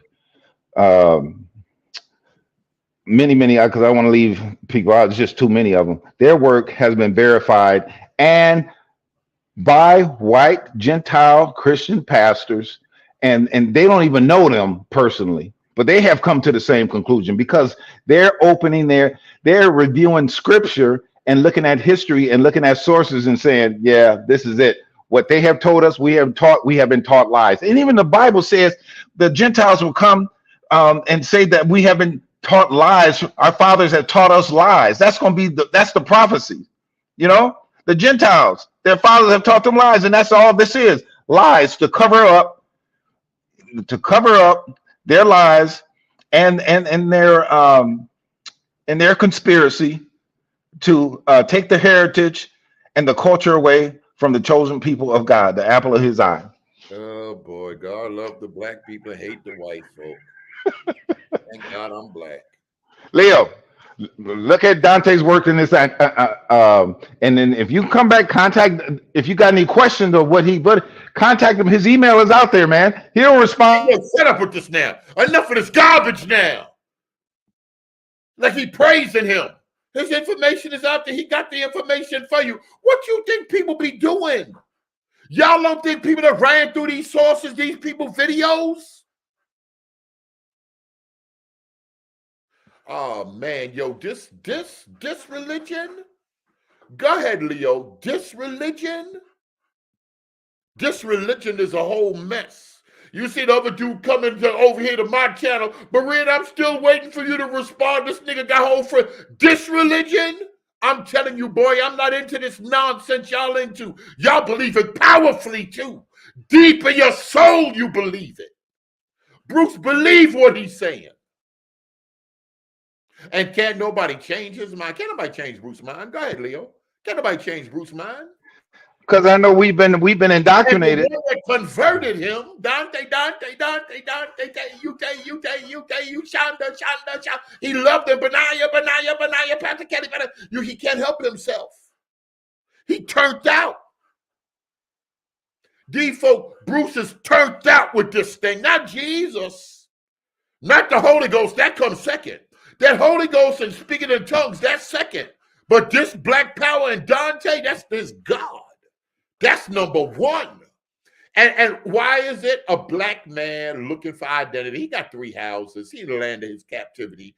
But he's looking for identity, and he found it in his saviors. And we found it. Berean, one of these days, hey, Berean, Leo, one of these days, y'all gonna thank Dante and Teu and Ron Dalton. Now I'm blocking him forever. Now I'm gonna call him the N-word and block him forever. One of these days, I'm gonna bow down before the great white throne and thank him that I got salvation, because I saw his channel and I realized that those were the synagogue of Satan. Don't y'all hear the nonsense? That is it a grown man? A grown man. Is it not too much? He said it before. One day we gonna apologize to all of them folk. I'm waiting for the day. Leo, I'm waiting for the day that I'm gonna apologize to these folk for giving me identity. I'm still waiting on the 400-year prophecy fulfillment or apology that was supposed to happen. But 400 now it's 430 years. Then they got mad and shut the live down. Oh God, this religion is a mess. Then y'all talking about the wicked church. And yo, I'm telling you right now, my stomach is hurting messing with this religion. I gotta start a cult. I promise y'all, I'm finna start me a cult. This thing going too good. It pays too good. You get people to praise you. And what else would somebody want? No, Polite and them did it. Nature Boy did it. Young Pseudo, Malachi Z. York. I'm finna start a cult right now. Enough is enough. What else, Bruce? Give me some more encouragement. Well, the main thing is that we pass the gospel around so we can get souls saved. You know, people need to get saved, and Now once now he feels shame. He bringing up getting saved now. He wasn't talking about getting saved before. Now he ashamed. He said, "Might as well throw that Jesus stuff in." And no, that's behind now, but I'll throw it in. We each of all the people I just named put the Messiah first and the gospel first. We just bringing up the truth. How many altar calls they have? How many prayers they have on their channel for souls to come into the kingdom? Say what you want. I'll agree and be like, all this stuff means nothing if you don't know Jesus and the pardon your sins. Let me go find that on your people channel. How many times they do that? They always bring that up. You always. Now I'm gonna call you. Now you a liar. Listen, if they got a certain, if they're talking about a certain eschatology, but listen, I have witnessed. It don't make a difference no matter what we talking about. Elder Green always gonna close off this. If you don't know Jesus, all this is irrelevant. Well, Elder Green, I respect Elder Green, but what I'm trying to say is I have witnessed people calling in, and the people that I just described praying I for. want to hear that. I found newfound respect. Somebody please find that for me. I have witnessed somebody to Christ praying for folk. I have witnessed that. Benaiah doing that. Please at least find that for me. I respect that. Listen, I have witnessed. Quit cutting me off, Brian, and mute me in the darkness. No, because you talk too much. For somebody that don't got no slides, you talk too much.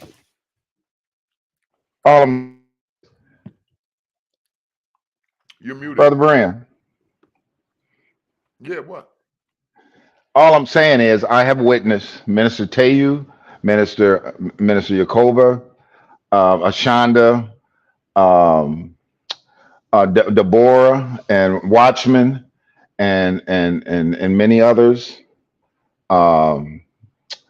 pastors, pray for people who are going through things, and they pray, and they have prayed for them. Some of the things they're going through, and they always put our Messiah first, and they always lead those people to the Messiah through their prayer, and ask for forgiveness and healing in the name of Jesus. So it's not a strange thing. They have done it. Brother, don't do that. Don't lie for them. I ain't lying for them. I'm telling you. There's no power in that name. That Well, God name. You want me to pull up a video? So I know you're lying. You'll lie for Israel. Hey, yo, Bruce, good night. Night. You sleepy. You sleepy. It's sleepy time for him. Go ahead, Leo. You want to say something? You want to give it to Numanity? Numanity can go ahead. Bruce, he'll get the lion for this call. Leo, you want to go? Go ahead. No, he can go ahead. Go ahead, Numanity. Go ahead. Peace, beloved, peace. Grace and peace, man. I know, man. It's a lot going on, man. I just wanted to chime in now. Like Vocab said, what the hell do you want? What the hell if you what you getting ready to come on here? But I know you finna talk crazy. What you gonna say? He said that to me. What are you gonna say? What do you have to say right now? That's my question to you. What do you have to say right now? Let me hear it. Okay. Now I thought you said he was saying that to me. I feel you be No. Yeah.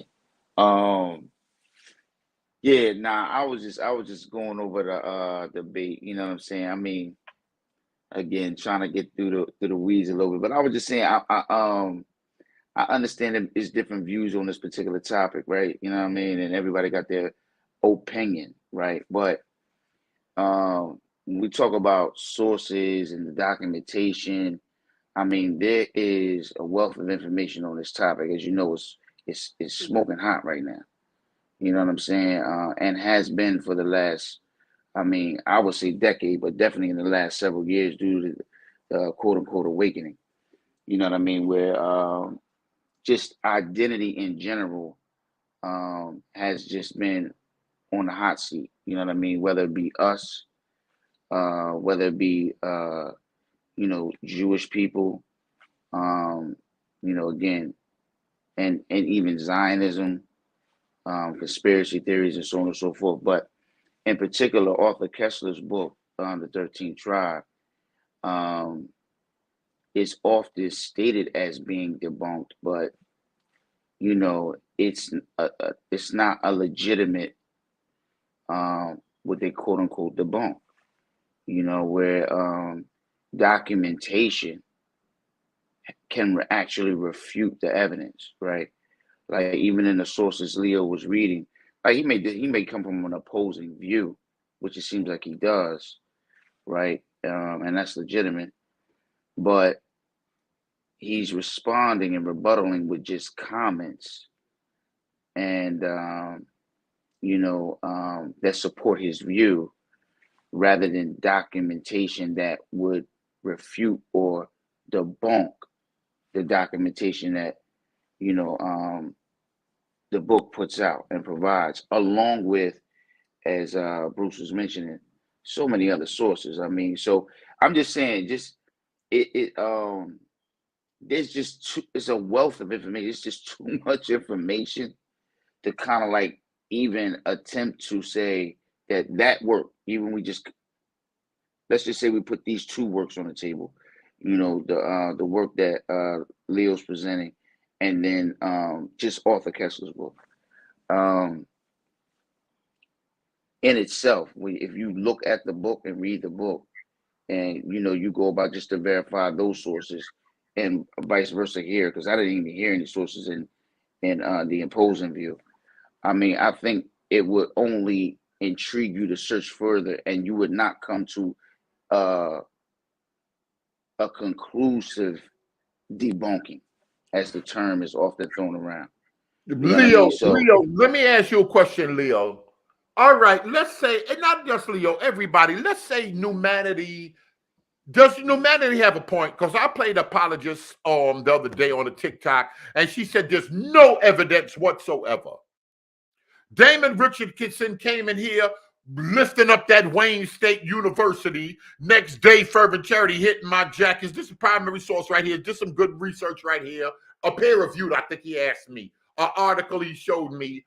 Do you think Christians might be kind of far behind in the research? And maybe they need to at least take some of this stuff serious? I had Lisa Fields saying, okay, some people could have come over here on the slave ships. Dr. Bantu, he don't think it's big numbers, but some. Do you think maybe we're not even considering it? Only to the Christians. I don't want Israel talking right now. Go ahead, Leo. What are your thoughts? Maybe? I mean, it's possible. I just know when it comes to reading challenging, like more scholarship around the subject, it gets frowned upon. So it's like, even though they say like you need to get more modern understanding. So if I showcase a modern review of Kessler's work, is that just because I'm just trying to find somebody to challenge him, or is that the consensus right now? Like, what is the consensus around Kessler's work today? You're saying there's new stuff that's been found. So right now, today, what is the consensus around Kessler's work? That's a fair question, Bruce. But Bruce would say the consensus is controlled by just like even we were talking about the feast and some people keeping the feast. It seems to be the same consensus. Most people were not keeping the feast, but there were pockets of people that did. Do you go with Bruce is going to say the consensus? Of course they're lying. Y'all believe them? That's why it's the consensus, because it's part of Psalms 83 and the conspiracy. Right. Then how do you, I don't know. It's beef. And even like sticking with what this brother's saying. And like I said, I'm reading a book review. This is not a full-on like challenging rebuttal like publication. This is just a book review. And he's listing sources from Kessler's work. And if you want me to prove it right now, I can. Do that, please. Let's go right here. I'm in the back of the book. So I'll just jump to the front so y'all see I just went to another version of it. So this is page 1. This is Arthur Kessler's book, 13 Tribes. This is the old school one. So I'm gonna go to these last couple pages and I'm gonna scroll up. So this is his right here. It says selected bibliography. And he has some sources listed here. But then even higher, he has his references. And if you notice right here, it has, let me try to zoom in. You see it says Dunlap, DM Dunlap right here, number 3. So in the work I showed, this book, or not book, this paper, the very first paragraph this paragraph says, when you check Kessler's sources and look at later studies of the question, the historians are much more tentative. D.M. Dunlap, same one right here. Same one in the book right here, number 3. D.M. Dunlap, in the History of Jewish Khazars, 1954, said, but to speak of the Jews of Eastern Europe as descendants of the Khazars seems to involve Ashkenazism in general, i.e., by far the greater part of the Jewish people in the world today, and would be to go much beyond what our imperfect records show. So he's really, the way it seems to me is, way Kessler is sourcing these people, he's taking pieces out without the context of which the whole author is trying to convey. So that's why they're saying it's much more tentative to when Kessler is doing it, even from the sources he's using. When Bruce says he's putting the pieces together, no, what you're doing, you're building an agenda, a narrative. You're taking sources to feed a narrative. Your position is not even backed by those that you're sourcing. Their position is not what you're using. I would say, for example, like if I'm sourcing something just to showcase a concept, I can, but they don't even approve of like my position. That it's not necessarily you got to showcase that. Like, hey, DM Dumblight does not approve of this concept, but I'm going to pull from him just to justify something. I'm just take some out of context. So it's like if we want to go through his whole list, we can. But I'm saying the source I'm showing you is that it's going through specifics around each one of the sources that he has, and it's saying he's misusing them specifically around who he's using and the context of when he's using them. These authors are not saying the same thing he is. I know that might be beef for a lot of people, but I'm saying like that's why, at least to me, you look at people that challenge this position and also book reviews on the subject because they dig a little deeper and have more specialties around the subject, so they know a little bit more. Not just saying you haven't debunked it, you have debunked it, where people that are more familiar with this would at least say, hey, even the people he's utilizing, he's taking them out of context. He's actually running with the information further than they were trying to go with it to build on a narrative, build up a certain position. That's where my beef comes in. Like, and this is just a quick Jay Shore review. I didn't even go to EBSCO, nothing like that. I didn't go any of those right now. But if you do, I'm sure you can find a lot more. Right. What Leo was saying, this is beef. Again, no, I mean, I hear what you're saying, Leo. I mean, and I mean, again, it's a perspective, though. At the end of the day, I mean, when we talk about, when you talk about, especially how you come in like with scholarship, and as far as academia is concerned, I mean, like this wouldn't even be worthy for debate. You know what I'm saying? Like this wouldn't be something you would bring to a debate, or again to actually refute the evidence. Like these are, again, in layman's terms, comments, right? Again, perspectives. These are just comments to you, Numanity? Direct quotes from the sources. These are direct quotes from the sources Kessler is using. No, bro. No. Look. I'm just want you to see, Numanity. This is right. This is why, like, what I'm saying right is, here. Are they coming? Listen, I understand what you're saying, right? I'm listening, but what I'm getting at is, first of all, a balanced review would be, okay, let's look at what Kessler spoke first. Let me make it plain, right? Then you would take if that comment refers to whatever portion of the book that he's referring to, then we would source up, right? And then you can analyze and then come to the conclusion. But just taking his conclusion or matter of fact, his review. Everybody telling Leo that you're doing it wrong, Leo. You don't know how to do it. Leo, do you go to college? You don't know how to do research. That's how I said about you the other day with the book with Elder Green. You don't know what you're doing. You mean good. You mean well. I mean, listen.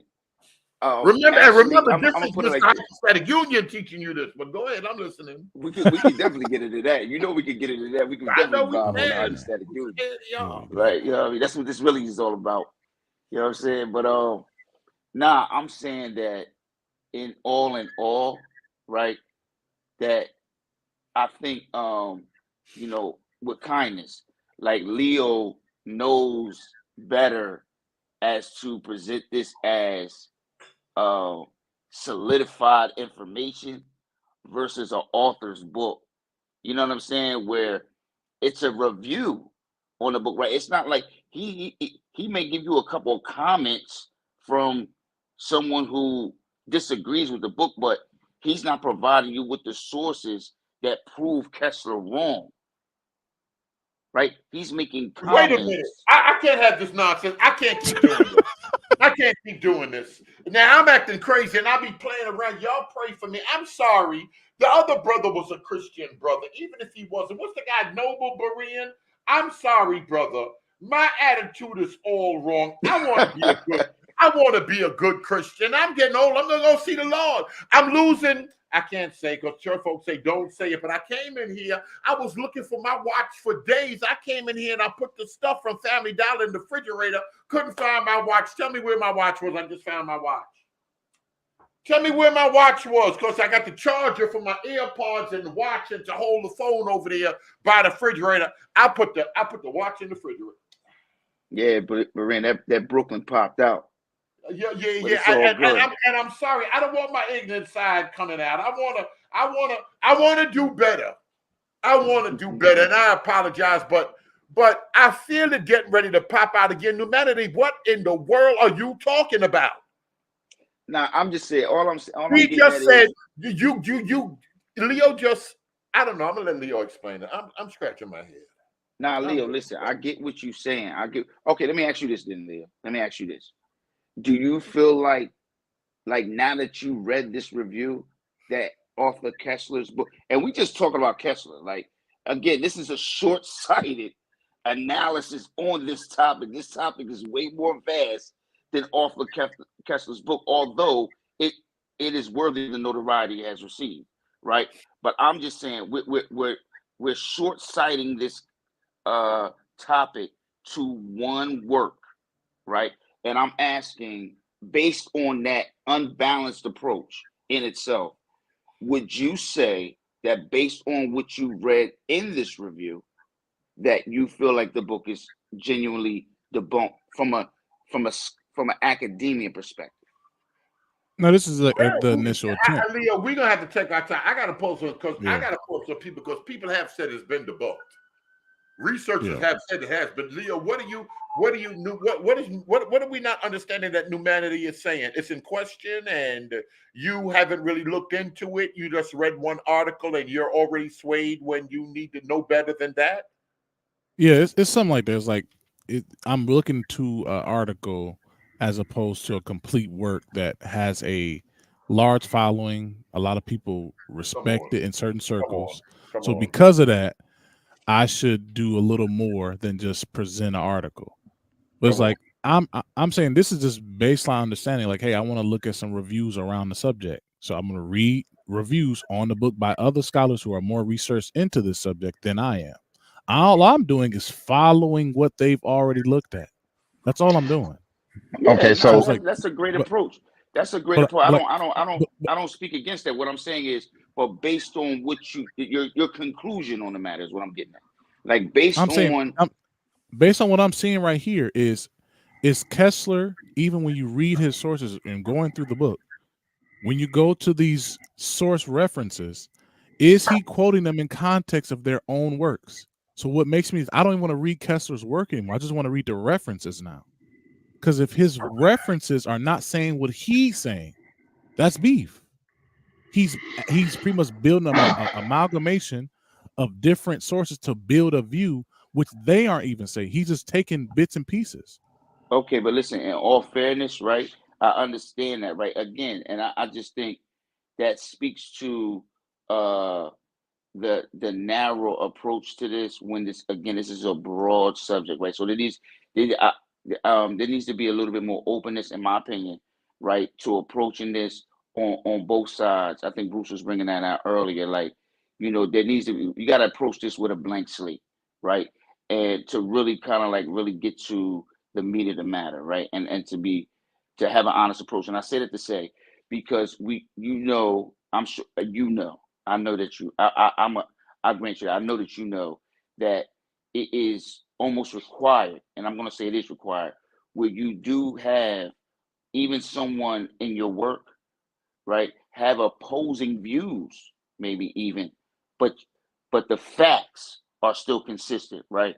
So even if Arthur did use a source that doesn't agree with him, and and he used the source that agreed with a particular fact, that is true. But even if it disagrees with him, that doesn't debunk him, right? How do you know It it's a only, fact, though? How do you know it's a fact well, if he's quoting it, misquoting it? well, no. Again, that doesn't. Again, that's what I'm saying.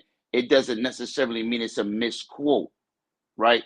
It means that there may be facts or truths, right, that are there that are not subject to our biases, How do right? we know that Certain without things looking are to the? true. Well, How do we know that because there's without certain. looking to the sources themselves? And that's what this Okay. article is saying, is that the sources themselves are saying differently and coming to different conclusions than Kessler is. Right. But the facts will remain the same, is my point. Right. When But you're that's dealing what I'm with saying. The research, when context you're around reading it with might be research, different. like where the equator is, right, on the earth is a fact. Now, whether I But believe you're there's a taking it as a flat fact, earth or whether but somebody listen, Numander, believes you're that taking it as a the earth is fact. a sphere. But But Numander, that's you're what I'm taking it saying. as a That's what I'm saying. but If no, you're saying you're taking but listen, you're taking it as the a fact. equator You're taking remains it in as the a same space, yeah, it's a fact. but it's not The a equator but is the same spot, longitude, latitude, right? It is what it is. But I may feel like the earth is a sphere. You may feel like the earth is flat. We may have opposing views, but that doesn't change the longitude or latitude of the equator. That's a fact. That's what I'm saying. no, So but that's Arthur no, Kessler uses but a listen, no, particular. I think it's a presupposition though, saying that it's a fact. The issue is when Kessler makes an attempt or an argument, and he sources a source or a reference, like just say D.M. Dunlap, that's in Kessler's references. If he's misquoting them to prove a point, then the fact that you believe is a fact is wrong, because he's taking it and misquoting it. Again, those are two letters, but that's a big word, right? If, right? So we don't know. There's no. That's what I'm saying. We're not saying he misquoted him. Again, I think a lot of times, though, that term is thrown around as a misquote when it's a misunderstanding of the allowance for you to use someone who opposes your view. A lot of time you say, well, the source that you're pulling up doesn't even agree with you. Like, that doesn't debunk you, is my point. Because you and an opposing view may be looking at the same facts, right? But you the try truths of a matter. What is he talking about, y'all? I know somebody feeling y'all understand what he's saying. Somebody feeling Leo, what do because you see happening right here? The reason I don't like you church people, Leo trying to be nice. Leo, what do you see happening here? You don't really want to say it, do you? Yeah, it's not making no sense at all. Like, well, you know that. Well, let me don't make no sense. well, let me put it this way. If you here's the issue. The issue is Dr. Kessler Kessler was not just some person who was studying the Bible and decided to write a book. He is well learned, and he has experience in quoting sources and everything, or he wouldn't have even quoted sources, you know. So if I'm quoting, if I'm reviewing a person's work, and my attempt is to say his work is debunked, well, you have to have both sides opposing views and for and against. Otherwise, you're not giving a proper review. That's what I learned in seminary. I don't know what seminary y'all went to, but if you're going to do a proper review of somebody's work, you got to list both. I've seen even in articles they give this is the view of this is what these people believe, and this is what this group believe, and then you have a conclusion of what you believe based on this. So and so said this and the other, but in support of Kessler's view, this author says this. I don't see that in these works. I just see one-sided reviews. But in that, Berean, they're still not debunking it. All they doing is he see it, but he he sees fair reviews into other people's work. Leo, it's a problem. They don't respect you. The other day I said Leo came and he presented some good stuff, and he had a few sources, not just the book Elder Green brought up, but the other people did make it sound. I said newfound respect for Leo. They made it sound like Leo don't know jack. Leo is in deep confusion. Nobody Leo, ever said that. To say that you're confused about what's going on, even what you're reading. No matter you got a bunch of slides, you're all in confusion. What would anyway. Elder Mike? Well, he's your friend. You're from you're your pastor, so he'll say you have top-notch research. Other people said the research was fire. People didn't want to accept it, that wanted all the feast days to be spread all over the whole of the early Christian church. They weren't looking at it like that. Right. Well, I got to get ready to go, y'all. I got to get ready to go. He left before and came back. And I hate when Bruce let out that big sigh like I got to teach these old illiterate Christians something. He just breathed in and breathed out like I got to say it again for these old dumb fools. Maybe one day they'll get it. No, what he'll say one day y'all will turn around and apologize to them. Pull the gloves off, Leo. Somebody said pull the gloves off. Share what you got to share, because this is not making no sense. They trying to say you slow. You trying to help those that might not be readily that fast, but they saying you the slow one. Nah. How about this, Leo? When you say be fair, like in all fairness, this is what I'm saying. This is what I'm trying to get at anyway. That in all fairness, right? Based on that review, right? Wouldn't it be fair for others to read the book, right, and actually, go through the information, analyze it, and then, read an opposing view, in all fairness, and then be able to come to the conclusion of what how they see it. Maybe it may be enlightening. Maybe this. Yes, I have. Have you read it? You've read this? Yes. Read what? Have you read any? Have you read any of the sources that he listed? Yes, some of them. Yes. For example, you read some of the sources too? I didn't read Kessler's sources. I read the 13th tribe back in the days. Well, yeah, I read it too. I mean, but you read the sources also? Not all of them.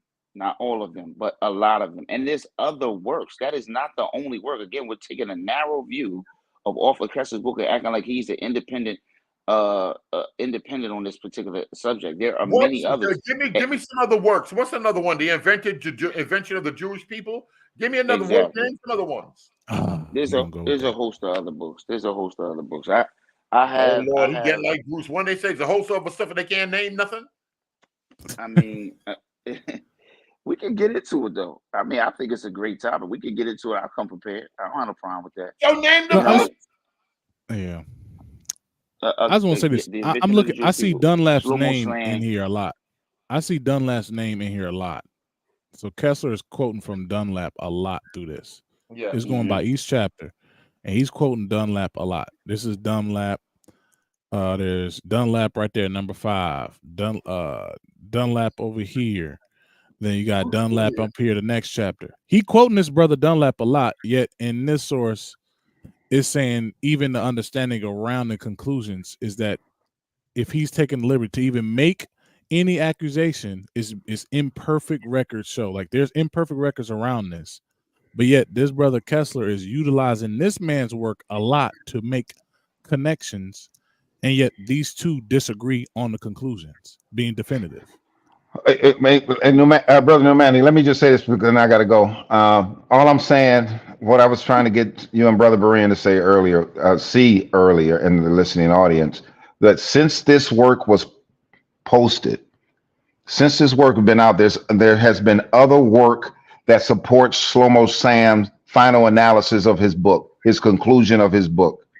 There's Shlomo Sam's, there's Benjamin Freeman, there's countless other Jewish people and writers and people in the newspapers that support and say the same thing.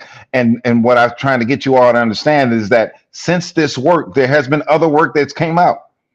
Just like since the work of Richardson brought out in Wayne State, that's old information. It's still good information, but since he brought that work out, there has been other work that proves another point of view.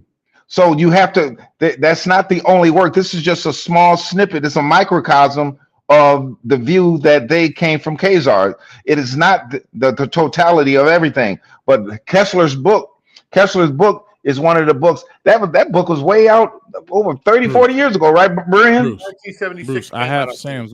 And I you have see, Sam's Sam, book every too. book you talking about, Leo got them on the slide already highlighted. I got him already. But so here's the thing. In the final analysis, I told Elder Green, and I'm telling Most Excellent Theophilus, and I'm telling you, Leo, you all rely too much heavily on these authors. You need to stick with the Bible and other. Y'all are using the proof. Hold on. I'm trying to make a point, y'all, so y'all don't get the gist of what I'm saying. You all hold too much weight on these on the understanding of man instead of the word of God and the Holy Spirit, which is telling you who the true people of the book are. We can say the same thing to you how you feel about Dante and Teo. We can say the same No, thing. but no. I'm saying you all, that's all you all talk about is sources and this and that stuff. Okay, what did they, sources, the way, oh, hear me out. Before the sources have only been used. The sources that we currently use in our educational system right now is no more than 400 or 500 years old. Before that, they were writing books and writings, and they didn't have that type of recording of sources. They believed that because people were respected their work. So you're going to dismiss all those old authors who didn't describe their viewpoint before them just because they don't have sources? What source are you using? No, that's dumb. This is a new phenomenon that has only been about 400 or 500 years old. But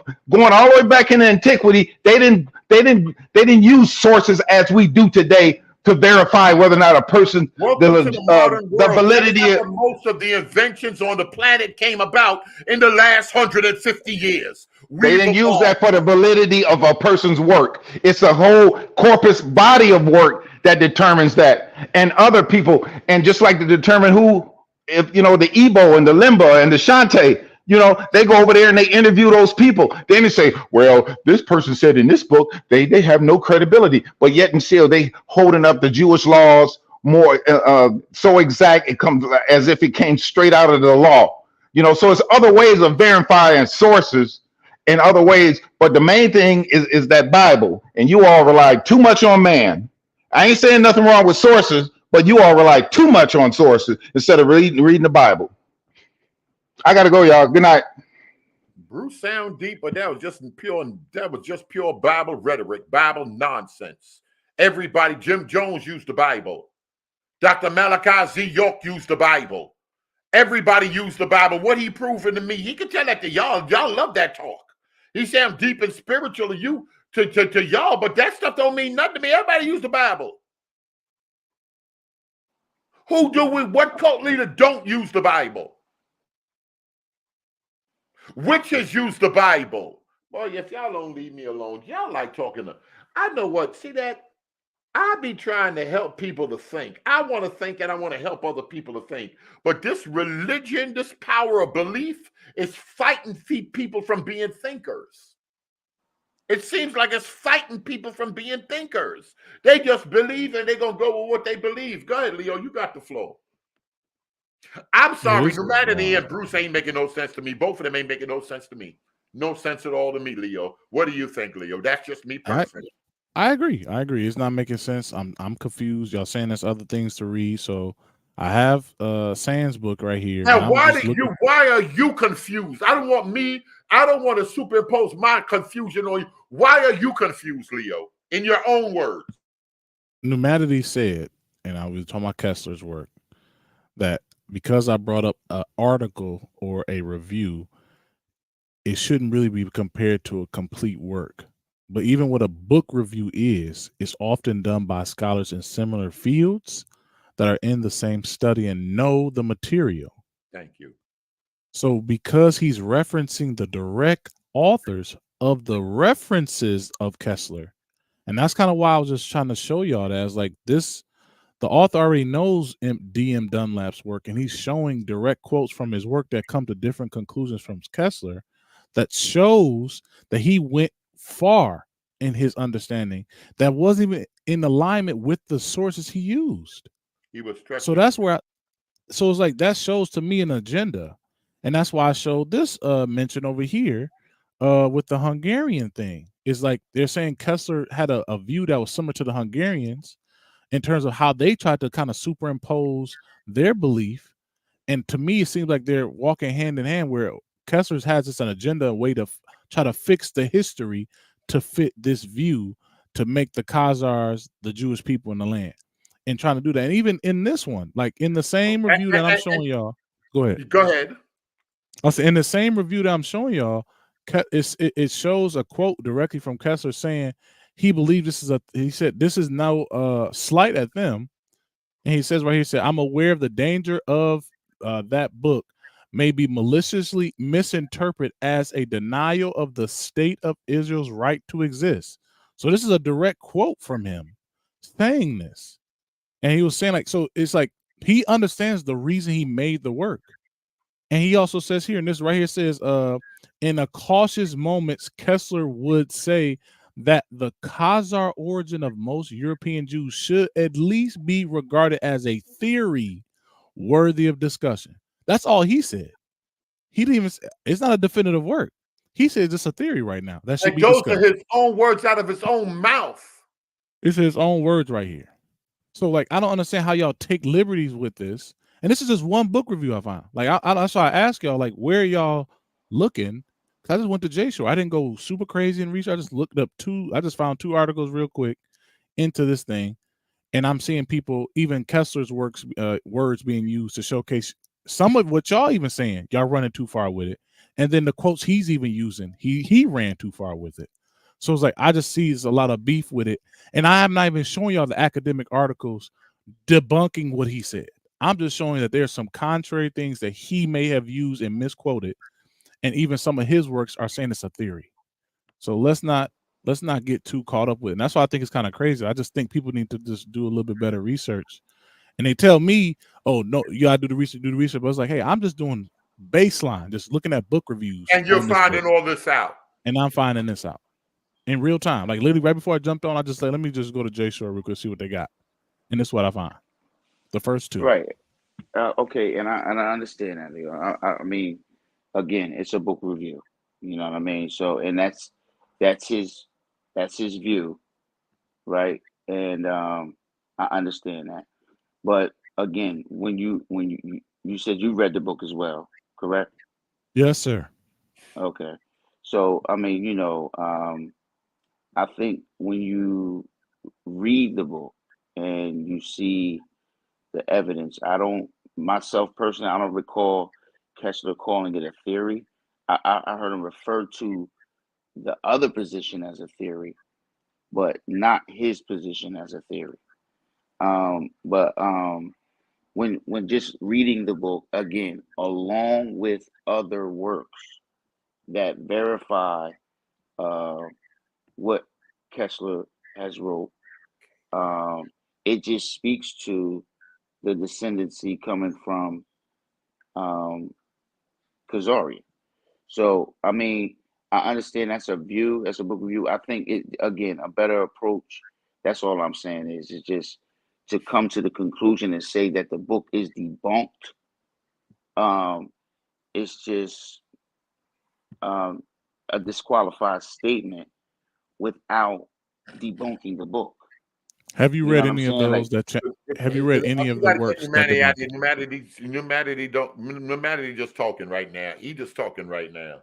I mean, because I'm not, but I'm for real, but I'm not trying to go too deep into it because, you know what I mean. It's 1:30 in the morning, and I would like to be prepared to discuss this topic and really get knee deep into it if it was necessary to do so. You know what I'm saying? So we could really come to a genuine conclusion and really have a solid outlook. You know, when you put all the evidence on the table, it's not really in a derogatory way. It's just in a genuine approach. I think when you When come you with a put really all of that, see that, Leo, hold on a minute. When you put all of the evidence on the table, we can look at everything. We can look at everything. This is Professor Henry right here, respected Jewish professor.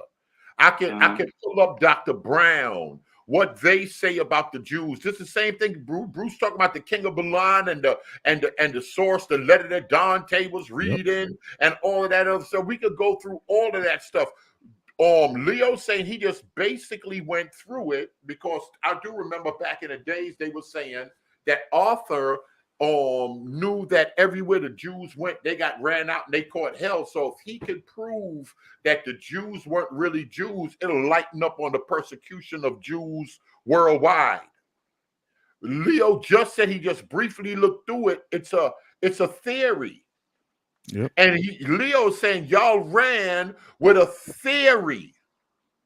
Professor Henry Abramson said, Dr. Brown said, Elder Green said the original Jews were not white. Nobody is that's talking about wondering what you folks are out here arguing. I gotta mute him. I'm hearing myself on his thing. Go ahead, Leo. I'm hearing myself echo on his joint. Yeah, he's got to mute. Yeah, that's what I'm hearing too. Is like they all took it a little too far with the understanding of what Kessler is saying, because quoting that, saying that he believes it's a theory itself and he just wanted to be utilized and just at least discussed, that's fine, and that's what has been happening. And then people are saying, yeah, the findings that you've come up with are wrong, or they can refute them. So that should be kind of the matter then. You've brought up a theory. Even if we get mad, even if we ask Leo, they get mad if we say, okay, those Jews are fake. Does that automatically mean I'm an Israelite? No. Because we want to take it one step at a time. They get mad. You just don't believe. You're going to believe one day. You're going to ask them. You're going to say sorry one day. I'm not on it like that. One step at a time, because them guys didn't do it. That don't mean I killed them. This math ain't mathing.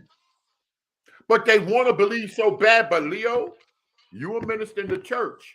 People are looking for identity, and cults are seeming to fulfill that identity that they're seeking for. I'm a Moor. I'm a God. I'm a people looking for identity. What are y'all going to do with that?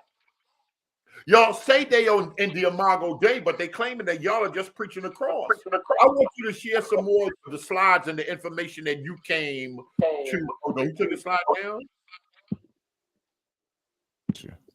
Leo left. Let me share my. I got it all set up. I'm ready to go. This is plenty work, and this is good stuff. Every book they talk about, you bringing it up and got the slides and got stuff highlighted. They still acting crazy. Oh, I took my time with this. So the reason I couldn't present everything yesterday, because like I said, I got a bunch of slides. You might have to mute up Humanity. And I had to actually pull from my master deck to this one. So I just had to pull these together. So go ahead. Yeah, so like I got a bunch of stuff, Trinity, church history, everything over there. But like this is this is my view right here. So I just wanted to just pull this together and show. So the parting of the ways, my view. So this is kind of like the win. I believe is between the mid to late 1st century, between Christianity and Judaism, where Christianity was seen as a definitive group of people. How? Components of the parting. So it's speaking to 3 main points. The doctrinal separation, so salvation by faith in Christ and Jesus, that was a big issue for a lot of Jews, and that's why the persecution of Christians even came earlier. Because of their belief in faith. That was a big issue. Communal separation. So I have the Matthean community, Didachic community, Jerusalem church, Antioch, and Pella community. So these are other documentations within the same period that speaks to a separation. Then identity separation, changing identity markers, the third race theory, and then also social identity theory. So these are components around the identification of what a Christian is that shows a separation. Lastly, the why, internal, external factors. So anti-Christian, like understanding. So there are a lot of Jewish sects out there, the Roman government, and rabbinical Judaism. So those groups were heavy on anti-Christian Christian like propaganda and persecution. Then lastly, you got anti-Judaism. So that kind of what people associate with the church fathers, and then the later councils. So this is kind of like how I think about it. And like I said, I know some of the issues, like, oh, you're saying there was never a definitive break. I would say the definitive break first started with the doctrine. And that's kind of why I start there. Like, it showed a difference between believing Christians and non-believing believing Jews and non-believing Jews with the salvation message. The Christ message was separating them from Judaism already in the Messiah. They did not believe in him. So because of that, there was a delineation between those that believe and those that didn't. That was the definitive break first. But then you can showcase more widenings of that later through these different communities. But the break was already there, showcasing a difference. But yeah, so this is just, like I said, this is a showcase, a highlight of my view. Like, so they said there are scholars out there that don't believe there's a parting. So to be consistent, I wanted to showcase those specific articles, books of people that actually challenge a definitive parting. So like I said, I showed this source before already. Leo. From James. Yeah, go ahead. Go ahead. And I hate to interrupt. All right. I just want to say I don't have much time, right? You know what I mean? And I know you about to get busy because this is your bag. I know you in your bag. It looks very well done too for the work, for the record, right? I just want to say two things if I can. One, that what you just did on the this is why I wasn't cutting slack, even though I was, you know what I mean? I didn't mash on the gas, but this is why I wasn't cutting no slack on the opposing views. All right. Now, this is how you do a work. Where you state your position, right? But you also approach it with the integrity of showing the opposing view. And that's what I was getting back to. We changing gears now, right? But what Kessler's book, the whole topic in general, right? That whole topic in general, not just Kessler's book, but both views being laid out and being, you know what I mean, being able to show, because it shows a level of confidence and integrity to your work when you're able to show the opposing views, because you're sure-footed on where you stand and have the evidence to prove it. And I'm just saying, with that approach on that particular topic will be a much more sound view, where your opposition will be much more, I think, palatable and respected, even if we don't agree. That's all I was trying to get at. Number two, you feel what I'm saying? That's all I'm saying, brother. All right. Number two was I was only going there based on the previous topic of we was getting into eugenics. I was bringing that out, and the identity crisis that all of us are suffering from, not just just going on the Jews or whatever, or getting at us as well. I just think the whole eugenics process has been apparatus used to kind of like keep us all in a state of confusion, to bring us and amalgamate us into a one world government. That's what I was getting at. But I don't have much time. You know what I mean? I gotta go because I gotta get up and work in the AM. I don't have my liberty just yet like you, brother. So it's all good. Yeah. But I'm gonna definitely check this out, because this parting of the ways is another hot topic you brought to the table. And I know the argument is not necessarily the separation, which I'm interested in hearing how you break this down. So I will rewatch this. Hopefully Berean won't take it down. But I hope you touch on the feast days issues and how where there was how that parting of that, not just based on Jew and Gentile, but a defecting of the faith, and how you kind of like work that into your dissertation. So I'll definitely be looking into it, bro. Oh, for sure. And that's a good piece that I can definitely add. And I have it. Yeah, thank you for that. And I thought you was dealing with Kunstler. I didn't know where I walk away and come and y'all got this, but I don't be understanding the humanity, y'all. I'm gonna tell y'all the truth. I love him, but I don't be understanding him. I be lost. Leo, you don't be lost sometimes? Yeah. I do. Yeah. It's a lot. It'd be a lot going on, but then also, like, when you slow it down, like sometimes it don't really make a lot of sense. I think when topics just get thrown around, it just seems like we just moving around. People just ask questions, but then when the convo gets focused on a specific matter, that's when it don't really make much sense what's being said. But I respect humanity. We're looking for identity. Yeah, I think there's more of a deficit there too. Like a lot of us have a deficit in identity, not knowing where a lot of us believe they know where we come from beyond just America. Israel descent said, who is we? I would say most black folks that don't know or care to know, so to speak, there may be a deficit there for just feeling like, hey, everybody else know where they're from. Every other culture knows where they come from, and they have roots and connections, but we don't. So, well, the because guys of in that, the church failed to tell us who we were. Well, the pastors ain't doing it. yeah, true. But that's another part. That's church job. I wouldn't say it's necessarily the church job to give us identity in terms of outside of Christ, but I would say there's components I believe in the church infrastructure that can help.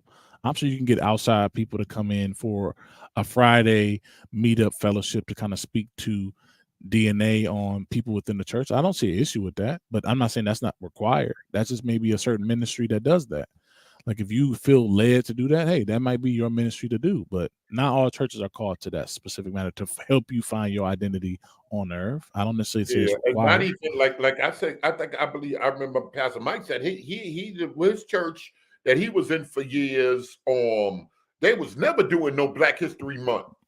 Nope. And he don't make it sound like he planning doing no Black History Month. Nope. But it seems like that they want some history.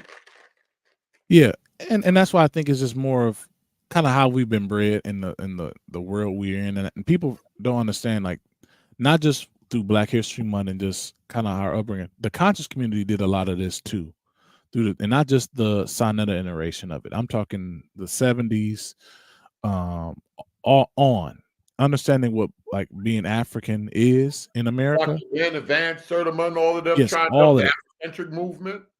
All of this, I think, has played a big role. Like Afrocentrism, like really played a big role into how we look for it a lot, because it's something that I feel like we've believed we've missed, and now when you emphasize it, it feels like we got somebody that's looking into this thing that we should know. Like we're something we should know. Many of us are curious about it to learn more about it because we feel disconnected.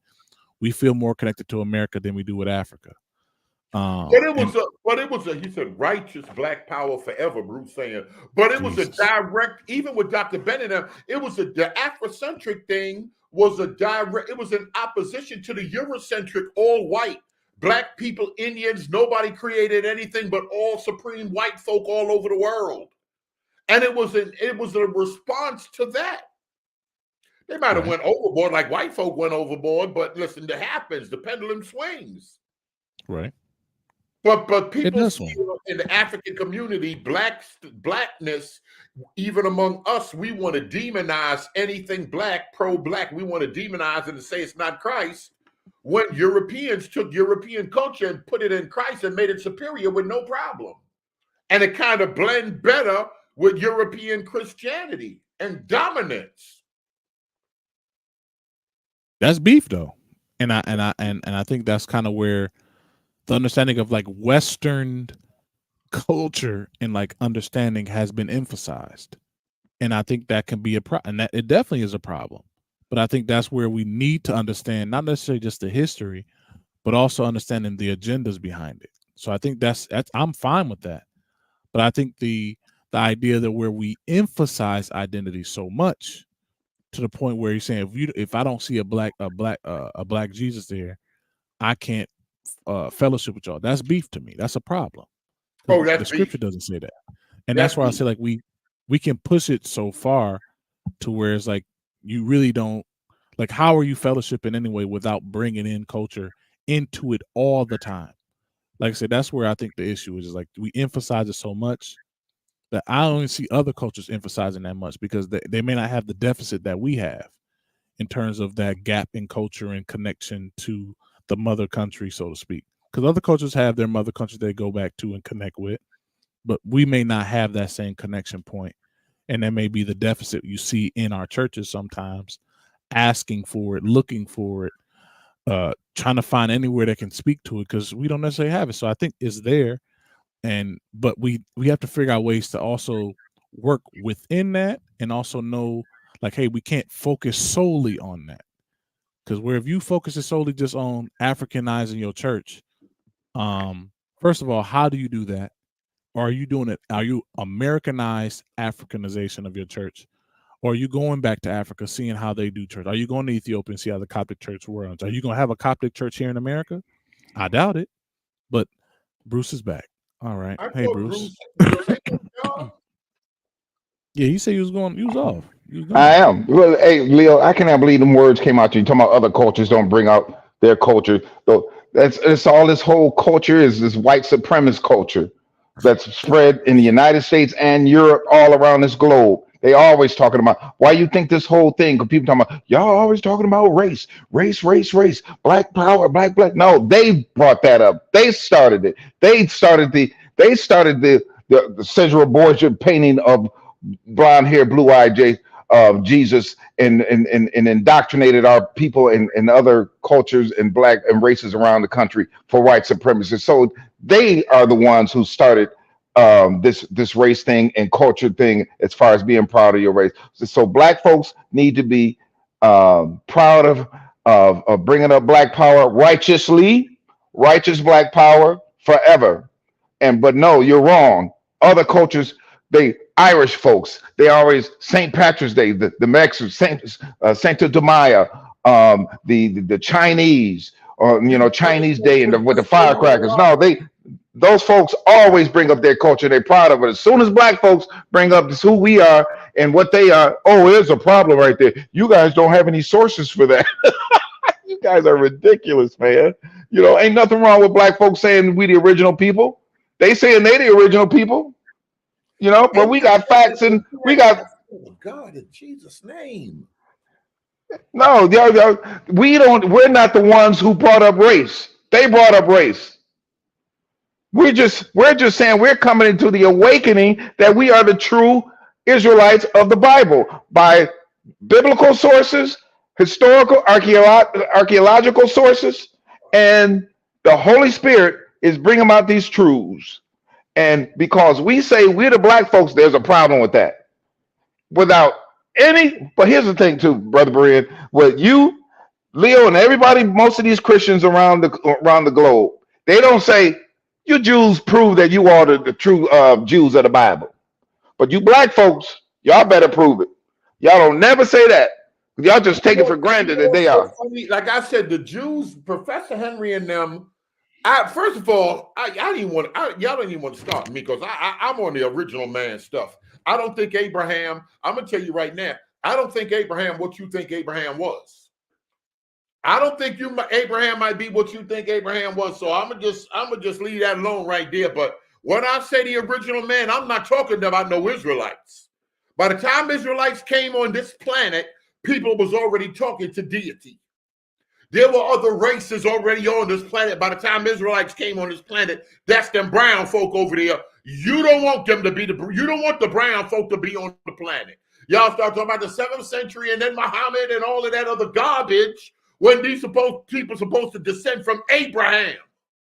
If they descended from Abraham, they lived in the Levant, the Arabian people, the brown people. But y'all don't want the brown people to be around. Y'all got it on some black power stuff. I think y'all got the history confused. I'm not thinking about white folk. I go to Elder Green Church tomorrow and show y'all the chart and all that other stuff that he's dealing with. He said, look, he got a whole professional chart up in the back classroom where the elders be. A whole chart. And then they'll show you when European nations got jumping. Hundreds of years of blank pages. And they got all them other nations that the Bible speak about. But them other nations wasn't jumping till hundreds and hundreds, thousands years later. Now, y'all would get mad if I went and I showed y'all that chart and I played some old Elder Green stuff because y'all going to say it's black power, but it's facts. I understand what facts are. I'm not confused with the facts, but y'all trying to make me hang up that picture of Nathaniel. Y'all trying to make me put fringes on. I don't like the fact that Israelites say, they be like, we ask Israelites, yo, when you gonna go, where you gonna go to a service at? Ain't no Israelite congregation around here nowhere. Oh, so you so pure and holy, you can't walk into a church on the corner? Something got you thinking in your mind, every church is the demonic. Something got y'all thinking that in your mind. We pressed y'all, Abu and COVID, we pressed y'all on the Christmas tree and the source and the show and proof is pagan. And your bishop was in here. Your bishop was in here, and y'all didn't have a source. Then he said he wanted to debate me on the tree, and he posted up something from Babylon. I said, I hope you don't think that's the tree. And then he switched it up. Oh, I got the slides ready. We could get it on. That's one of the times. Everybody do me a favor. Let's name the times we were embarrassed. One time, Israel embarrassed me when Abu and Kovi came on here and pressed y'all about that Christmas tree. So y'all so pure, y'all can't walk in the church because the church is full of lies, but y'all will sit home and say y'all keeping the feast. And the church is wicked and y'all got to fix the church. That's where I got a problem with y'all. I got a problem with Nathaniel Broadbrushing. I got a problem if I can't find Sakari giving out foods and in the prisons and in the hospitals like we commanded to do in the Bible. Y'all talking about commandments. Are we commanded to visit those that are in prison? And to look out for the fatherless and the widows? Hell, Freemasons do that. Well, y'all say they Luciferians. Nah, y'all ain't writing exact with a lot of stuff. On top of the fact that Israel don't blow at Israel. Oh, this is looking like Freemasonry to me. This is looking like a secret society to me. Negro, come here and say anything about the Holy Ghost. Long as he Israel, you ain't going to speak against him, Bruce. That's a problem. I always speak up against those camps that's bringing out false doctrine. Shut your filthy microphone. You know I do. Shut that filthy microphone up. I knew once Leo started talking that Bruce was going to jump back on. Leo, would you like to say anything now? No, it's all good. And Brian, we could talk about the part and stuff. I can show this later. Hey, y'all, when y'all gonna address the Humanities requests about the feast days and what you know what he said? Oh, I got something for that. I got something. What Humanities said, Leo, I had walked away. He said, because like I brought like cause the parting away stuff. He's saying like it was good looking at this, but I hope you touch on not just the definitive parting, but who was keeping the feast and were Christians doing that. And like I said, I have specifics on that. I haven't used it for this because I know it's a touchy subject. So that's kind of why I don't go into it. I don't care if it's touchy. They can't make it sound like everybody was keeping the feast if everybody wasn't keeping the feast. But at the same time, we can't make it sound like nobody was keeping the feast. Like we're talking about the majority, and you're talking about Arthur Kessler and what's the prevailing view. Was the prevailing what most believers in the first century keeping all the feast days and wearing fringes and not eating pork? And before Constantine, that's what I want to know. Even if we deal with the whole thing with or what Kovi brought up with Polycarp and John, was everybody keeping the feast? Was a large portion of people keeping the feast? And if it was only a small amount of people, y'all can't make it a large amount because you're twisting the information. That's all we're saying. Well, see, Green don't want folk running around here act like wasn't nobody keeping a feast. Well, see, I differ from a lot of Israelites. Everybody kept the feast in the first century. Y'all can't prove that Antioch kept the feast and didn't eat pork. What I'm saying, Brother Brand, I differ from a lot of Israelites on a lot of different subjects. You think I agree with everything? Like I agree. Like what? Like some Israelites, like Elder Green and some of them, they were like, well, just some of them was. No, the majority of believers that were engrafted into the faith were keeping the feast, and it's just common sense. The church, Israel didn't get engrafted into the church. The church got engrafted into Israel. They were keeping the feast, and it was the majority of them. It just when they went in persecution, and then those wicked bishops and I got it. I can't take it any longer. My stomach. Bruce make me want to puke. How Acts 15 something came up about circumcision and the law, and they said, John and them said, these are the things that the church of Antioch needs to do. And they didn't say keep the feast.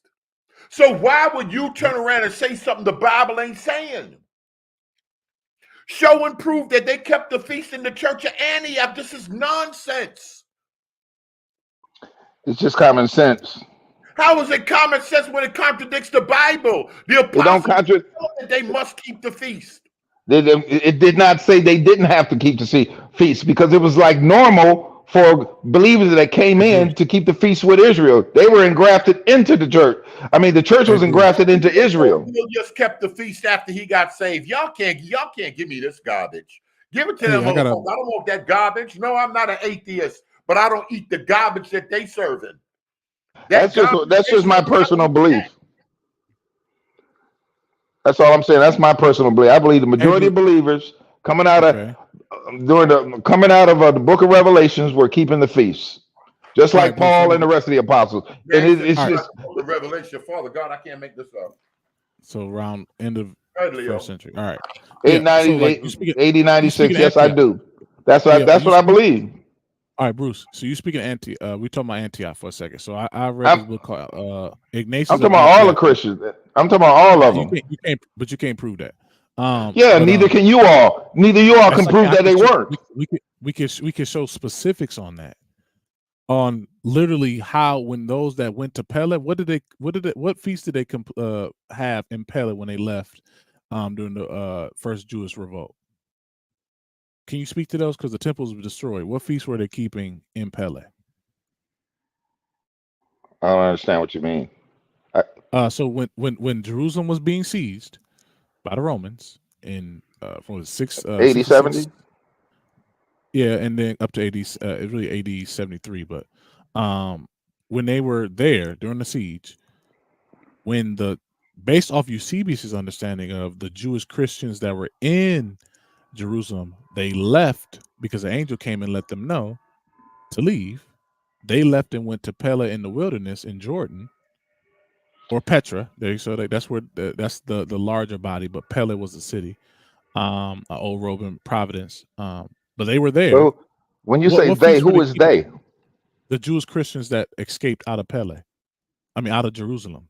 That's documented through Eusebius's writings. You can also look at Arsisto of Pele. He speaks to this as well. So, have you looked into Pele and the flight to Pele research? Listen. Have you? Can I be honest, frank, and honest with you all? I'm tired. Yeah, no, I'm tired too. No, listen. I can I be honest and frank? I don't believe nothing of these wicked white folks that are written in the annals of history. Now the truth's coming out. Because they liars, man. All they have been doing is lying to us. And that's why we don't know who we are. That's why we don't have no heritage and no culture. And all they have been doing is erasing, whitewashing, and burning history. And when we came out of 80, 70, we were on the run. So and they didn't document. Yo, he don't even believe what he reading. No. This is history. We can't laugh at. I'm laughing because I'm ignorant, but we can't laugh at this. He don't believe nothing that white folks say. But if the white folks sources, because they wasn't written for us, y'all, he believed those white folk sources that Dante used. Never mind. This is horrible, Bruce. No, listen. This is history, Bruce. This is history. It isn't. Well, listen, it's documented. It's his story. Wow. And listen, it's his story because they burned the books of the Hebrews, the true Israelites, because who you think they were persecuting? From Neo to Diocletian. Those Christians, mostly Jews. Bruce, I'm not talking about that right now. I'm talking 70 AD. That's what I'm talking about. We were on the run, man. It all right here. I told y'all. Listen, we were on the run. Racism has no place in scholarship, but hey, it is what it is. Because they liars. Hey, how come y'all can't understand that these folks who had the authority of the pen are liars? So Eusebius was lying about the flight to Pele. I'm saying Eusebius was controlled by them for the threat. Yeah, he was controlled just like the rest of them too. Eusebius was controlled by the more wicked demons from Nero to Diocletian when they were on the run, and oh my God. The wicked old. Oh, hey, Maria, I'm serious, man. Our ancestors were on the run, man, for them wicked folks, and they whitewashed and erased our history. Oh, that's just the truth. too much wreck with Bruce, this. man, you lost, bro. I love you. You're my elder, but you lost, bro. All right, y'all. I'm saying good night, man. Good night, Bruce. Don't come back. Yeah, Father. we can end it off that. Hey, We yo, can end it yo. off that. Oh, man. Eusebius Oh, was lost. man. Eusebius. Yo, I don't know what happened to your slides. I'm crying over here. This is crazy. Buddy, but you see when folk get tired? You see it, he told me I must love Bruce. You see, Bruce came in here. Bruce said, I'm gonna tell y'all the truth. I don't trust Steve White. The whole truth came out, y'all.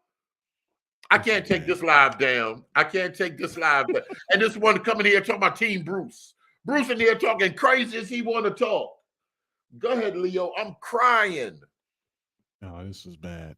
This was bad.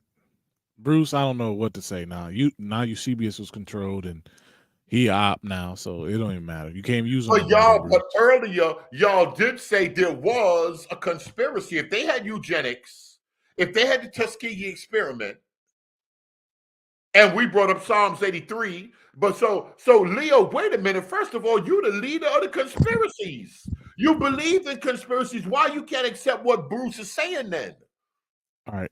Well, we're going to talk about one part then from this PowerPoint. I can do it another day because it's getting late too. But I'll bring up. You ain't tired. I ain't tired. I got this one. I'm gonna jump to the end for this one part because this is something I did not present at all. And this is a part of I'll say a conspiracy, so to speak. So one of the issues is there's a reconstruction. Now, there's a reconstruction. It's called the Evaluating the Post-Holocaust Effects on Christianity, Church History, and Judaism. So I don't know if anybody's looked into this. Like, this is at the end of my presentation. It speaks to some of the research I've looked into that talks about this. And now this is a source I think Covey talked about because I brought it up. So I looked at the Lexham Bible Dictionary on the parting of the ways. And in green, it references like all the different causes of a parting and then the research around it. But there's one part I want to talk to. It says, in recent decades, a number of scholars and historians have begun to question this scenario. So the parting of the ways of a sharp early schism between Christians and Jews and the formation of distinctive identities by the 2nd century. It lists all these different scholars. These scholars see the parting of the ways as complex, slow, gradual process on both sides. Now, they're saying there's ample evidence to continue to interact closely and influence each other for centuries after Jewish wars. But the reason I showed this is because this is one part right here. It says at the very bottom, it says, but the decisive schism, once considered as fact, is now doubted because of a lack of positive evidence. So I was like, okay, this is not in my favor. I'm being transparent. But I thought this was interesting because it says once considered as fact. So there's a time in which the parting of the ways was seen as fact. And this is where I would say the church history supports this. And that's why I brought up the post-Holocaust understanding. So what happened is, and if you'll see, is that it says, and that's that source here, it says within recent decades. So this is another book. It's called The Gentile Christian Identity for Cornelius and Constantine, The Nations, The Parting of the Ways, and the Roman Imperial Ideology. So the parting of the ways. So this is an interesting mention I saw here that I thought should be considered. Again, this is at the end of my presentation. I got a lot of slides to go into my view. But I thought this is interesting in how they reclassified or at least reconstructed history after the Holocaust to actually bring in this view as a newer understanding. So just listen to me here and just kind of see, like I said, this may be conspiratorial, but I'm seeing different scholars bring this up. When seen against this background, then the newness of Parks, and this is Parks that actually termed and kind of pinned the idea around the parting of the ways early, more soberly historical and less patently self-serving, the parting of the ways can be clearly seen. To be sure, he was in a sense ahead of his time. His work was, now listen, now this is the key mentions here, around there is a reconstruction of history after the Holocaust to bring in the oh, it wasn't a definitive parting. His work was overshadowed by subsequent factors, the Second World War, of course, the storm clouds of which were already appearing on the horizon as his book was published.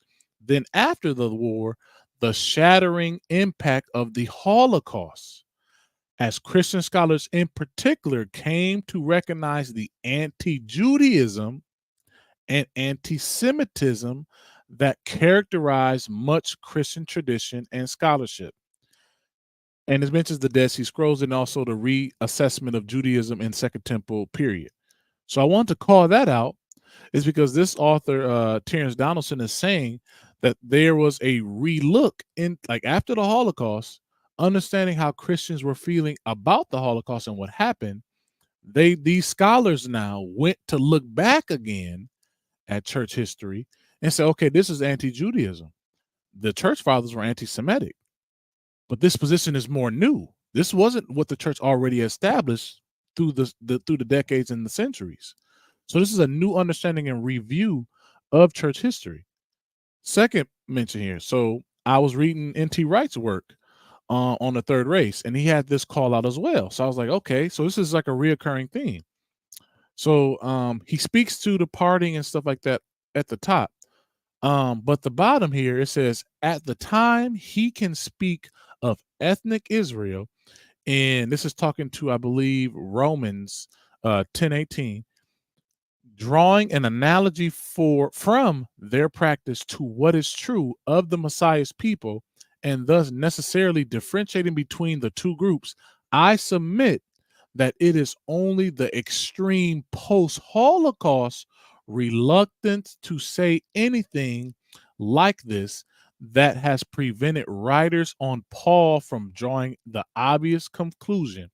He saw the people of the crucified Messiah as having a Messiah-shaped identity, which marked them off from Jew and Greek alike. So here, N.T. Wright is saying the extreme post-Holocaust reluctance. So those scholars that were out there reconstructing history did not want to push this far, because I believe it's more around the reconciliation, trying to reconcile with the Jewish people because of the tragedy that happened. There was a placation to them, or a way to pull them in, like, hey, we're re-looking at history because of we want to see what's going on with the church and how we've looked to you. How was some of the church's writings supporting some of this pushback against you and oppression against you? So N.T. Wright, at least from what I'm seeing here, he's saying because of these post-Holocaust scholars did not, they pulled back and did not review it fully.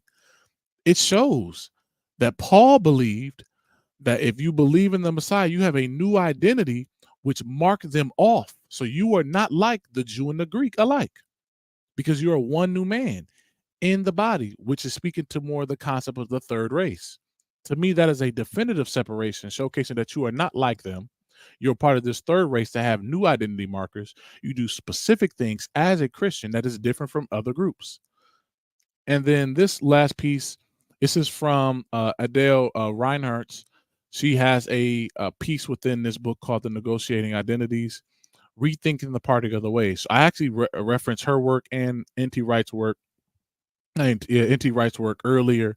But she says here, and she's actually a little different than my view. She supports my understanding, but also shows that there are other works that kind of push back against the true parting. But her view is more of there was a departure solely from Christianity, or the Christians away. The Jews did not depart. They stayed the same. They didn't really care too much, which I would disagree. And I'm going to show that too, how there was actually very definitive from the Jews as well. At the same time, it seems clear that the metaphors, which she's talking about the parting, express particular perspectives that can be related to broadened trends in Jewish-Christian relations. The metaphors under consideration all emerged in the modern period and became central to the discourse in the latter half of the 20th century. Now, interesting here, this development correlates with the rethinking of the role of Christian anti-Judaism in the form of European anti-Semitism that emerged in the Holocaust. This rethinking was undertaken not only by mainstream Protestant and Catholic churches, but also Christian New Testament scholars, theologians, and historians. That Jewish scholars and clerics also adapted these metaphors, suggesting that these efforts were well received and perceptive in the post-war context of reconciliation.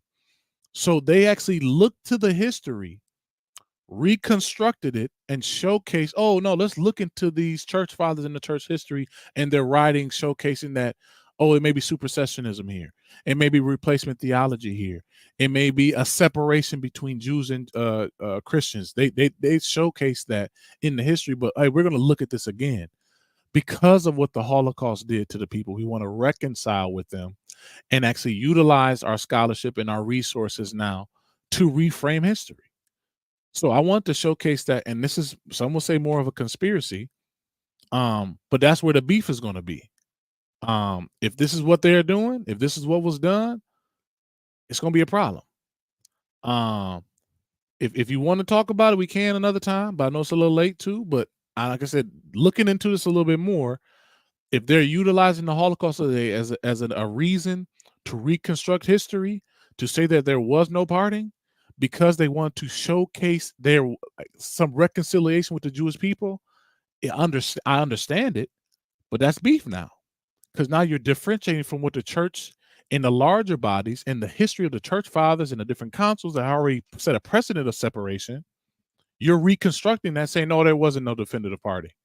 And you're actually showcasing that with the post-Holocaust understanding.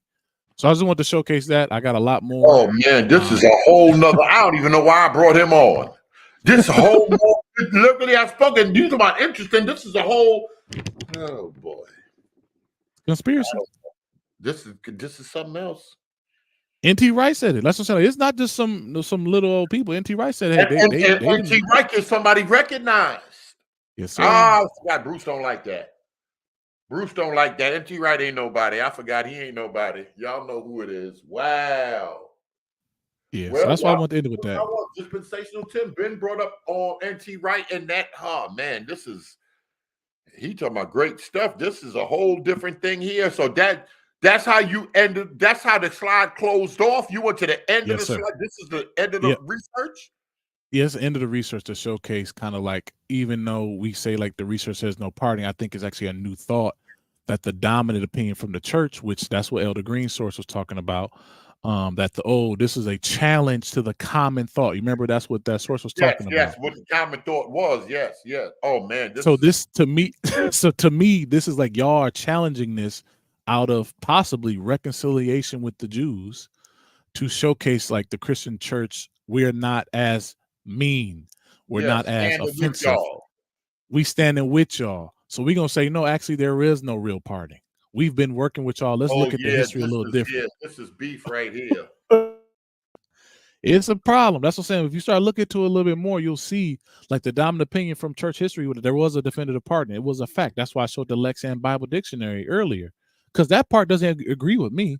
But I just want to show that one little piece. It says it once was deemed a fact, but now they done changed it all with the new scholarship.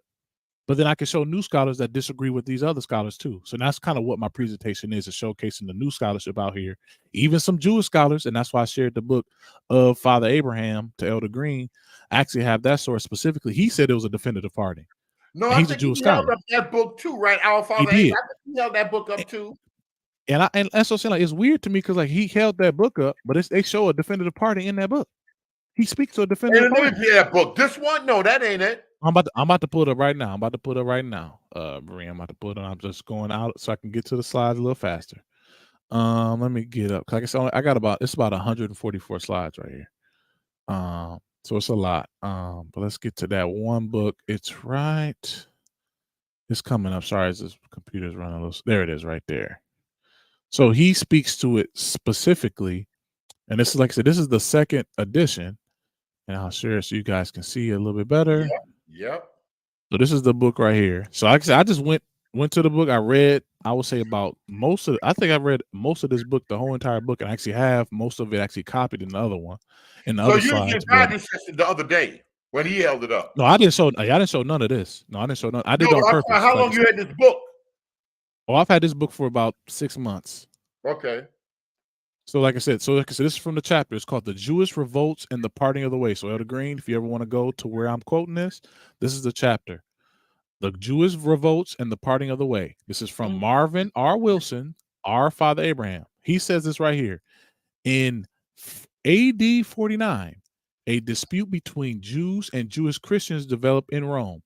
In an effect to restore order, Emperor Claudius expelled both groups from Rome, apparently making no distinction between them. Hold up. He made no distinction between Jews and Jewish Christians. I was like, okay.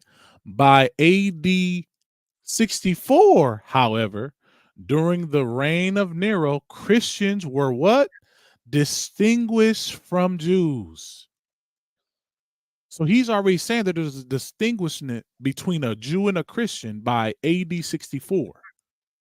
Tradition asserts that the Apostle Paul was imprisoned in Rome, where he later died as a martyr in about AD 64, the time of the Great Fire. The Roman historian Tacitus states, yes, sir, blamed it on the Christians. Literally, that's what it said right here, and blamed the Christians for it.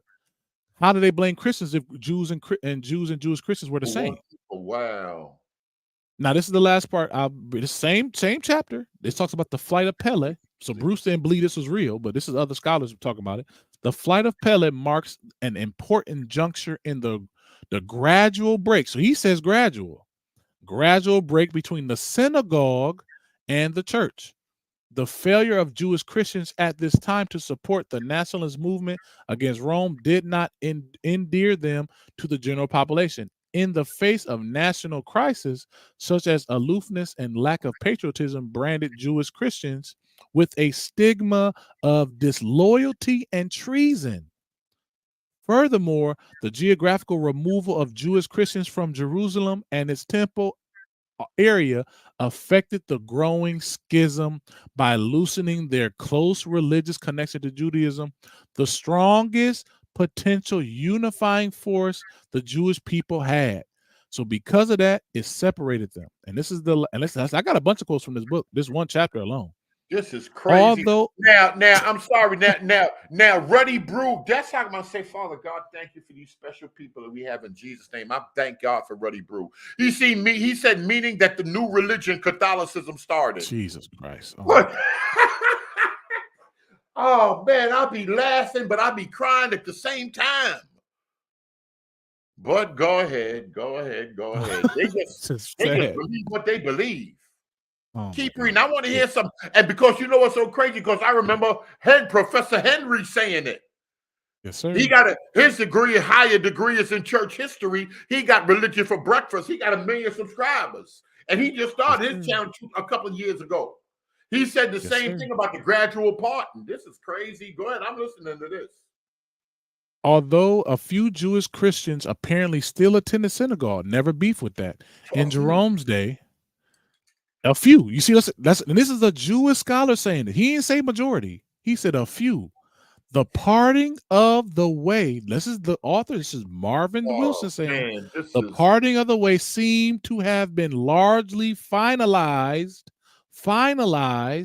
by around the middle of the 2nd century.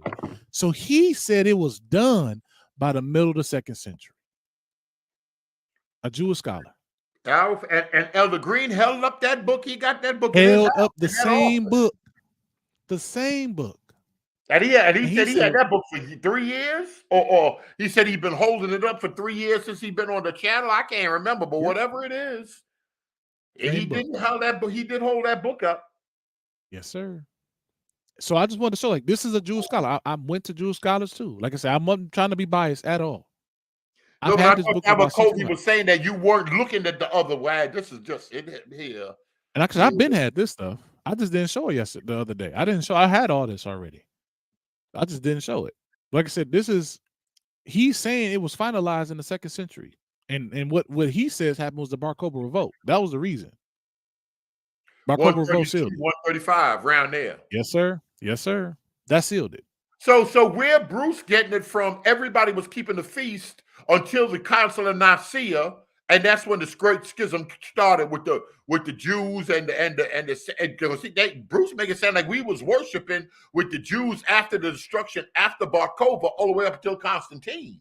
And then it was a beast with the 14ers and what day they was going to have Easter and all of that stuff, Resurrection Sunday, and that's when we went our separate ways. No history saying that. Nope. And that's why I've tried to mention the brother name before, but he's a Cordeciman. So Bruce knows the Cordeciman. He bring him up all the time. But his name is Melito of Sardis.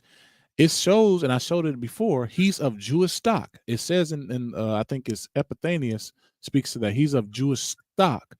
And because of that, he was born a Jew.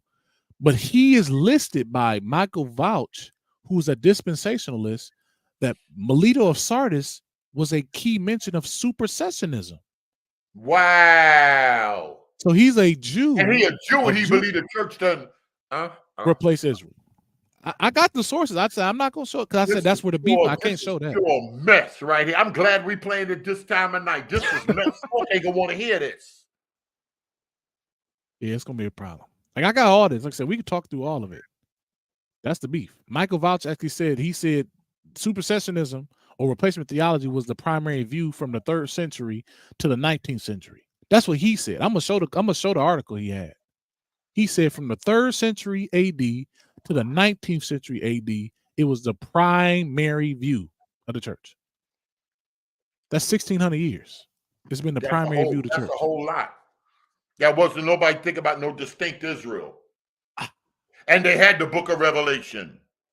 They had the same scripture we had. Yes, sir.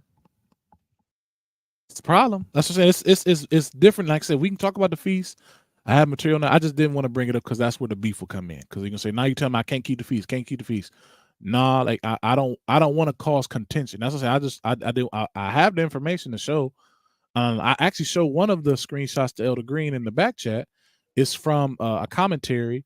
It's called and I'll show it if we do this another day and everybody else can see it. I can do it again. I can do the full presentation then. But it's a part. That's how come I told you when Elder Green and I had that U-Haul, we was doing that other thing. Yes, sir. For the lady in the church. I said, I can't find it that they continued in the 2nd, 3rd, 4th, 5th, 6th, 7th century, all the way up until the Spanish Inquisition or something. And then they try to force or stop that. I can't trace it all the way. And then I remember More Eduardo saying that his rabbis formed the Jewish Council of Messianic Jews in the 1950s. So was this a resurrection of an old belief? Because I couldn't find it in the 8th, 9th, 6th, 7th, all them centuries, all in between there, Jews keeping the feast that were born again. Berean. All this is coming. All right, we might be on the track right now. Now you show me this. This is Berean, more. This is more mess on top of a book that Elder Green already had. Yeah, this is all beef. Berean, and that's why I said that book Elder Green has. I understand that they say like, hey, he's questioning the parting of the ways, but he's also admitting his view is different from the common thought. So he's bringing a new understanding and challenging the current opinion. But then also some of the things he's saying, I've seen others say. I have no beef with it. Like, hey, I can say I'll show it in the first couple of slides of different people that disagree with my position. But my big issue is even when you disagree in that same book in a different chapter, it mentions a brother, I think it's Serapion. He's a Christian theologian, and he references a Jew. And I talked to Elder Green about this. This is in his book, Elder Green's book. He references a Jew. I actually screenshot. Let me see. I can pull it up. Actually, I think I can pull it up right now, real quick. Because I was like, hold up. I'm like, hold up. So this dude I brought up to Elder Green is actually in his own book. That this reference he actually said that he actually says in the book that let me see if I can get to it real quick. He speaks of a Jew that was a Jew that then converted to Christianity. But in Eusebius's writings, he says his conversion was back into Jewish superstition. And when I found out what Jewish superstition means, it pretty much means practice. So he went back to the practices of the Jews, ordinances, feast days. But when he became a Christian, he didn't do that. That going backwards. He went backwards to the superstition. And I'm about to bring up the source right now. Like it's the same guy in Elder Green's book. He's listed in here. I was like, hold on, I know this not the same guy in here. That's in Elder Green. In Elder Green's book, he's in here. I was like, okay, yes, he is. Let's pull him, see if I can get to him right. Yep, here it is right here. So you see this right here? Mm-hmm. So this is the brother. Now, but this guy right here, he's a Christian, and he writes this. He's a bishop of Antioch in 190 to 211. But I want to showcase the reason I'm mentioning him because it says of our 2nd century Serapion. This is from again Elder Green's source later in the book. Only a few figurative writings survive, including a letter to Montanism and another to a certain Demonius who had fallen away during persecution. This Demonius is only mentioned in Eusebius's writings, and there's only one footnote I found about him, and that footnote says that he was a Jew that converted to Christianity, fell back, like it says right here, due to persecution. Went back to the feast days when persecution Went came. back to the feast days. Went back to the feast day. And this is in Elder Green's own source. Oh boy, why did I even start this live today? Now look at this hypocrite we call Bruce. He said Leo and Elder Green rely on books too much. Give me Bible, but research and verify writers. See, Bruce is so funny. When everybody he mentioned, they don't even talk Bible that much. They usually talk Columbia. They talk Princeton University, and they talk sources and books and white folk. Yes, sir. But now Bruce don't trust white folk, and y'all use books too much. Unbelievable. But Bruce can't even see the hypocrisy. Elder Green, if you want to, if you're seeing this, go to page 128. This is what I'm talking about. Page 128. You can go right to it. And not the same book. The same book that was up on just now. This is the same book Elder Green has. This is the type. This is the cover of the page right here. This is the book Elder Green got. This is the book right here. That's the book. Same book he got. I saw the brother was in here, and I was like, ain't no way he in here. And he is. So, like I said, this is research. And if you go to Eusebius's writings about Serapion, this guy right here, just type his name into Eusebius's eschatological history, and you'll get to his name. And he talks about this Demonias, and he speaks to him falling back into Jewish superstition. Oh, this is beef right here. I don't know. I might see Elder Green in the morning. This beef right here. Yep, same source, same book. So like I said, if you see, it says the letter was preserved through Eusebius, so it's right there. It's in Eusebius's writings. And Elder Green told me to go read Eusebius, read all this stuff. So I started reading, and I started finding stuff. Like I said, I told you, I'll be honest, I have a lot more on the feast days, and that's when the beef gonna come. And that's why I don't want to. I hate showing this because it gets contentious. Like I said, the Melito stuff is really good beef with our supersessionism. Ignatius, it gets a lot of beef on him. Clement of Alexandria, Irenaeus. A lot of this gets bad. And we go to the councils and the synods and how they felt about it. And then on top of that, I'll give you some commentaries that said that Paul and Peter didn't keep the feast after a certain period of time. Peter actually lived like a Gentile and ate with Gentiles. He didn't just say eat. The commentaries are saying that he actually lived like one. That's going to be a beef too. This is Peter and Paul. Yeah, this is beef. This is beef. This is prime beef, Bruce. This is beef right here. But so then I gotta say, Bruce, y'all can't act like the church been keeping the feast and the nonsense my man Plummer used to say that the falling away is when y'all stopped keeping the feast. The church fell away because the church stopped keeping the feast. We got evidence that the feast ain't mandatory. And I'll tell you, Elder Green ain't pushing feast on nobody. But if you choose, you believe you're Israel and you choose to keep the feast, or you Gentiles and you want to keep the feast with them, he don't got no beef with that. But for the most part, it's like right now, most of the church was not keeping the feast. And if that could be traced from the times of the apostles, when did the church fall off to hate Israel? If mad church people for over 1,000 years believe that the church in Israel or the church superseded Israel and they become one people, not the Gentiles joining them, but God making one new man, minus feast days, and you have salvation. Because y'all want to lie and say, oh, the church throw away Israel, they don't want to recognize us. This is beef. Y'all been lying to us, trying to persuade us to come back, not saying Elder Green, trying to sway us to come back to the feast and arguing the Christmas tree and how we in sin. Oh, now y'all ain't gonna want to go to history?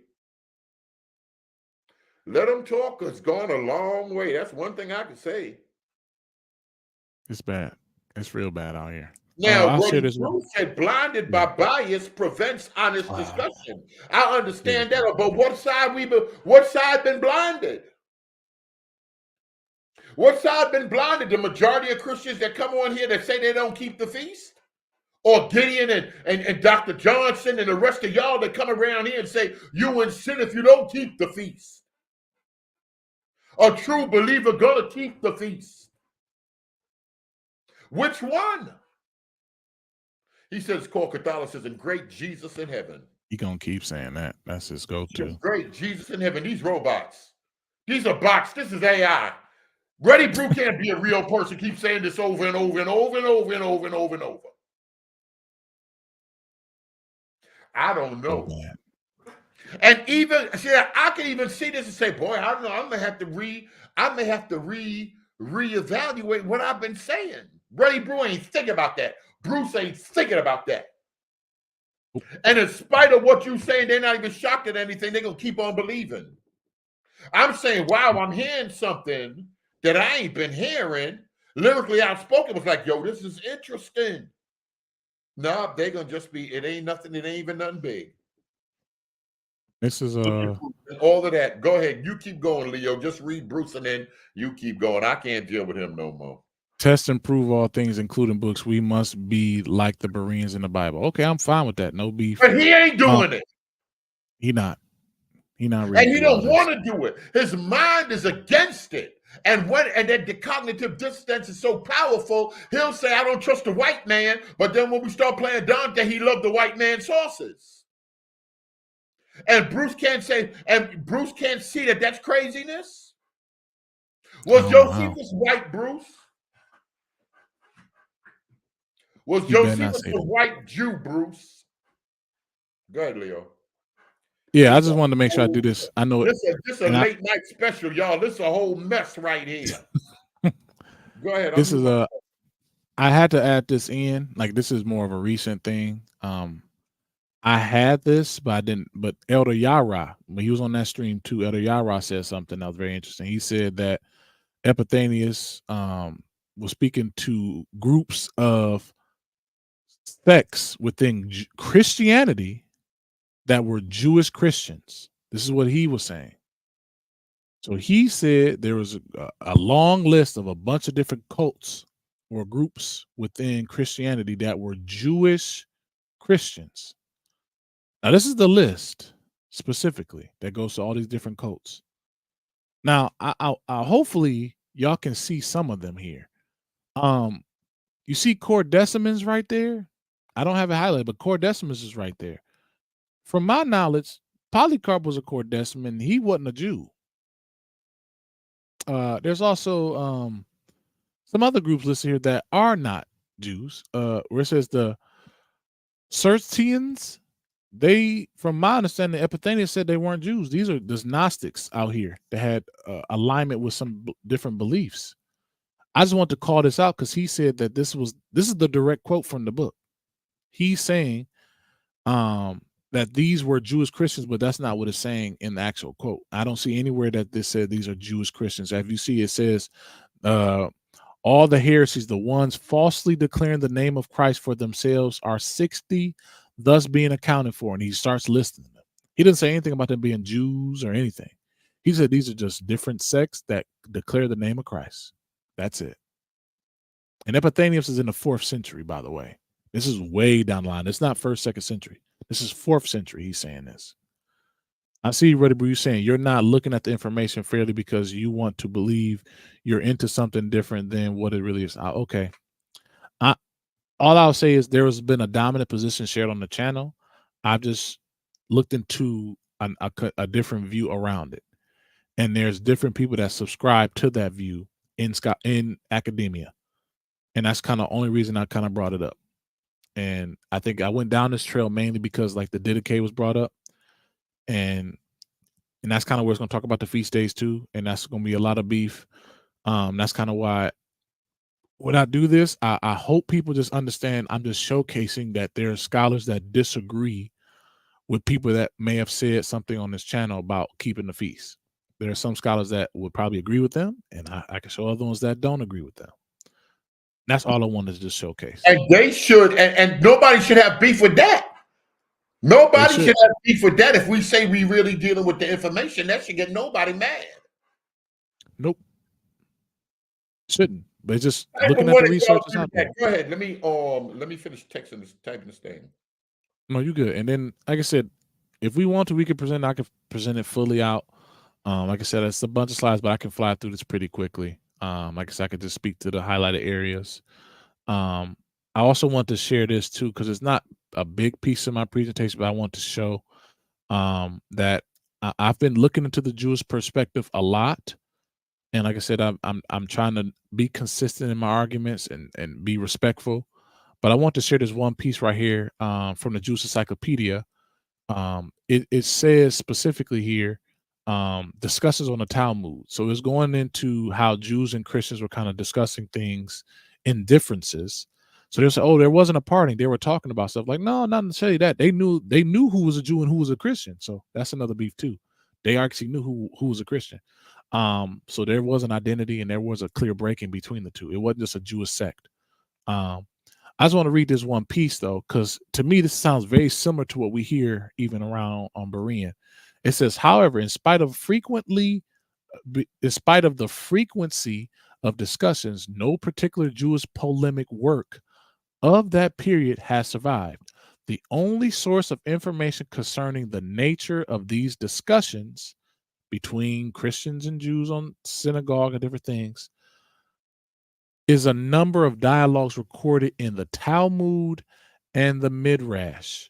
These dialogues. Bruce, Black Israelites wrote the Talmud, Bruce.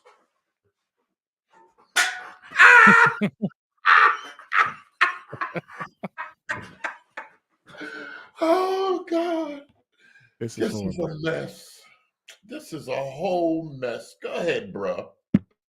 These dialogues, like others between Jews and pagans, found in the same sources, were more in the nature of good-humored relatory than of serious debate. That's what they're saying. This is a Jewish source, by the way. Jewish Encyclopedia of Veritas, mainline understanding of research. The rabbis who excelled in these friendly passages of arms with pagans, Christians, and Christian Gnostics were Johanan ben Zakkai, Gamaliel II, Josiah ben Hanani, and Akiba. So Rabbi Akiba is listed here. But I want to show that because if you look into that, this is that next part. The next piece of this same section. It is noteworthy that even in the time of Gamaliel, the Christians used as an argument against Judaism. Hold on. What? There wasn't no clear delineation based on what I was told. It is noteworthy that even in the time of Gamaliel, the Christians used as an argument against Judaism the misfortunes that had befallen Israel. Wait, what? It is discussing with Gamaliel amen, which is the curse word for, or like the derogatory term for they've used for Nazarenes and other groups, quoted in Hosea 5 and 6 to demonstrate that God had completely what? Forsaken Israel. Where we hear this before? They said back in Gamaliel's time, Christian was using the whole idea of replacing theology. Hold up. A similar argument was used, not in words, but in gesture, by another man against Josiah ben Hanani, who answered by a sign of God's protecting hand was still stretched over Israel. So they was preaching replacement theology in Gamaliel's day? Okay. I'm just saying that's where the beef comes. I'm just reading the Jewish Encyclopedia, that's all. And it's saying that Christians was using this argument way back then that Israel has been completely forsaken. Way back then. Christians was using this. So I don't know if that's going to be beef. I don't know if y'all say that's not showing a parting, but how do they know who was a Christian and who wasn't? If they were all just one group, just chatting about, they didn't know the difference. No, they knew the differences. And when that's what I'm saying, and when the amnesia doctrine come in, when they got scattered, that went to later on, Bruce, with the Spanish Inquisition. So for 1,000 years, they knew they were still Israel, Bruce. This is the beef. That's all I'm Go ahead, you keep going with this because that's a whole nother argument. Go ahead. Yeah, it's all good. Yeah, I just wanted to show this because, like I said, we hear people said, "Oh, this is all new in terms of replacement theology and all this other stuff." And like I said, we can get deeper into that. But it seems as the Jewish Encyclopedia is saying, Christians been using this argument even way back to Gamaliel's day, in which they were using this to kind of showcase Israel's been completely forsaken. Now, like I said, these rabbis are saying, no, that's wrong. God's outstretched arm has still been placed over them. And remember, this is a Jewish source speaking to this. Also, this is from the same author that I quoted before for Marvin R. Wilson, Our Father Abraham. So remember, I quoted that earlier. This is another book from him. And even earlier, he actually says the parting was more about like rot. So like I said, the chapter is called Roots and Rot.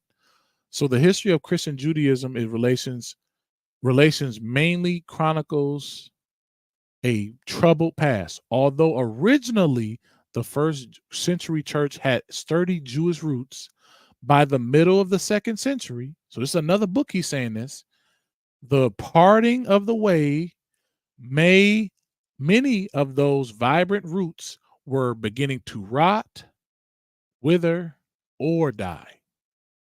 Instead of thriving with its Jewish olive tree connection within the century, especially outside the land of Israel throughout the Mediterranean, the church was less and less Jewish in its composition, influence, and expression, and more had developed religious patterns and practices reflective of the wider culture of the day.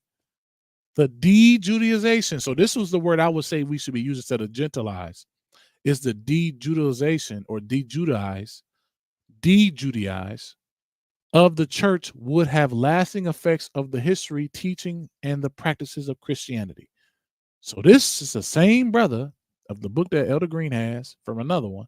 He says in this book, Exploring the Hebraic Heritage, he says that the parting had begun to rot, wither, and die. So he used all three terms.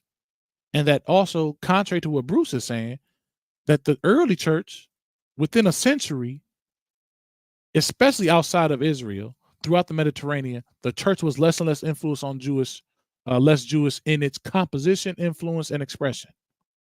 So they wasn't keeping them feast days. Partnered with Listerine. This is why That's beef right there. That's beef right there. If they weren't keeping the feast days, and Plummer, Gideon, Johnson, Bruce, and so many other Israelites act like everybody was keeping the feast days, this is in direct opposition to what most Israelites have come on this channel and said. Yes, sir. Yes, sir. But nobody, but now Bruce don't trust white folk. Nope. But during Europa, 2nd century synagogue, we got light-skinned folk. Yep. So this is what this source is saying. This is a Jewish scholar, by the way. If you lying on the history, or they destroyed this history and they wrote the fake history, and then they put the fake Jews on the wall. Come on, Bruce got to explain this story to me. All of this is invented just to hide the black people who they are. And they went backwards and wrote the real history, the fake history, that people wasn't keeping the feast. Not saying there was a Christmas tree back there, but that they weren't keeping feast, even not for salvation. They just weren't doing it, even as tradition, the majority of the people. So that means that the history is the same thing that the church been teaching all this time. He said it was Constantine. Yo, Ruddy, bro, you gotta go. Get out of here, yo. It was wrong because Constantine, after Nicaea, outlawed the Passover for certain. The devil's a liar, and you're a black liar. Constantine separated the day from the 14th of Nicaea, whatever that Hebrew day is. He separated the day. He ain't outlawed for nobody. But y'all will tell me anything. Y'all think I ain't gonna look it up or I don't know it. The Awakening can't work on this channel because it got to be lies and it got to be pseudo. Like that lie about Hitler know who we are and all the, it got to be lies, and there's plenty lies in the Awakening. I ain't saying that white folk ain't lied. There ain't been no whitewashing, but I see you black lies too. Y'all think because y'all black, y'all can just say anything and I'm accept it? That's what y'all don't like. I don't accept lies from black or white. Bible tells me to prove all things. 8 years ago, I started this channel. I tell them racism got no place in scholarship. Don't bring skin color to the table when we researching information. Who it's coming from. We just want to. Oh no, Berean. You kicked yourself out. Kicked yourself out, Berean. Okay. There he is. This is bad. All right. I mean, he wrote it in Eusebius. I'd love to see it. And just send it to me in the back. We friends on Facebook. Just send it to me, Ready Brew. We'll talk about it. I just want to share this. We can end it now because this is going to be the last part. And like I said, a lot of this I already had. This is going to be beef too. David J. Rudolph is a known Messianic Jew, PhD from Cambridge University. Messianic Jew, and he's a Messianic Jew. Messianic Jew, PhD from Cambridge University. From Cambridge University, PhD. Let's hear this.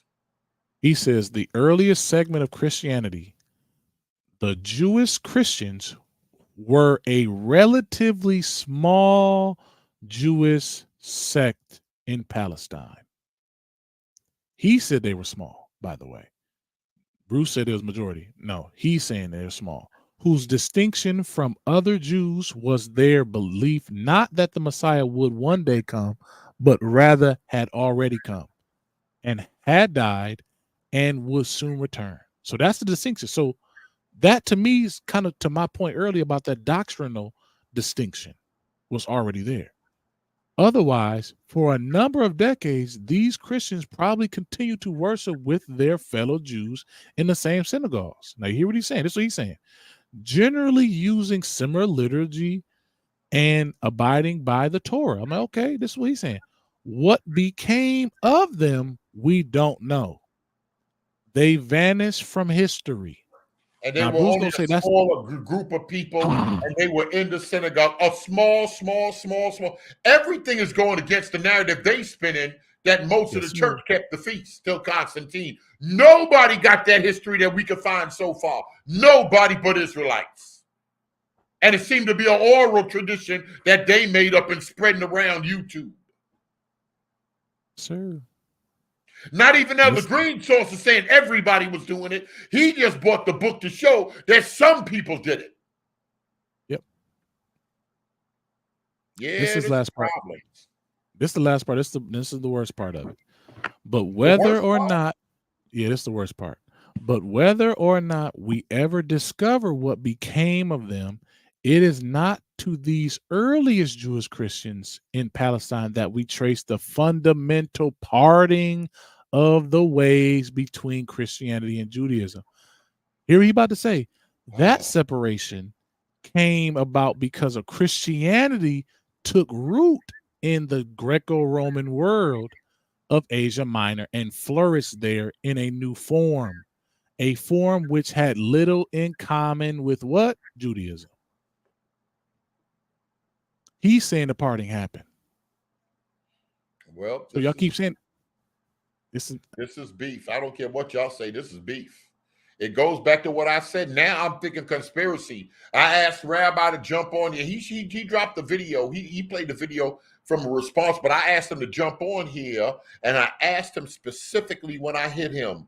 I said, and he said, you know, well, what topic I want you to get on so we could talk about the history of this messianic movement, because I did remember him saying something about the board of rabbis that ordained him, how their forefathers started in the 1950s. This messianic movement is a resurrection and not a continuance from the time of the Apostle Paul.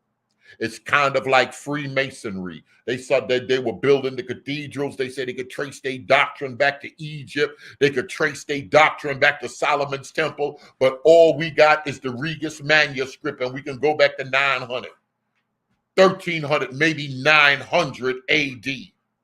This is, and Bruce and them, they can't see it. All they know is we black and we Israel, and that's it. It's bad, man. Jesus in heaven. Yo, and Leo, I got to get off this internet. Berean, deep inside, you know you're Israelite. What the hell is going on this internet right here? All this stuff coming out. D-folk can't even see. Do you see what I see? Who wrote that song? Yo, and he's saying deep. All of this stuff that's coming out now, I'm telling y'all, religion is powerful. I want faith like y'all. I ain't gonna lie. I ain't in the church like that. I want to believe like y'all believe. Y'all believe powerfully and deeply in your soul, despite what's before you.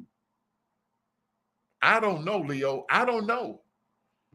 I might have, it hurts me, but I might just have to go. We got to keep this one up. It's too much good stuff that went down in this live in these couple of hours.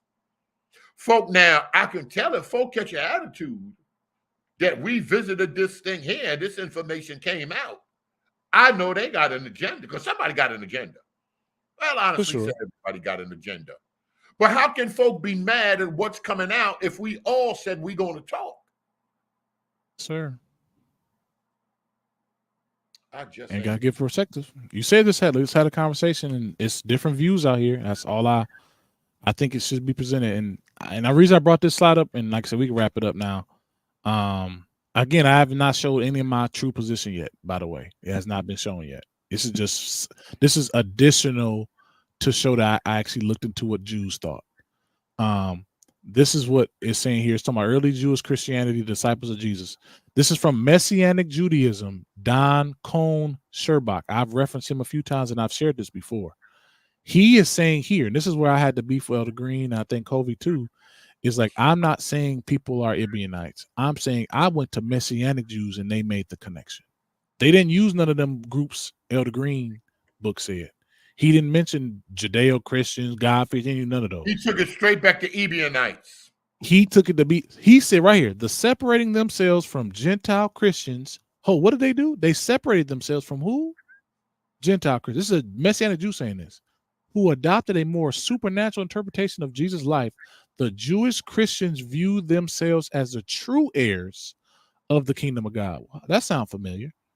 Calling themselves what? Ebionites. Well, that's right there. If he's a Messianic Jew, I told Elder Green that. I said, Elder Green, if it could be traced back to the Ebionites, the church got beef with them because they were heretics. And he's saying it himself. They had a more supernatural view of Jesus, that he was the Son of God, born by a virgin. Ebionites, we call them heretics because they didn't believe that. They believed in adoptionism. He became the Son of God because he kept Torah perfectly. And the Spirit came on him as baptism, not that he had a pre-existence like the book of John tells us. I wonder if you Israelites, y'all will throw John in the garbage, because most of y'all already said Paul ain't even scripture. Bruce don't care about the Holy Ghost. He'll throw the Holy Ghost in the garbage for the history of Israel in the bloodline. One thing I said, I told Elder Green, I said if we could trace this thing back to the Ebionites, that's beef, because the church ain't being witness with the history of the Ebionites, and we know from what they ain't believe Jesus to be the Son of God. We got other people saying that. They were what we would deem today heretical. But we see Ebionites And that's why I think even when Divine Prospect came on, he brought them up. And we see that Israel, y'all love the Ebionites because y'all see that they were law keepers. Y'all don't care if they don't believe in virgin, but y'all don't care about that garbage. Christ means nothing when it comes to Israel. He was an Israelite too. But Israel reigned supreme in y'all quote unquote research. We're in the church, we barf when we hear Ebionites. When we hear Gnostics, we don't want no parts of that. That's mainstream Christianity, though. But like y'all said, mainstream Christianity got an Easter egg, and slavery was done, and there was a slave ship named Jesus. So all the mainstream Christianity got to go in the garbage. That's how come y'all don't want to separate white supremacist Ku Klux Klan Christianity from Christianity or Tony Evans. Y'all want to make it all one so your narrative could spin. So your narrative can spin. He said, don't generalize us. Don't generalize y'all when y'all generalize the whole church. Y'all generalize white supremacy and Christianity. Y'all don't want to make a separation. Why should I fight to separate you and Elder Green and Divine Prospect? And why should I do that?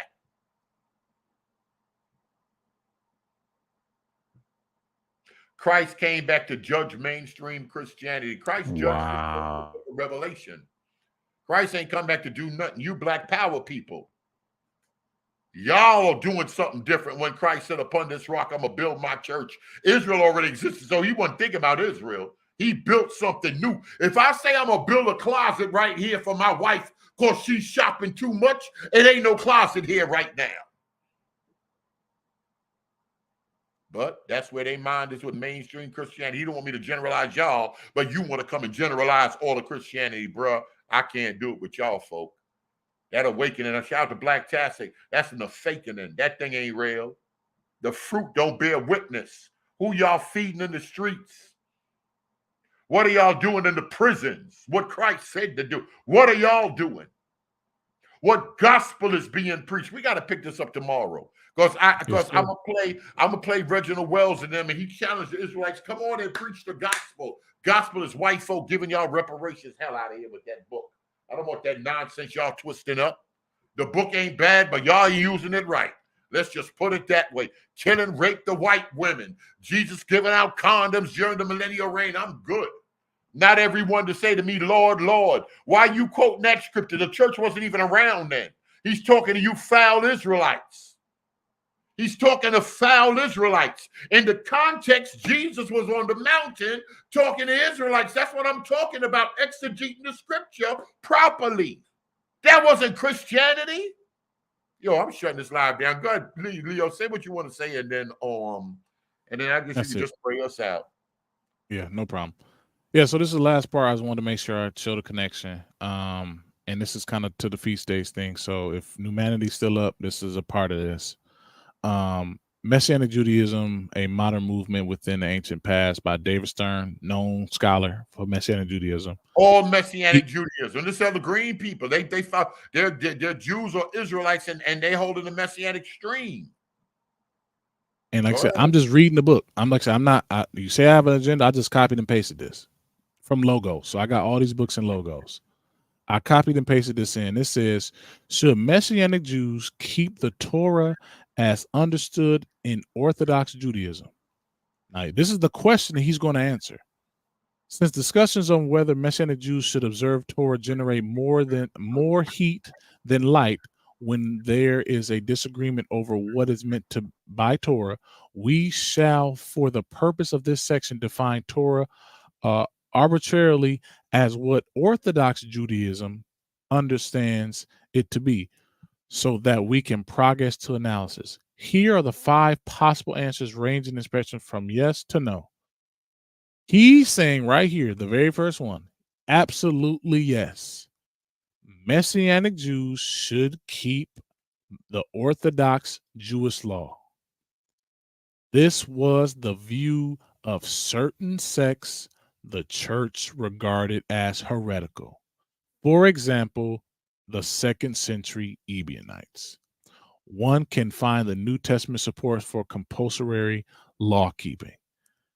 So you notice he makes a connection to the second to New Testament and law keeping, but also the Ebionites, to Messianic Jews. He makes that connection. I didn't. He does. He didn't say Nazarenes. I'm not saying, I'm not trying to hide nothing. I'm just reading. He made the connection to the Ebionites and said that he was heretical by the church. Just think about it. Messianic Jews saying this. At least he know it and he's admitting it. Yep.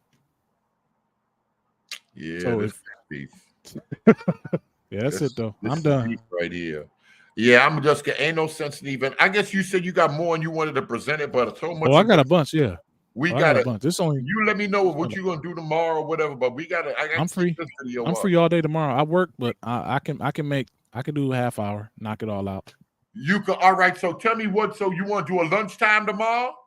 Yes, sir. That works. All right, lunchtime. 12:30. We can do 12:30. 12:30. I'm ready. All right, we starting 12:30.